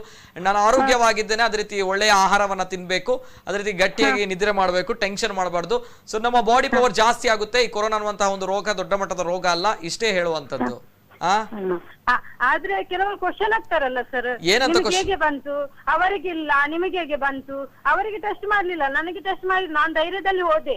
ಏನು ಇಲ್ಲ ಅಂತ ನಾನು ಹೋದೆ ವೆಲ್ನಾಕಿಗೆ. ವೆಲ್ನಾಕಿಂದ ರಿಪೋರ್ಟ್ ನನಗೆ ಕೊಡ್ಲಿಲ್ಲ ಸರ್, ನನಗೆ ವೆಲ್ನಾಕಿಂದ ಯಾವ ಕರೆನೂ ಬರ್ಲಿಲ್ಲ, ಯಾವ ಕರೆನೂ ಬರ್ಲಿಲ್ಲ ಸರ್. ಯಾರು ಪ್ರಶ್ನೆ ಮಾಡೋರು ಯಾವ ರೀತಿ ತಮ್ಗೆ ಹೇಗ್ ಬಂತು, ಯಾಕೆ ಅಂತ ಹೇಳಿ ಯಾರದು ಆ ಲೆವೆಲ್ ಅಲ್ಲಿ ಪ್ರಶ್ನೆ ಮಾಡುವಂತ? ಅಂದ್ರೆ ಹೇಗೆ ಗೊತ್ತಾ ಸರ್, ಇಲ್ಲಿ ಗರ್ಭಿಣಿ ಇದ್ದಾರೆ, ಒಬ್ರು ಗರ್ಭಿಣಿ ಇದ್ದಾರೆ, ನನ್ಗೆ ಗೊತ್ತು, ನಾನು ಅವ್ರ ಕೂಟ ಮಾತಾಡ್ತಿದ್ದೆ, ನನಗೆ ಗೊತ್ತಿರ್ಲಿಲ್ಲ ಕೊರೋನಾ ಉಂಟು ಅಂತ. ನಾನು ಪಾಸಿಟಿವ್ ಆಗಿದ್ದೆ, ಅಂದ್ರೆ ನಾನು ಕೊರೋನಾ ಲಕ್ಷಣ ನನ್ನ ಹತ್ರ ಇಲ್ಲಲ್ಲ. Okay madam, okay, thank you. ತಮ್ಮ ಪ್ರಶ್ನೆಗಳಿಗೆ ಉತ್ತರ ಡಾಕ್ಟರ್ ಕೊಡ್ತಾರೆ. ಈ ಸಂದರ್ಭ ಡಾಕ್ಟರ್ ಏನ್ ಮಾಡಬೇಕು, ವಾಟ್ ನೆಕ್ಸ್ಟ್ ಅವರು ಮಾಡುವಂತಹ ಒಂದು steps? Very simple and yes sir. ಮೊದಲನೇದಾಗಿ ನಮ್ಗೆ ಹೇಗೆ ಬಂತು ಅನ್ನೋದು ಒಂದು ಹುಡುಕ್ಲಿಕ್ಕೆ ಹೋಗ್ಬಾರ್ದು. ನಮ್ಗೆ ಬಂದಿದೆ, ಇನ್ನೇನ್ ಮಾಡ್ಬೇಕಂತ ನಾವು ಆಲೋಚನೆ ಮಾಡ್ಬೇಕು. ಹೇಗೆ ಬಂದಿತ್ತು ಅಂತ ನಮ್ಗೆ ಗೊತ್ತಿದ್ರೆ ಪರವಾಗಿಲ್ಲ, ಅದನ್ನ ಬೆಳಿಗ್ಗೆ ರಾತ್ರಿ ಅದನ್ನೇ ಆಲೋಚನೆ ಮಾಡಿ ಹೇಗೆ ಬಂತು ಅಂತ ಅದು ಮಾಡಿ ಏನ್ ಪ್ರಯೋಜನ ಇಲ್ಲ. ನೋಡಿ ಹೇಗೂ ಬರ್ಬೋದು, ಅವ್ರಿಗೆ ಅವ್ರು ಕೆಲ್ಸಕ್ಕೆ ಬಸ್ಸಲ್ಲಿ ಹೋಗಿರ್ಬೋದು, ಅವ್ರು ರಿಕ್ಷಾದಲ್ಲಿ ಹೋಗಿರ್ಬೋದು, ಅವರು ನಡ್ಕೊಂಡು ಬಂದು ಅಂಗಡಿಗೆ ಹೋಗಿ ಒಂದು ಸಾಮಾನು ತಗೊಳ್ಳಿಕ್ಕೆ ಒಂದು 10 ಮಿನಿಟ್ ಅಲ್ಲಿ ನಿಂತಿರ್ಬೋದು ಸಾಮಾನಿಗೆ ವೇಟ್ ಮಾಡುವಾಗ.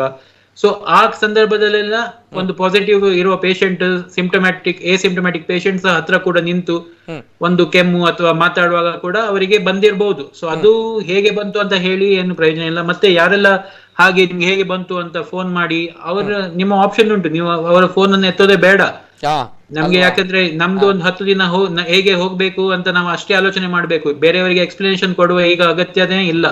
ನಾನು ನನ್ನ ಬ್ಲಾಗ್ ಅಲ್ಲಿ ಕೂಡ ಅದೇ ಹೇಳಿದ್ದು, ನಮ್ಗೆ ಈ ತರ ಪ್ರಶ್ನೆಗಳನ್ನು ನಾವು ಆನ್ಸರ್ ಮಾಡ್ಲಿಕ್ಕೆ ನಿಮ್ಮ ಹತ್ರ ಒಂದು ಲೈಫ್ ಟೈಮ್ ಉಂಟು. ಆದ್ರೆ ನಮ್ಮ 10 ದಿನದ ಲೈಫ್ ಉಂಟಲ್ಲ, ಅದು ನಮ್ದು ಟೈಮ್ ಹೇಗೆ ಸ್ಪೆಂಡ್ ಮಾಡ್ಬೇಕಂತ ಅಷ್ಟೇ ಕಾನ್ಸಂಟ್ರೇಟ್ ಮಾಡ್ಬೇಕು. ಅದು ಸ್ವಾಬ್ ತೆಗ್ದವರು 13ಕ್ಕೆ, ಸೊ ಇವತ್ತಿಗೆ 17ಕ್ಕೆ ಅವ್ರಿಗೆ 5 ದಿನ ಆಗಿದೆ. ಸ್ವಾಬ್ ತೆಗ್ದ ದಿನ 1 ಅಂತ ಸ್ವಾಬ್ ತೆಗ್ದ ದಿನದಿಂದ ಕೌಂಟ್ ಅನ್ನ ಮಾಡ್ಲಾಗ್ತದೆ. ಸೊ 13th ಅವರಿಗೆ ಡೇ 1 ಅಂತ ಆದ್ರೆ ಇವತ್ತು 17 ಆಗುವಾಗ ಡೇ 5 ಆಗಿದೆ. ಇನ್ನೊಂದು 5 ದಿನ ಅವರಿಗೆ ಮೇನ್ ಕ್ವಾರಂಟೈನ್, ಮತ್ತೆ ಅದರ ನಂತರ ಹೋಮ್ ಐಸೋಲೇಷನ್ ಅಲ್ಲೇ ಇರ್ತಾರೆ ಅವ್ರು ಹೇಗೂ. ಓಕೆ ಯಾವ್ದು ರೀತಿಯ ಸಮಸ್ಯೆ ಇಲ್ಲ ಸರ್, ಪಾಸಿಟಿವ್ ಆಗಿ ಥಿಂಕಿಂಗ್ ಮಾಡ್ಬೇಕು ಅಷ್ಟೇ ಅಲ್ವಾ? ಅಷ್ಟೇ. ಮತ್ತೆ ಯಾರೆಲ್ಲ ನೆಗೆಟಿವ್ ಆಗಿ ನಿಮ್ಗೆ ಮಾತಾಡ್ಲಿಕ್ಕೆ ನೋಡ್ತಾರೆ ಅವರನ್ನೇ ಅವಾಯ್ಡ್ ಮಾಡಿದ್ರೆ ಆಯ್ತು ಅಷ್ಟೇ. Okay yes thank you. ಇನ್ನೊಂದು ಕರೆ ಇದೆ. ಹಲೋ ಸರ್, ನಮಸ್ತೆ. ಹಲೋ ನಮಸ್ತೆ ಸರ್, ವಾಮಂಜೂರಿಂದ ಜಯಂತಿ ದಾಮೋದರ್ ಅಂತ. ವಾಮಂಜೂರಿಂದ ಜಯಂತಿ ದಾಮೋದರ್ ಮೇಡಮ್, ನಮಸ್ತೆ. ಮಾತಾಡಿ ಮೇಡಮ್, ತಮ್ಮ ಪ್ರಶ್ನೆ. ಹಲೋ, ತುಳುವಲ್ಲಿ ಸಹ ಮಾತಾಡ್ಬೋದಲ್ಲ ಸರ್? ಪಾತೆರ್ಲೆ ದಾಟಿ ಗೊತ್ತಂಡೆ ಎಂಕಲ್ನ ಇಲ್ಲದ ಕೈತಾಳ್ಡೆ ಸರ್, ಒಂಜಿ ಎಂಕಲ್ನ ಇಲ್ಲದ ಮಿತ್ತಡೆ ಕೈತಾಳ್ಡೆ ಒಳ್ಳೆರ ಆರೆಗ್ ಮುರಾಣಿ ಶುಕ್ರವಾರ ದಾನಿ ಇಂಚೆನೆ ಹುಷಾರಿಜ್ ಬಣ್ಣ ಮಸ್ತ್ ಸಪುರ ವೀಕ್ ಆತೇರಾರು ಒಂತೆ ಪರವಂತಿನಾರೆ ವಿಡಿಯೋ ಇಪ್ಪೇರು ಪರವಂತೇರು ಅಂಚ ಮಗಲ್ ಟೆಸ್ಟ್ ಗ್ಲೆ ತೊಂಬೋದು ಶುಕ್ರವಾರ ದಾನಿ ಅರೆಗೊಂಚೂರು ಲಿವರ್ದಲ್ಲ ಟಿಬಿದ ಪ್ರಾಬ್ಲಮ್ ಉಂಡು ಡಾಕ್ಟರ್ ಬಂಡೇರು. ಸರಿ ಪಂತದ ಮನದಾನಿ ಮೋಲ್ ಮಗಲ್ ಪಾಪ ದಾಕುಲ್ ಸರ್. ಅಂಚ ಕೆಎಂಸಿ ಆಸ್ಪತ್ರೆಯಲ್ಲೇ ತೊಂಪೋಯ್ರು ಹತ್ತವರಗಲೆ ತಂಪೋದು ಸಾಧಾರಣ ಒಂಜಿ 11 ಗಂಟೆಯಲ್ಲೇ ತಂಪೋದು ತಿನ್ನಕಲ್ ಸರ್. ಕತ್ತಲೆ ಮುಟ್ಟಲ ಮಕ್ಕಳು ಎಂಕಲ್ನ ಒಂಜೊಂಜಿ ಕಿಟ್ಟಿಗೆ 1,000 ಚಿಲ್ಲರೆ ಹಾಪುಂಡು ಒರಿಯೋರಿಯಾನ ಸಾಧಾರಣ 10-15 ಸಾವಿರ ಹಾಪುಂಡು ಟೆಸ್ಟ್ಗ್ ಪಂಡೇರು ಮೊಕ್ಕಲ ಕಾಸಿಜ್ಜಿ ಪಾಪ ದಾಕುಲು ಮೊಕ್ಕಲು ಪಾಪ ಕತ್ತಲೆ ಮುಟ್ಟಲ ಕುಲ್ದು ಸರ್ ಬೊಕ ಎಂಕ್ ಫೋನ್ ಮಲ್ತಲ್ಲ ಆಂಟಿ ಚೇಂಚ ಪನ್ಪೀರ್ ಎಂಕಲ್ದ ಕಾಸುಜ್ಜಿ ನಿಕ್ಳು ಎಲ್ಲಕ್ಕಗ ಪೋಲೆ ಎಂದು ಪಂಡೆ ಸರ್. ಪೆನ್ನ ಚಿಕ್ಕಪ್ಪ ಇತ್ತೇರಿ ಜವಾದಂಡಲ್ಲ 6 ಡ್ಯೂಟಿ ಇರ್ದು ಪೋದಾತನು ಅಲ್ಪ ಪೋದು ಎಲ್ಲಕ್ಕಗ ಪೋಯಿರ್ ಮಕ್ಕಳು ಮಸ್ತ್ ಒಂದು ಮಲ್ತದಿರಕಲೇನು ಹತ್ತವರದ ಕ್ಯಾಂಪ್ಸಿದಕ್ಕಲು ಮಲ್ಪೇರ್ನೆ ಕೇಂದಿಜೀರ್ ಕಾಸುಜ್ಜಿ ಎನ್ಮ ಗಂಟೆ ರಾತ್ರಿ ಹಿಡ್ದಕ್ಕ ಹಾಕುಲೆ ಬೊಕ ಎಲ್ಲಕ್ಕಲೆ ತಂಬೋದು ಆಯನ ಮಲ್ತಿನ ಆಯನ ಟೆಸ್ಟ್ ಪೂರ ಹಾಕಲು ಉಲಾಯಿ ಕೊನತ್ತೀರ ಕೊನದು ಬಿಪಿಎಲ್ ಕಾರ್ಡ್ ಅಂಚ ಕಾಸ್ತಲ್ಲದೆ ತೊಂದಿಜೇರು ಅಂಚ ಮೊಕುಲು ಅಪ್ಪೆಲ್ಲ ಮಗಲ್ಲ ಪೋತಿನ ಹಾಕಲು ರಾತ್ರಿ ಉಂಡತೆ ಶನಿವಾರದನೆ ರಾತ್ರಿ ಮುರಾಣಿ ಶನಿವಾರ ಇಲ್ಲೇ ಗೆನ್ಮ ದಿನ ಹಾಪುಂಡು ಅಂಚ ಮೊಕ್ಲೇನ ಅಲ್ಪ ಅಂಚಿನ ಅನ್ನ ಛತ್ರದಲ್ಲಿ ಕುಲ್ಲಾಯಿರ ಅಪ್ಪೆಲ್ಲ ಮಗಳೇನ ಧರ್ಮಸ್ಥಳದ ಹೆಗ್ಗಡೇರ್ನ ಛತ್ರ ಆಗ್ಯಾವ ವೈಟ್ ಕುಲ್ಲದೇರು ಅಂಚ ಪೇಷಂಟ್ ಕೊನತ್ತೇರು ಇನಿ ಮುಟ್ಟಲ್ಲ ಉಂಡದೆ ವೆಲ್ಲಕ್ಕದಕ್ಕುಲ ಆಗ ಪಾಸಿಟಿವ್ ಬಂದು ಫೋನ್ ಬೈದಿಜಿ ವೆಲ್ಲಕ್ಕರ್ದು ಬೊಕ್ಕ ಎಂಕಲ್ನ ಏರಿಯಾದ ಆರೋಗ್ಯ ಇಲಾಖೆ ಅಂಡು ವಾಮಂಜೂರ್ದ ಸಿಸ್ಟರ್ ಫೋನ್ ಮಲ್ತದು ಕಂಡೇರಿಗೆ ಇರ್ನ ನಿನ್ನ ಪಪ್ಪಾಗ ಪಾಸಿಟಿವ್ ಉಂಡು ನಿಕ್ಕಲು ಓಲ್ಲಾರು ಅಂಚ ಮೋಲು ಆಸ್ಪತ್ರೆ ಇಲ್ಲಾಡುಲ್ಲಾಲ ಅಂತ ಪಂಡೇರಿಗೆ ಅಂಕ ಸಿಸ್ಟರ್ ಎಂಗ ಫೋನ್ ಮಲ್ತ ಪಂಡು ಪೊಣ್ಣು ಪಾಪ ಅಂಚ ಸರ್ ಕೇನ್ನೆ ಎನ್ಮ ಇನಿಕ್ ಎನ್ಮ ಎಲ್ಲೆಗೆ ಇನಿಕ್ 7 ದಿನ ಹಾಪುಣಿ ಇನಿಕ್ಲ ವೆಲ್ಲಕ್ಕದಕ್ಕಲು ಅರೆಗ್ ಪಾಸಿಟಿವ್ ಬಂದು ಇಲ್ಲ ರಕಲ್ಡ ಪಂತಿಜೇರು ಪೇಷಂಟ್ ನ ಬಗ್ಗೆ ಎಲ್ಲ ಪನ್ಪುಜೇರು ದಾಲ ಅಕ್ಲೇನಿತ ಇನಿ ಕಾಣೆ ಉಂಡದೆ ಇಲ್ಲಾಗ ಬೈದೇರು ಇಲ್ಲಾಗ ಬತ್ತದು ವಿಎ ಬೊಕ್ಕ ಆರೋಗ್ಯ ಇಲಾಖೆ ದಾಖಲು ಬತ್ತು ಕ್ವಾರಂಟೈನ್ ಮಲ್ತದೇರು ಇಲ್ಲ ಅಡುಲ್ಲೆ ಅನೆ ಅನ್ ಪನ್ಪಿನಿ ಅಕ್ಕುಲಿತ್ತೆ ಎನ್ನಕ ಆಸ್ಪತ್ರೆ ದಾಖಲು ಇಲ್ಲ ದಾಖಲ ಪನ್ನೋಡೆ ಬರ್ತೆ ಪಾಸಿಟಿವ್ ಪಡು ನೆಗೆಟಿವ್ ಪಡು ಒವ್ವೆ ಪಡು ಇಲ್ಲ ದಾಖಲ ಒಂಜಿ ಪನ್ನೋಡ ಐತ ಬಗ್ಗೆ ಎಂಕ್ಲೆಗ್ ಒಂಚೂರು ಬೋರ್ಡ್ ಬರ ಸರ್. ಪಾಸಿಟಿವ್ ಉಪ್ಪು ಇಜ್ಜಂದು ಪನೆ ದಯಪಂಡ ಟಿಬಿ ಉಂಡು ಉಪ್ಪು ಇಜ್ಜಿನ ಮನೆ ಆಂಡ ಇಲ್ಲ ದಾಖಲ ಪನ್ನೋಡ್ರೆ ಅಪ್ಪೆ ಮಗಲ್ ಪಾಪ 7 ದಿನ ಕೊಲ್ದೇರು ಹಾಸ್ಪಿಟಲ್ ಒಂದು ಪಾಸಿಟಿವ್ ಬತ್ತಿನ ರೋಲೇರು ಎಲ್ಲ ಕಡೆ ಉಳ್ಳೇರು ಸರ್ ಎಲ್ಲ ಕಡೆ ಉಳ್ಳೇರು ಎಲ್ಲ ಕಡೆ ಉಳ್ಳೇರು ಇಲ್ಲದ ಕಡೆ ಪಂತ ಜರ ಪಾಸಿಟಿವ್ ಉಂಡು ಒಂದು ಇಲ್ಲದಕ್ಕಲ್ಲ ವೆಲ್ಲಕ್ಕದಾಕುಲು ಪಂತ ಚೇರಿ ನಿಕ್ಕಲ ಓಕೆ ಓಕೆ ವೆಲ್ ಯಾನ್ ಬೋಟ ಕೊಂಡನ ನಂಬರ್ ಕೊರ್ತೀರಿ ಬೋಟ ಕೇಂದ್ರ ತುಲೆ ಬೋಟ ನಿಕ್ಕಲ ಕೊರ್ತಿಜೇರು ಎಸ್ ಎಸ್ ಥ್ಯಾಂಕ್ ಯು ಆರೋಗ್ಯ ಇಲಾಖೆದಾಕುಲು ಸಿಸ್ಟರ್ಲ ಅಬಕ ಎಂಕಲ ವಿಯೆ ಬೈದೇರ್ ಕಾಂಡೆ ಓಕೆ ಓಕೆ ಬೈದಿರತ್ತೆ ವಿಯೆಲ್ಲ ಏನ್ ಮಾತೀರಿ ಸರ್ ಓಕೆ ಓಕೆ ಸರಿ ಸರಿ ಮೇಡಮ್ ಸರಿ ಥ್ಯಾಂಕ್ ಯು ಓಕೆ ಓಕೆ ಇದು ಹಲವಾರು ಗೊಂದಲದ ಪ್ರಶ್ನೆಗಳು ಕೂಡ ನಮ್ಮ ಕಣ್ಣ ಮುಂದೆ ಬರುತ್ತೆ. ಆದರೆ ಎಲ್ರಿಗೂ ಕೂಡ ಇರುವಂತದ್ದು ಕೊರೋನಾ ಅಂತ ಹೇಳಿದ್ರೆ ಭಯ, ಕಿಲ್ಲರ್ ಕೊರೋನಾ, ಡೆಡ್ಲಿ ಕೊರೋನಾ ಅಂತಂದ್ರೆ ಇದರಿಂದ ಗೆದ್ದು ಬಂದವರು ಹೇಳುವಂಥದ್ದು ಏನಿಲ್ಲ, ಮನೋಧೈರ್ಯ, ಅದರ ಆತ್ಮಸ್ಥೈರ್ಯ, ಮನೋಸ್ಥೈರ್ಯ ಇದ್ರೆ ನಾವು ಇದರಿಂದ ಗೆಲ್ಲಬಹುದು, ನಾವು ಏನಾದರೂ ಮಾಡಬಹುದು ಅನ್ನುವಂಥದ್ದು, ಗೆದ್ದು ಹೊರಗೆ ಬರ್ಬೋದು ಅನ್ನುವಂಥದ್ದು. ಎಸ್, ಅದೇ ರೀತಿ ಸರ್ ಡಾಕ್ಟರ್ ವಿಶ್ವಾಸ್ ಪೈ ಅವರು ಈ ಸಂದರ್ಭ ಜನರಿಗೆ ಹೇಳುವಂತಹ ಮಾತುಗಳು ಏನು ಹೇಳಲಿಕ್ಕೆ ಇಷ್ಟಪಡ್ತೀರಾ ಸರ್? ಒಂದು ಆಹಾರ ಸಿಸ್ಟಮ್ಗಳ ಬಗ್ಗೆ ತಾವು ಹೇಳಿದ್ರಿ, ಅವರವರ ಇಷ್ಟ ಏನು ಬೇಕಾದರೂ ಮಾಡ್ಕೊಳ್ಬೋದು, ನೋ ಪ್ರಾಬ್ಲಮ್ ಅನ್ನುವಂಥದ್ದು. ಇನ್ನು ಕಡೆ ಮಾಸ್ಕ್ಗಳ ಬಗ್ಗೆ ತಾವು ವೆಲ್ ಎಕ್ಸ್ಪ್ಲೇನ್ ಸರ್. ಮಾಸ್ಕ್ಗಳು, ಸೋಷಿಯಲ್ ಡಿಸ್ಟೆನ್ಸಿಂಗ್ ಅನ್ನುವಂಥದ್ದು ಎಷ್ಟು ಅವಶ್ಯಕವಾಗಿರುತ್ತೆ ಅನ್ನುವಂಥದ್ದು. ಆ್ಯಂಡ್ ತಾವು ಕೂಡ ಹೇಳಿದ್ರಿ ತಮಗೆ ಈ ಸಂದರ್ಭ ಕೊರೋನಾ ಎಲ್ಲಿಂದ ಬಂತು ಅನ್ನುವಂಥದ್ದು ನಾವು ಮೂಲ ಹುಡುಕ್ಬಾರ್ದು, ತಪ್ಪಾಗುತ್ತೆ. ಕೊರೋನಾ ಬಂದಿದೆ, ಸೊ ನಾವು ವಾಟ್ ನೆಕ್ಸ್ಟ್, ನಾವೇನು ಮಾಡಬೇಕು, ನಾವು ಹೇಗೆ ಇದರಿಂದ ಹೊರಗೆ ಬರಬೇಕು, ಜಯಶಾಲಿಯಾಗಿ ಬರಬೇಕು ಅನ್ನೋದು ಥಿಂಕ್ ಮಾಡಬೇಕು ಅನ್ನೋಂಥ ತಾವು ಹೇಳ್ತಾ ಇದ್ದೀರಾ.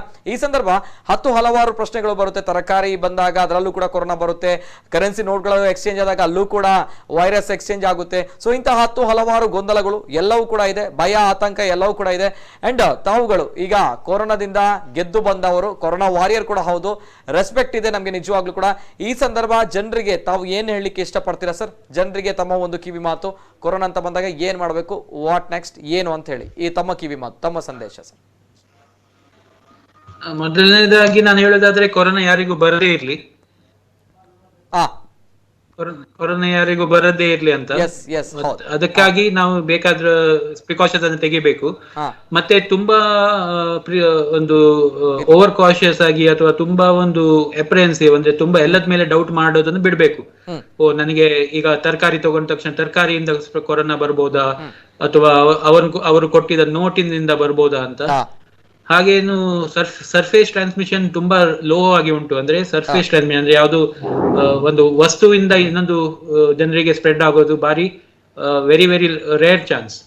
ಆದ್ರೂ ಕೂಡ ನೀವು ಎವ್ರಿ ಟೈಮ್ ನಿಮ್ಮ ಪಾಕೆಟ್ ಅಲ್ಲಿ ಒಂದು ಚಿಕ್ಕ ಸ್ಯಾನಿಟೈಸರ್ ಬಾಟಲ್ ಇಟ್ರೆ, ನೀವು ಸಾಮಾನು ತಗೊಂಡ ತಕ್ಷಣ ಅಥವಾ ಕರೆನ್ಸಿ ನೋಟ್ ತಗೊಂಡು ನಿಮ್ಮ ಪರ್ಸ್ ಅಲ್ಲಿ ಚೀಲದಲ್ಲಿ ಇಟ್ಟಿದ ನಂತರ ನೀವು ಜಸ್ಟ್ ಸ್ಯಾನಿಟೈಸರ್ ಹಾಕಿ ಒಂದು ಯೂಸ್ ಮಾಡಿದ್ರೆ ಆದಷ್ಟು ನಿಮ್ದು ಚಾನ್ಸಸ್ ವಿಲ್ ಬಿ ನೆಗೆಟಿವ್, 0 ಆಗಿ ಬಿಡ್ತದೆ, ನಿಮ್ಗೆ ಏನಾದ್ರೂ ಸ್ಪ್ರೆಡ್ ಆಗೋ ಚಾನ್ಸ್. ಸೊ ಅದನ್ನು ಕೇರ್ಫುಲ್ ಆಗಿ ಅದನ್ನು ಫಾಲೋ ಮಾಡಿ. Mainly social distancing. ನೀವು ಆದಷ್ಟು ನಿಮ್ಗೆ ಅಂಗಡಿಗೆ ಹೋದ್ರು ಒಂದು 4 ಜನ ಇದ್ದಾರೆ, ನೀವು ವೆಯ್ಟ್ ಮಾಡಿ, ಸ್ವಲ್ಪ 4 ಜನ ಆಗೋ ತನಕ ವೆಯ್ಟ್ ಮಾಡಿ. ಬೇರೆಯವರಿಗೆ ಸಹ ಹೇಳಿ ಸ್ವಲ್ಪ ದೂರದಲ್ಲಿ ನಿಲ್ಲಿ, ವೆಯ್ಟ್ ಮಾಡಿ, ಎಲ್ಲರಿಗೆ ಚಾನ್ಸ್ ಸಿಗ್ತದೆ ಅಂತ. ಸೊ ಆ ತರದ ಸಿಂಪಲ್ ಪ್ರೊಸೀಜರ್ಸ್ ಅನ್ನ ಫಾಲೋ ಮಾಡಿ ಎಷ್ಟು ನೀವು ಮಾಡ್ತೀರಾ. ನಾವೀಗ ನೋಡ್ಬೋದು, ನೀವು ಈಗ ಮಾರ್ಕೆಟಿಗೆ ಹೋದ್ರೆ ಅಥವಾ ಯಾವ್ದಾದ್ರು ಶಾಪ್ ಅಲ್ಲಿ ಮಾಸ್ಕ್ ಹಾಕಿರ್ತಾರೆ, ಆದ್ರೆ ಒಬ್ಬರ ಹತ್ರ ನಿಂತು ಅಥವಾ ಒಬ್ಬರೊಬ್ಬರ ಮೈ ಮೇಲೆ ಬಿದ್ದು ಎಲ್ಲ ಶಾಪಿಂಗ್ ಎಲ್ಲ ಮಾಡೋದನ್ನ ನಾವು ನೋಡಿದ್ದೇವೆ. ಸೊ ಅದೆಲ್ಲ ಮಾಡಿ ಏನು ಪ್ರಯೋಜನ ಇಲ್ಲ. ಮಾಸ್ಕ್ ಹಾಕಿ ಏನ್ ಪ್ರಯೋಜನ? ನಾವು ಹತ್ರ ಹೋದ್ರೆ ಮಾಸ್ಕ್ ಸಹ ಪ್ರೊಟೆಕ್ಟ್ ಮಾಡುದಿಲ್ಲ ಅದರ ನಂತರ, ನಾವು ಅಷ್ಟು ಕ್ಲೋಸ್ ಆಗಿ ಹೋದ್ರೆ. ಸೊ ಅದನ್ನೆಲ್ಲ ಫಾಲೋ ಮಾಡ್ಬೇಕು ಮೇನ್ಲಿ. ಅದನ್ನೆಲ್ಲ ಫಾಲೋ ಮಾಡಿ ಕೂಡ ಕೊರೋನಾ ಬರಬಹುದು. ಸೊ ಬರಬಹುದು, ಯಾಕಂದ್ರೆ ಅದು ಕೆಲವು ನಮ್ದು ಹೇಳಿಕ್ ಆಗುದಿಲ್ಲ, ಬರಬಹುದು. ಸೊ ಅದ ಬಂದ ನಂತರ ನೀವು ಜಾಸ್ತಿ ಏನು ಟೆನ್ಷನ್ ಮಾಡದೆ ಮಾನಸಿಕವಾಗಿ ಸ್ಟ್ರಾಂಗ್ ಆಗಿ ಅದನ್ನ ಫೇಸ್ ಮಾಡೋದು. ಅದನ್ನ ಮುಂದೆ ಏನು ಒಂದು 10 ದಿನದ ಕ್ವಾರಂಟೈನ್, 14 ದಿನದ ಕ್ವಾರಂಟೈನ್ ಏನಾದ್ರೂ ಇದ್ರು ಅದನ್ನ ಹೇಗೆ ನಾನು ಬೇರೆಯವರಿಗೆ ಸ್ಪ್ರೆಡ್ ಮಾಡದೇ ಇರೋದು, ಅದು ಮೇನ್ಲಿ ಕ್ವಾರಂಟೈನ್ ಮಾಡುವ ಉದ್ದೇಶ ಅದೇ. ಯಾಕಂದ್ರೆ ನಿಮ್ಗೆ ಬಿಡ್ಬಹುದು, ಬಿಟ್ರೆ ನೀವು ಬೇರೆಯವರಿಗೆ ಸಹ ರೋಗವನ್ನು ಸ್ಪ್ರೆಡ್ ಮಾಡುವ ಚಾನ್ಸಸ್ ಜಾಸ್ತಿ ಇರ್ತದೆ ಆ ಫಸ್ಟ್ 7 to 10 ಡೇಸ್ ಅಲ್ಲಿ. ಸೊ ಫಸ್ಟ್ 7 ಡೇಸ್ ನಂತರ ನಿಮ್ಗೆ ಚಾನ್ಸಸ್ ತುಂಬಾ ಕಡಿಮೆ. ಅದಕ್ಕೆ ನಮ್ಗೆ ಇನ್ಸ್ಟಿಟ್ಯೂಷನಲ್ ಕ್ವಾರಂಟೈನ್ ಇರುವಾಗ ಡೇ 8, 9, 10 ಅಂದ್ರೆ ಲಾಸ್ಟ್ 3 ದಿನ ನೀವು ಸಿಂಪ್ಟಮ್ಯಾಟಿಕ್ ಅಂದ್ರೆ ಯಾವ್ದು ಸಿಂಪ್ಟಮ್ ಇಲ್ಲ ಅಂದ್ರೆ 10ನೇ ದಿನ ಡಿಸ್ಚಾರ್ಜ್ ಮಾಡ್ತಿದ್ರು. ಮೊದಲೇ ಮುಂಚೆ 1-2 ತಿಂಗಳ ಮುಂಚೆ ಡಿಸ್ಚಾರ್ಜ್ ಮಾಡೋ ಮುಂಚೆ ಸ್ವಾಬ್ ಅನ್ನು ತೆಗೆದು ಅದು ನೆಗೆಟಿವ್ ಬಂದ್ರೆ ಮಾತ್ರ ಡಿಸ್ಚಾರ್ಜ್ ಇತ್ತು. 2 ಸ್ವಾಬ್ ನೆಗೆಟಿವ್ ಬರ್ಲೇಬೇಕಿತ್ತು ಡಿಸ್ಚಾರ್ಜ್ ಮಾಡ್ಲಿಕ್ಕೆ. ಆದ್ರೆ ಈಗ 3 ತಿಂಗಳ ನಂತರ ಸ್ಟಡೀಸ್ ಪ್ರಕಾರ 7 ದಿನದ 10 ದಿನದ ನಂತರ ಸಿಂಪ್ಟಮ್ಸ್ ಇಲ್ಲದ ಪೇಷಂಟ್ ಅವರಲ್ಲಿ ವೈರಸ್ ಎಲ್ಲ ಡೆಡ್ ಆಗಿರ್ತದೆ. ಸೊ ಸ್ವಾಬ್ ತೆಗೆದ್ರು ಪಾಸಿಟಿವ್ ಬರ್ಬೋದು, ಯಾಕಂದ್ರೆ ಸ್ವಾಬ್ ಅಲ್ಲಿ ಡಿಟೆಕ್ಟ್ ಮಾಡೋದು ಒಂದು RNA ಅಂತ ಜೆನೆಟಿಕ್ ಮೆಟೀರಿಯಲ್, ಅದು ಇವನ್ ಡೆಡ್ ವೈರಸ್ ಅಲ್ಲಿ ಇರ್ತದೆ. ಸೊ ಅದು ಪಾಸಿಟಿವ್ ಬರ್ಬಹುದು, ಬಟ್ ಪೇಷಂಟ್ ಅವರು ಬೇರೆಯವರಿಗೆ ಇನ್ಫೆಕ್ಷನ್ ಸ್ಪ್ರೆಡ್ ಮಾಡುವ chances is very very very less. So ಅದರ ಕಾರಣ ಅವರಿಗೆ ಡಿಸ್ಚಾರ್ಜ್ ಮಾಡಲಾಗ್ತದೆ. ಪ್ಲಸ್ ಅವರಿಗೆ ಹೋಮ್ ಐಸೋಲೇಷನ್ 1 ವಾರ ಹೇಳ್ತಾರೆ. ಸೊ ಮನೆಯಲ್ಲಿ ಇದ್ರೆ 1 ವಾರ ಅದು ರಿಸ್ಕ್ ಕೂಡ ನೆಗೆಟಿವ್ ಆಗಿ ಹೋಗ್ತದೆ. ಸೊ ಅದನ್ನ ಕರೆಕ್ಟ್ ಆಗಿ ಫಾಲೋ ಮಾಡ್ಲಿಕ್ಕೆ ನಾವು ಮಾನಸಿಕವಾಗಿ ಗಟ್ಟಿಯಾಗಿ ಇನ್ನು ನಾವು 10 ದಿನ ಹೇಗೆ ಒಳ್ಳೆ ರೀತಿಯಲ್ಲಿ ಸ್ಪೆಂಡ್ ಮಾಡ್ಬೋದು, ಏನಾದ್ರು ಕಲೀಲಿಕ್ಕಿದ್ರೆ ಆ ಟೈಮಲ್ಲಿ ಕಲೀಲಿಕ್ಕೆ, ಅಥವಾ ಏನಾದ್ರು ಹೊಸದ್ ನಿಮ್ಗೆ ಏನಾದ್ರು ಕ್ರಿಯೇಟಿವ್ ಆಗಿ ಮಾಡ್ಲಿಕ್ಕಿದ್ರೆ ಆ ತರದ್ ನೀವು ಕ್ರಿಯೇಟಿವ್ ಆಗಿ ಮತ್ತೆ ಸ್ಟ್ರಾಂಗ್ ಆಗಿ ಪಾಸಿಟಿವ್ ಆಗಿ ಆಲೋಚನೆ ಮಾಡಿದ್ರೆ 10 ದಿನ ಸಹ ಕಳೆದು ಹೋಗ್ತದೆ. ಏನು ಸಿಂಪ್ಟಮ್ಸ್ ಇರೋದಿದ್ರೆ ನೀವು ಕರೆಕ್ಟ್ ಆಗಿ ನಿಮ್ಮನ್ನು ಮಾನಿಟರ್ ಮಾಡಿದ್ರೆ, ನಿಮ್ಮ ಡಾಕ್ಟರ್ಸ್ ಅಡ್ವೈಸ್ ಅನ್ನ ಫಾಲೋ ಮಾಡಿ ಅವ್ರು ಕೊಟ್ಟ ಮದ್ದನ್ನ ಕರೆಕ್ಟ್ ಆಗಿ ತಗೊಂಡ್ರೆ this disease is easily can be 1 over. Yes sir ತಮ್ಮ ಬಿಸಿ ಶೆಡ್ಯೂಲ್ ಅಲ್ಲಿ ತಾವು ನಮ್ಮ ಜೊತೆ ಮಾತಾಡಿದ್ರೆ 1.5 ಗಂಟೆಗಳ ಕಾಲ. ಅಂಡ್ ಸರ್, ಈ ಸಂದರ್ಭ ಭಯ ಪಡೋರಿಗೆ ಶಾರ್ಟ್ ಅಂಡ್ ಸ್ವೀಟ್ ಆಗಿ ತಮ್ಮ ಒಂದು ಕಿವಿ ಮಾತು ಏನ್ ಹೇಳಲಿಕ್ಕೆ ಇಷ್ಟಪಡ್ತೀರಾ? You are the winner, that's why you are the right person to ask, that's why I am asking with you sir. ಏನ್ ಹೇಳಲಿಕ್ಕೆ ಇಷ್ಟಪಡ್ತೀರಾ ಸರ್? ಇದರಲ್ಲಿ most important point everybody should know, ಎಲ್ಲರಿಗೂ ಗೊತ್ತಿರ್ಬೇಕಂದ್ರೆ ಇದರಲ್ಲಿ ಮಾರ್ಟಾಲಿಟಿ ರೇಟ್ ತುಂಬಾ ಕಡಿಮೆ ಉಂಟು. ನಮ್ಗೆ ಈಗ ಕೇಸ್ ಫೆಟಾಲಿಟಿ ರೇಟ್ ಅಂದ್ರೆ ನಮ್ಗೆ ಈಗ 100 ಜನರಿಗೆ ಪಾಸಿಟಿವ್ ಬಂದ ಪೇಷಂಟ್ ಅಲ್ಲಿ ಎಷ್ಟು ಜನ ಸಾವನ್ನಪ್ಪಿದ್ದಾರೆ ಅಂತ ಈಗ ಪರ್ಸೆಂಟೇಜ್ ಭಾರತದಲ್ಲಿ ಅರೌಂಡ್ 3% ಹತ್ರ ಉಂಟು. ಅಂದ್ರೆ 100 ಜನರಲ್ಲಿ 3 ಜನ ಮಾತ್ರ ಸಾವನ್ನಪ್ಪಿದ್ದಾರೆ ಅಂತ. ಆದ್ರೆ ನಾವು ಆಕ್ಚುಯಲ್ ಮಾರ್ಟಾಲಿಟಿ ರೇಟ್ ತಗೊಂಡ್ರೆ 100 ಜನ ಟೆಸ್ಟ್ ಮಾಡಿ ಪಾಸಿಟಿವ್ ಬಂದವರು, ಆದ್ರೆ ಆ ತರನೇ ಒಂದು 200 ಜನ ಟೆಸ್ಟ್ ಮಾಡದೇ ಇರ್ಬೋದು, ಅವ್ರಿಗೆ ಏನೂ ಆಗದೆ ಇರ್ಬೋದು. ಸೊ 300 ಜನ ಆಯ್ತು, ಆವಾಗ ನಮ್ ಪರ್ಸೆಂಟೇಜ್ ಇಸ್ ಲೆಸ್ ದನ್ 1% ಆಯ್ತು. ಸೊ ಅಷ್ಟು ಕಡಿಮೆ ಇರುವುದು ಡೆತ್ ರೇಟ್. ಸೊ ಕೊರೋನಾ ಬಂದ ತಕ್ಷಣ ಸಾವು ಫಿಕ್ಸ್ಡ್ ಅಲ್ಲ, ಇದು ಗಲ್ಲು ಶಿಕ್ಷೆ ಅಪರಾಧ ಅಲ್ಲ. ನಿಮಗೆ ಗಲ್ಲು ಶಿಕ್ಷೆ ಕೊಟ್ಟಾಗೆ ಇದು ಇನ್ನು ನಿಮ್ಗೆ ಏನು ಫ್ಯೂಚರ್ ಇಲ್ಲ, ಹಾಗೆ ಏನಿಲ್ಲ. ತುಂಬಾ ಲೋ ಮಾರ್ಟಾಲಿಟಿ ರೇಟ್ ಉಂಟು. ಸೊ ಪಾಸಿಟಿವ್ ಆಗಿ ಆಲೋಚನೆ ಮಾಡಿ ಇದು ನಾನು ಆರಾಮಲ್ಲಿ ನಾನು ಕ್ರಾಸ್ ಮಾಡ್ತೇನೆ, ನಿಮ್ಗೆ ಬೇರೆ ಏನು ಪ್ರಾಬ್ಲಮ್ ಇಲ್ಲ. ಅದು ಕೆಲವರಿಗೆ ನಾವು ಅದು 3% ಅಲ್ಲಿ ನೋಡಿದ್ದು ಪೇಷಂಟ್ಸ್ ಅಲ್ಲಿ ಬೇರೆ ಕಂಡೀಷನ್ಸ್ ಉಂಟು. ಅವರಿಗೆ ಹೈಲಿ ಅನ್ಕಂಟ್ರೋಲ್ ಡಯಾಬಿಟಿಸ್ ಇರ್ಬೋದು, ಲಿವರ್ ಇನ್ ತೊಂದ್ರೆ, ಕಿಡ್ನಿ ತೊಂದ್ರೆ, ಹಾರ್ಟ್ ಇತ್ತು ತೊಂದ್ರೆ, ಆ ತರದ ಕಂಡೀಷನ್ಸ್ ಇರುವಾಗ ಸ್ವಲ್ಪ ಕಾಂಪ್ಲಿಕೇಶನ್ಸ್ ಆಗೋ ಚಾನ್ಸಸ್ ಜಾಸ್ತಿ. ಯಾಕಂದ್ರೆ ಬೇರೆ ಸಿಸ್ಟಮ್ಸ್ ಕೂಡ ನಿಮ್ದು ಎಫೆಕ್ಟ್ ಆಗಿದೆ ಆಲ್ರೆಡಿ. ಸೊ ಈಗ ಹೊಸ ರೋಗವನ್ನು ಫೈಟ್ ಮಾಡೋ ಕೆಪಾಸಿಟಿ ಸ್ವಲ್ಪ ಕಡಿಮೆ ಇರ್ತದೆ, ನಿಮ್ಮ ರೆಸ್ಪಾನ್ಸ್ ಕಡಿಮೆ ಇರ್ತದೆ. ಬಟ್ ನಾರ್ಮಲಿ ಜನರಲಿ ಹೆಲ್ದಿ ಆಗಿರೋ ಪಾಪ್ಯುಲೇಷನ್ ಅಲ್ಲಿ ಯಾವ್ದು ಜಾಸ್ತಿ ತೊಂದರೆ ಬರೋದಿಲ್ಲ. Death rate is very very low. So ಏನು ಹೆದರ್ಬೇಕಂತಿಲ್ಲ, ಸ್ಟ್ರಾಂಗ್ ಆಗಿ ಮಾನಸಿಕವಾಗಿ ಸ್ಟ್ರಾಂಗ್ ಆಗಿದ್ರೆ the disease will fly by. 10 days ಆರಾಮಲ್ಲಿ ಫ್ಲೈ ಬೈ ಆಗ್ತದೆ, ಮತ್ತೆ ನೀವು ಆರಾಮಲ್ಲಿ ನಿಮ್ಮ ನಾರ್ಮಲ್ ಜೀವನವನ್ನ ಪುನಃ ಬರ್ತೀರಾ. Yes sir, beautiful sir. Yes, ಅದೇ ರೀತಿ ಸರ್, ಈಗ ಪ್ರೊಫೆಷನ್ ಸ್ಟಾರ್ಟ್ ಆಗಿದೆ, ಮತ್ತೆ ತಮ್ಮ ವೈದ್ಯಕೀಯ ವೃತ್ತಿಗೆ ತಾವು ಪ್ರಾರಂಭ ಮಾಡಿದ್ದೀರಾ. ಈಗ ಹೇಗೆ ಸರ್, ಹೇಗೆ ಸ್ಟಾರ್ಟ್ ಆಗಿದೆಯಾ ಅಥವಾ ಇನ್ನೂ ಕೂಡ ರೆಸ್ಟ್ ಅಲ್ಲಿ ಇದ್ರೆ ಹೇಗೆ? ಇಲ್ಲ ಲಾಸ್ಟ್ 2 ದಿನದಿಂದ ನಮ್ದು ಹಾಸ್ಪಿಟಲ್ ಪ್ಲಸ್ ಕ್ಲಿನಿಕ್ ಎಲ್ಲ ಸ್ಟಾರ್ಟ್ ಆಗಿದೆ. ಬ್ಯಾಕ್ ಟು ನಾರ್ಮಲ್ ಈಗ. ರೈಟ್ ಸರ್, ಶುಭವಾಗ್ಲಿ ಸರ್. ಅಂಡ್ ಒನ್ಸ್ ಅಗೇನ್ ಅಭಿನಂದನೆಗಳು and thank you so much sir. ತಮ್ಮ ಬಿಸಿ ಶೆಡ್ಯೂಲ್ ಅಲ್ಲಿ ಬಂದಿದ್ದೀರಾ, ನಮ್ಮ ಜೊತೆ ಮಾತಾಡಿದಿರಾ. ಅನೇಕ ಕರೆಗಳು ಬರ್ತಾ ಇತ್ತು, ಅವರವರ ಗೊಂದಲ, ಅವರವರ ಆತಂಕ, ಅವರವರ ಭಯ. ಸೊ ಅದಕ್ಕೋಸ್ಕರ ಪ್ರಶ್ನೆಗಳನ್ನ ಕೇಳ್ತಾ ಇದ್ರು. ತಾವು ಕೊರೋನಾದಿಂದ ಗೆದ್ದು ಬಂದಂತಹ ಕೊರೋನಾ ವಾರಿಯರ್ ಕೂಡ ಹೌದು, ಹೆಮ್ಮೆ ಇದೆ. ಈ ಸಂದರ್ಭಗಳಲ್ಲಿ ಎಲ್ಲಾ ಜನರಿಗೆ ಕಣ್ಣಿಗೆ ಕಾಣುವಂತಹ ದೇವರು ಅಂತ ಹೇಳಿದ್ರೆ ಅದು ವೈದ್ಯರು ಅಂತ ಹೇಳಿ, ವೈದ್ಯೋ ನಾರಾಯಣ ಹರಿ ಅನ್ನುವಂತಹ ಮಾತೇನಿದೆ, ಈ ಮಾತಾಗೆ ಉಳಿದಿತ್ತು. ಆದ್ರೆ ಕೊರೋನಾ ಸಂದರ್ಭ ಗೊತ್ತಾಯ್ತು ವೈದ್ಯರ ಅವಶ್ಯಕತೆ ಎಷ್ಟು ಅನ್ನುವಂಥದ್ದು. ವೈದ್ಯರು ಅಂದ್ರೆ ಯಾರು, ಯಾಕೆ ಬೇಕು, ಅವ್ರು ಯಾಕೆ ದೇವರಿಗೆ ಅವರನ್ನು ಹೋಲಿಸಲಾಗುತ್ತೆ ಅನ್ನುವಂಥದ್ದು. ಸೊ ಅದೇ ರೀತಿ ನಮ್ಮ ಜೊತೆ ಇರುವಂತಹ corona warriors doctor Vishwas Pai ಅವರು. Once again thank you sir, thank you so much ತಮಗೆ. And very useful information. Yes sir, very useful information sir. ಅನೇಕ ಜನರಿಗೆ ಭಯ ಏನಿದೆ, ಈ ಸಂದರ್ಭ ತಾವು ಸ್ಫೂರ್ತಿಯ ಮಾತುಗಳನ್ನ ಆಡಿದ್ದೀರಾ, ಅವರ ಮನೋಸ್ಥೈರ್ಯವನ್ನ, ಆತ್ಮವಿಶ್ವಾಸವನ್ನ ವೃದ್ಧಿಸುವಂತಹ ಮಾತುಗಳನ್ನ ಹೇಳಿದ್ದೀರಾ. ಅಂಡ್ ಕೊರೋನಾ ಅನ್ನುವಂಥದ್ದು ಕೇವಲ ಒಂದು ಸಣ್ಣ ರೋಗ ಹೊರತು ಇದೇ ನಮ್ಮ ಕೊನೆ ಅಲ್ಲ, ಇದು ದೊಡ್ಡ ಮಾರಕ ಕಾಯಿಲೆ ಅಲ್ಲ, ಇದು ಭಯಾನಕ ಕಾಯಿಲೆ ಅಲ್ಲ ಅನ್ನುವಂತಹ ಮಾತನ್ನ ಕಿವಿ ಮಾತು ಹೇಳಿದ್ದೀರಾ. Thank you once again sir. Yes ವೀಕ್ಷಕರೇ, ಇದು ಈ ಹೊತ್ತಿನ ವಿಶೇಷ ಲೈಫ್ ವರ್ಸಸ್ ಕೊರೋನಾ. ಎಸ್, ಕೊರೋನಾದೊಂದಿಗೆ ಜೀವನ ಮಾಡಬೇಕು ಅನ್ನುವಂತಹ ಮಾತೇನಿದೆ. ಅದೇ ರೀತಿ ಕೊರೋನಾದೊಂದಿಗೆ ನಾವು ಹೋರಾಟ ಕೂಡ ಮಾಡ್ತಾ ಇದ್ದೇವೆ. 1 ವಾರಗಳ ಲಾಕ್ಡೌನ್ ನಲ್ಲಿ ನಾವು ಇದ್ದೇವೆ. ಸೊ ಈ ಸಂದರ್ಭ ಅನೇಕ ಜನರು ಹೇಳ್ತಾ ಇದ್ರು ಕೊರೋನಾ ಅಂದ್ರೆ ಏನು, ರೋಗ ಲಕ್ಷಣ ಗೊತ್ತಾಗ್ತಾ ಇಲ್ಲ, ಸಿಂಪ್ಟಮ್ಯಾಟಿಕ್ ಗೊತ್ತಾಗ್ತಾ ಇಲ್ಲ, ಏನಂತ ಗೊತ್ತಾಗ್ತಾ ಇಲ್ಲ, ಒಟ್ಟಿನಲ್ಲಿ ಗೊಂದಲದಲ್ಲಿದ್ದೇವೆ, ಆತಂಕದಲ್ಲಿದ್ದೇವೆ, ಭಯದಲ್ಲಿದ್ದೇವೆ ಅನ್ನುವಂಥದ್ದು. ಸೊ ಹಾಗಾಗಿ ನೇರವಾಗಿ ನಾವು ಕೊರೋನಾ ವಾರಿಯರ್ ಜೊತೆ ಮಾತಾಡಿದ್ದೇವೆ. ನಮ್ಮ ಮಂಗಳೂರಿನ ಪ್ರಸಿದ್ಧ ಹೆಸರಾಂತ ಖ್ಯಾತ ವೈದ್ಯರು ಹೌದು, ಡಾಕ್ಟರ್ ವಿಶ್ವಾಸ್ ಪೈ ಅವರು. ಸೊ ಅವರಿಗೂ ಕೂಡ ಕೊರೋನಾ ಸೋಂಕಿನಿಂದ ಗುಣಮುಖರಾಗಿ ಈಗ ಬಂದಿದ್ದಾರೆ ಅಂತ ಬಂದಾಗ, ಕೊರೋನಾ ಸೋಂಕು ತಗುಲಿದ್ದಾಗ ಅವರು ಯಾವ ರೀತಿ ಜೀವನ ಮಾಡಿದ್ರು, ಯಾವ ರೀತಿ ಇದರಿಂದ ಫೇಸ್ ಮಾಡಿ ಹೊರಗೆ ಬಂದ್ರು, ಅಂಡ್ ಯಾವ ರೀತಿ ಅವರ ದಿನಚರಿ ಇತ್ತು, ಯಾವ ರೀತಿ ಅವರು ಪ್ರಿಕಾಷನ್ಸ್ ಗಳನ್ನ ತೆಗೆದುಕೊಂಡಿದ್ರು, ಸೊ ಯಾವ ರೀತಿ ಸಿಂಪ್ಟಮ್ಯಾಟಿಕ್ ಅವರಲ್ಲಿ ಇತ್ತು, ಎಲ್ಲವೂ ಕೂಡ ನೋಡ್ಕೊಂಡು ಬಂದ್ರಿ. ಅಂದ್ರೆ ಅವರಲ್ಲಿ ಇದ್ದಂತಹ ಸಿಂಪ್ಟಮ್ಯಾಟಿಕ್ ಅಂತ ಹೇಳಿದ್ರೆ ವಾಸನೆ, ಅದೇ ರೀತಿ ರುಚಿಯನ್ನು ಗ್ರಹಿಸುವಂತಹ ಶಕ್ತಿ ಕಡಿಮೆ ಆಗಿತ್ತು. ಸೊ ಹಾಗಾಗಿ ಕೆಲವರು ಹೇಳ್ತಾರೆ ತಲೆನೋವು ಬರುತ್ತೆ, ಇನ್ನು ಕೆಲವರು ಶೀತ ಜ್ವರ ಅಂತ ಹೇಳ್ತಾರೆ, ಒಣಕೆಮ್ಮು ಇರುತ್ತೆ ಅನ್ನುವಂತ ಹೇಳ್ತಾರೆ. ಆದ್ರೆ ನೆಗ್ಲೆಕ್ಟ್ ಮಾಡುವಂಥದ್ದು ಯಾವತ್ತೂ ಕೂಡ ಬೇಡ. ಇಂತಹ ರೋಗ ಲಕ್ಷಣಗಳು ಬಂದ್ರೆ ಟೆಸ್ಟ್ ಮಾಡಬೇಕಾಗುತ್ತೆ.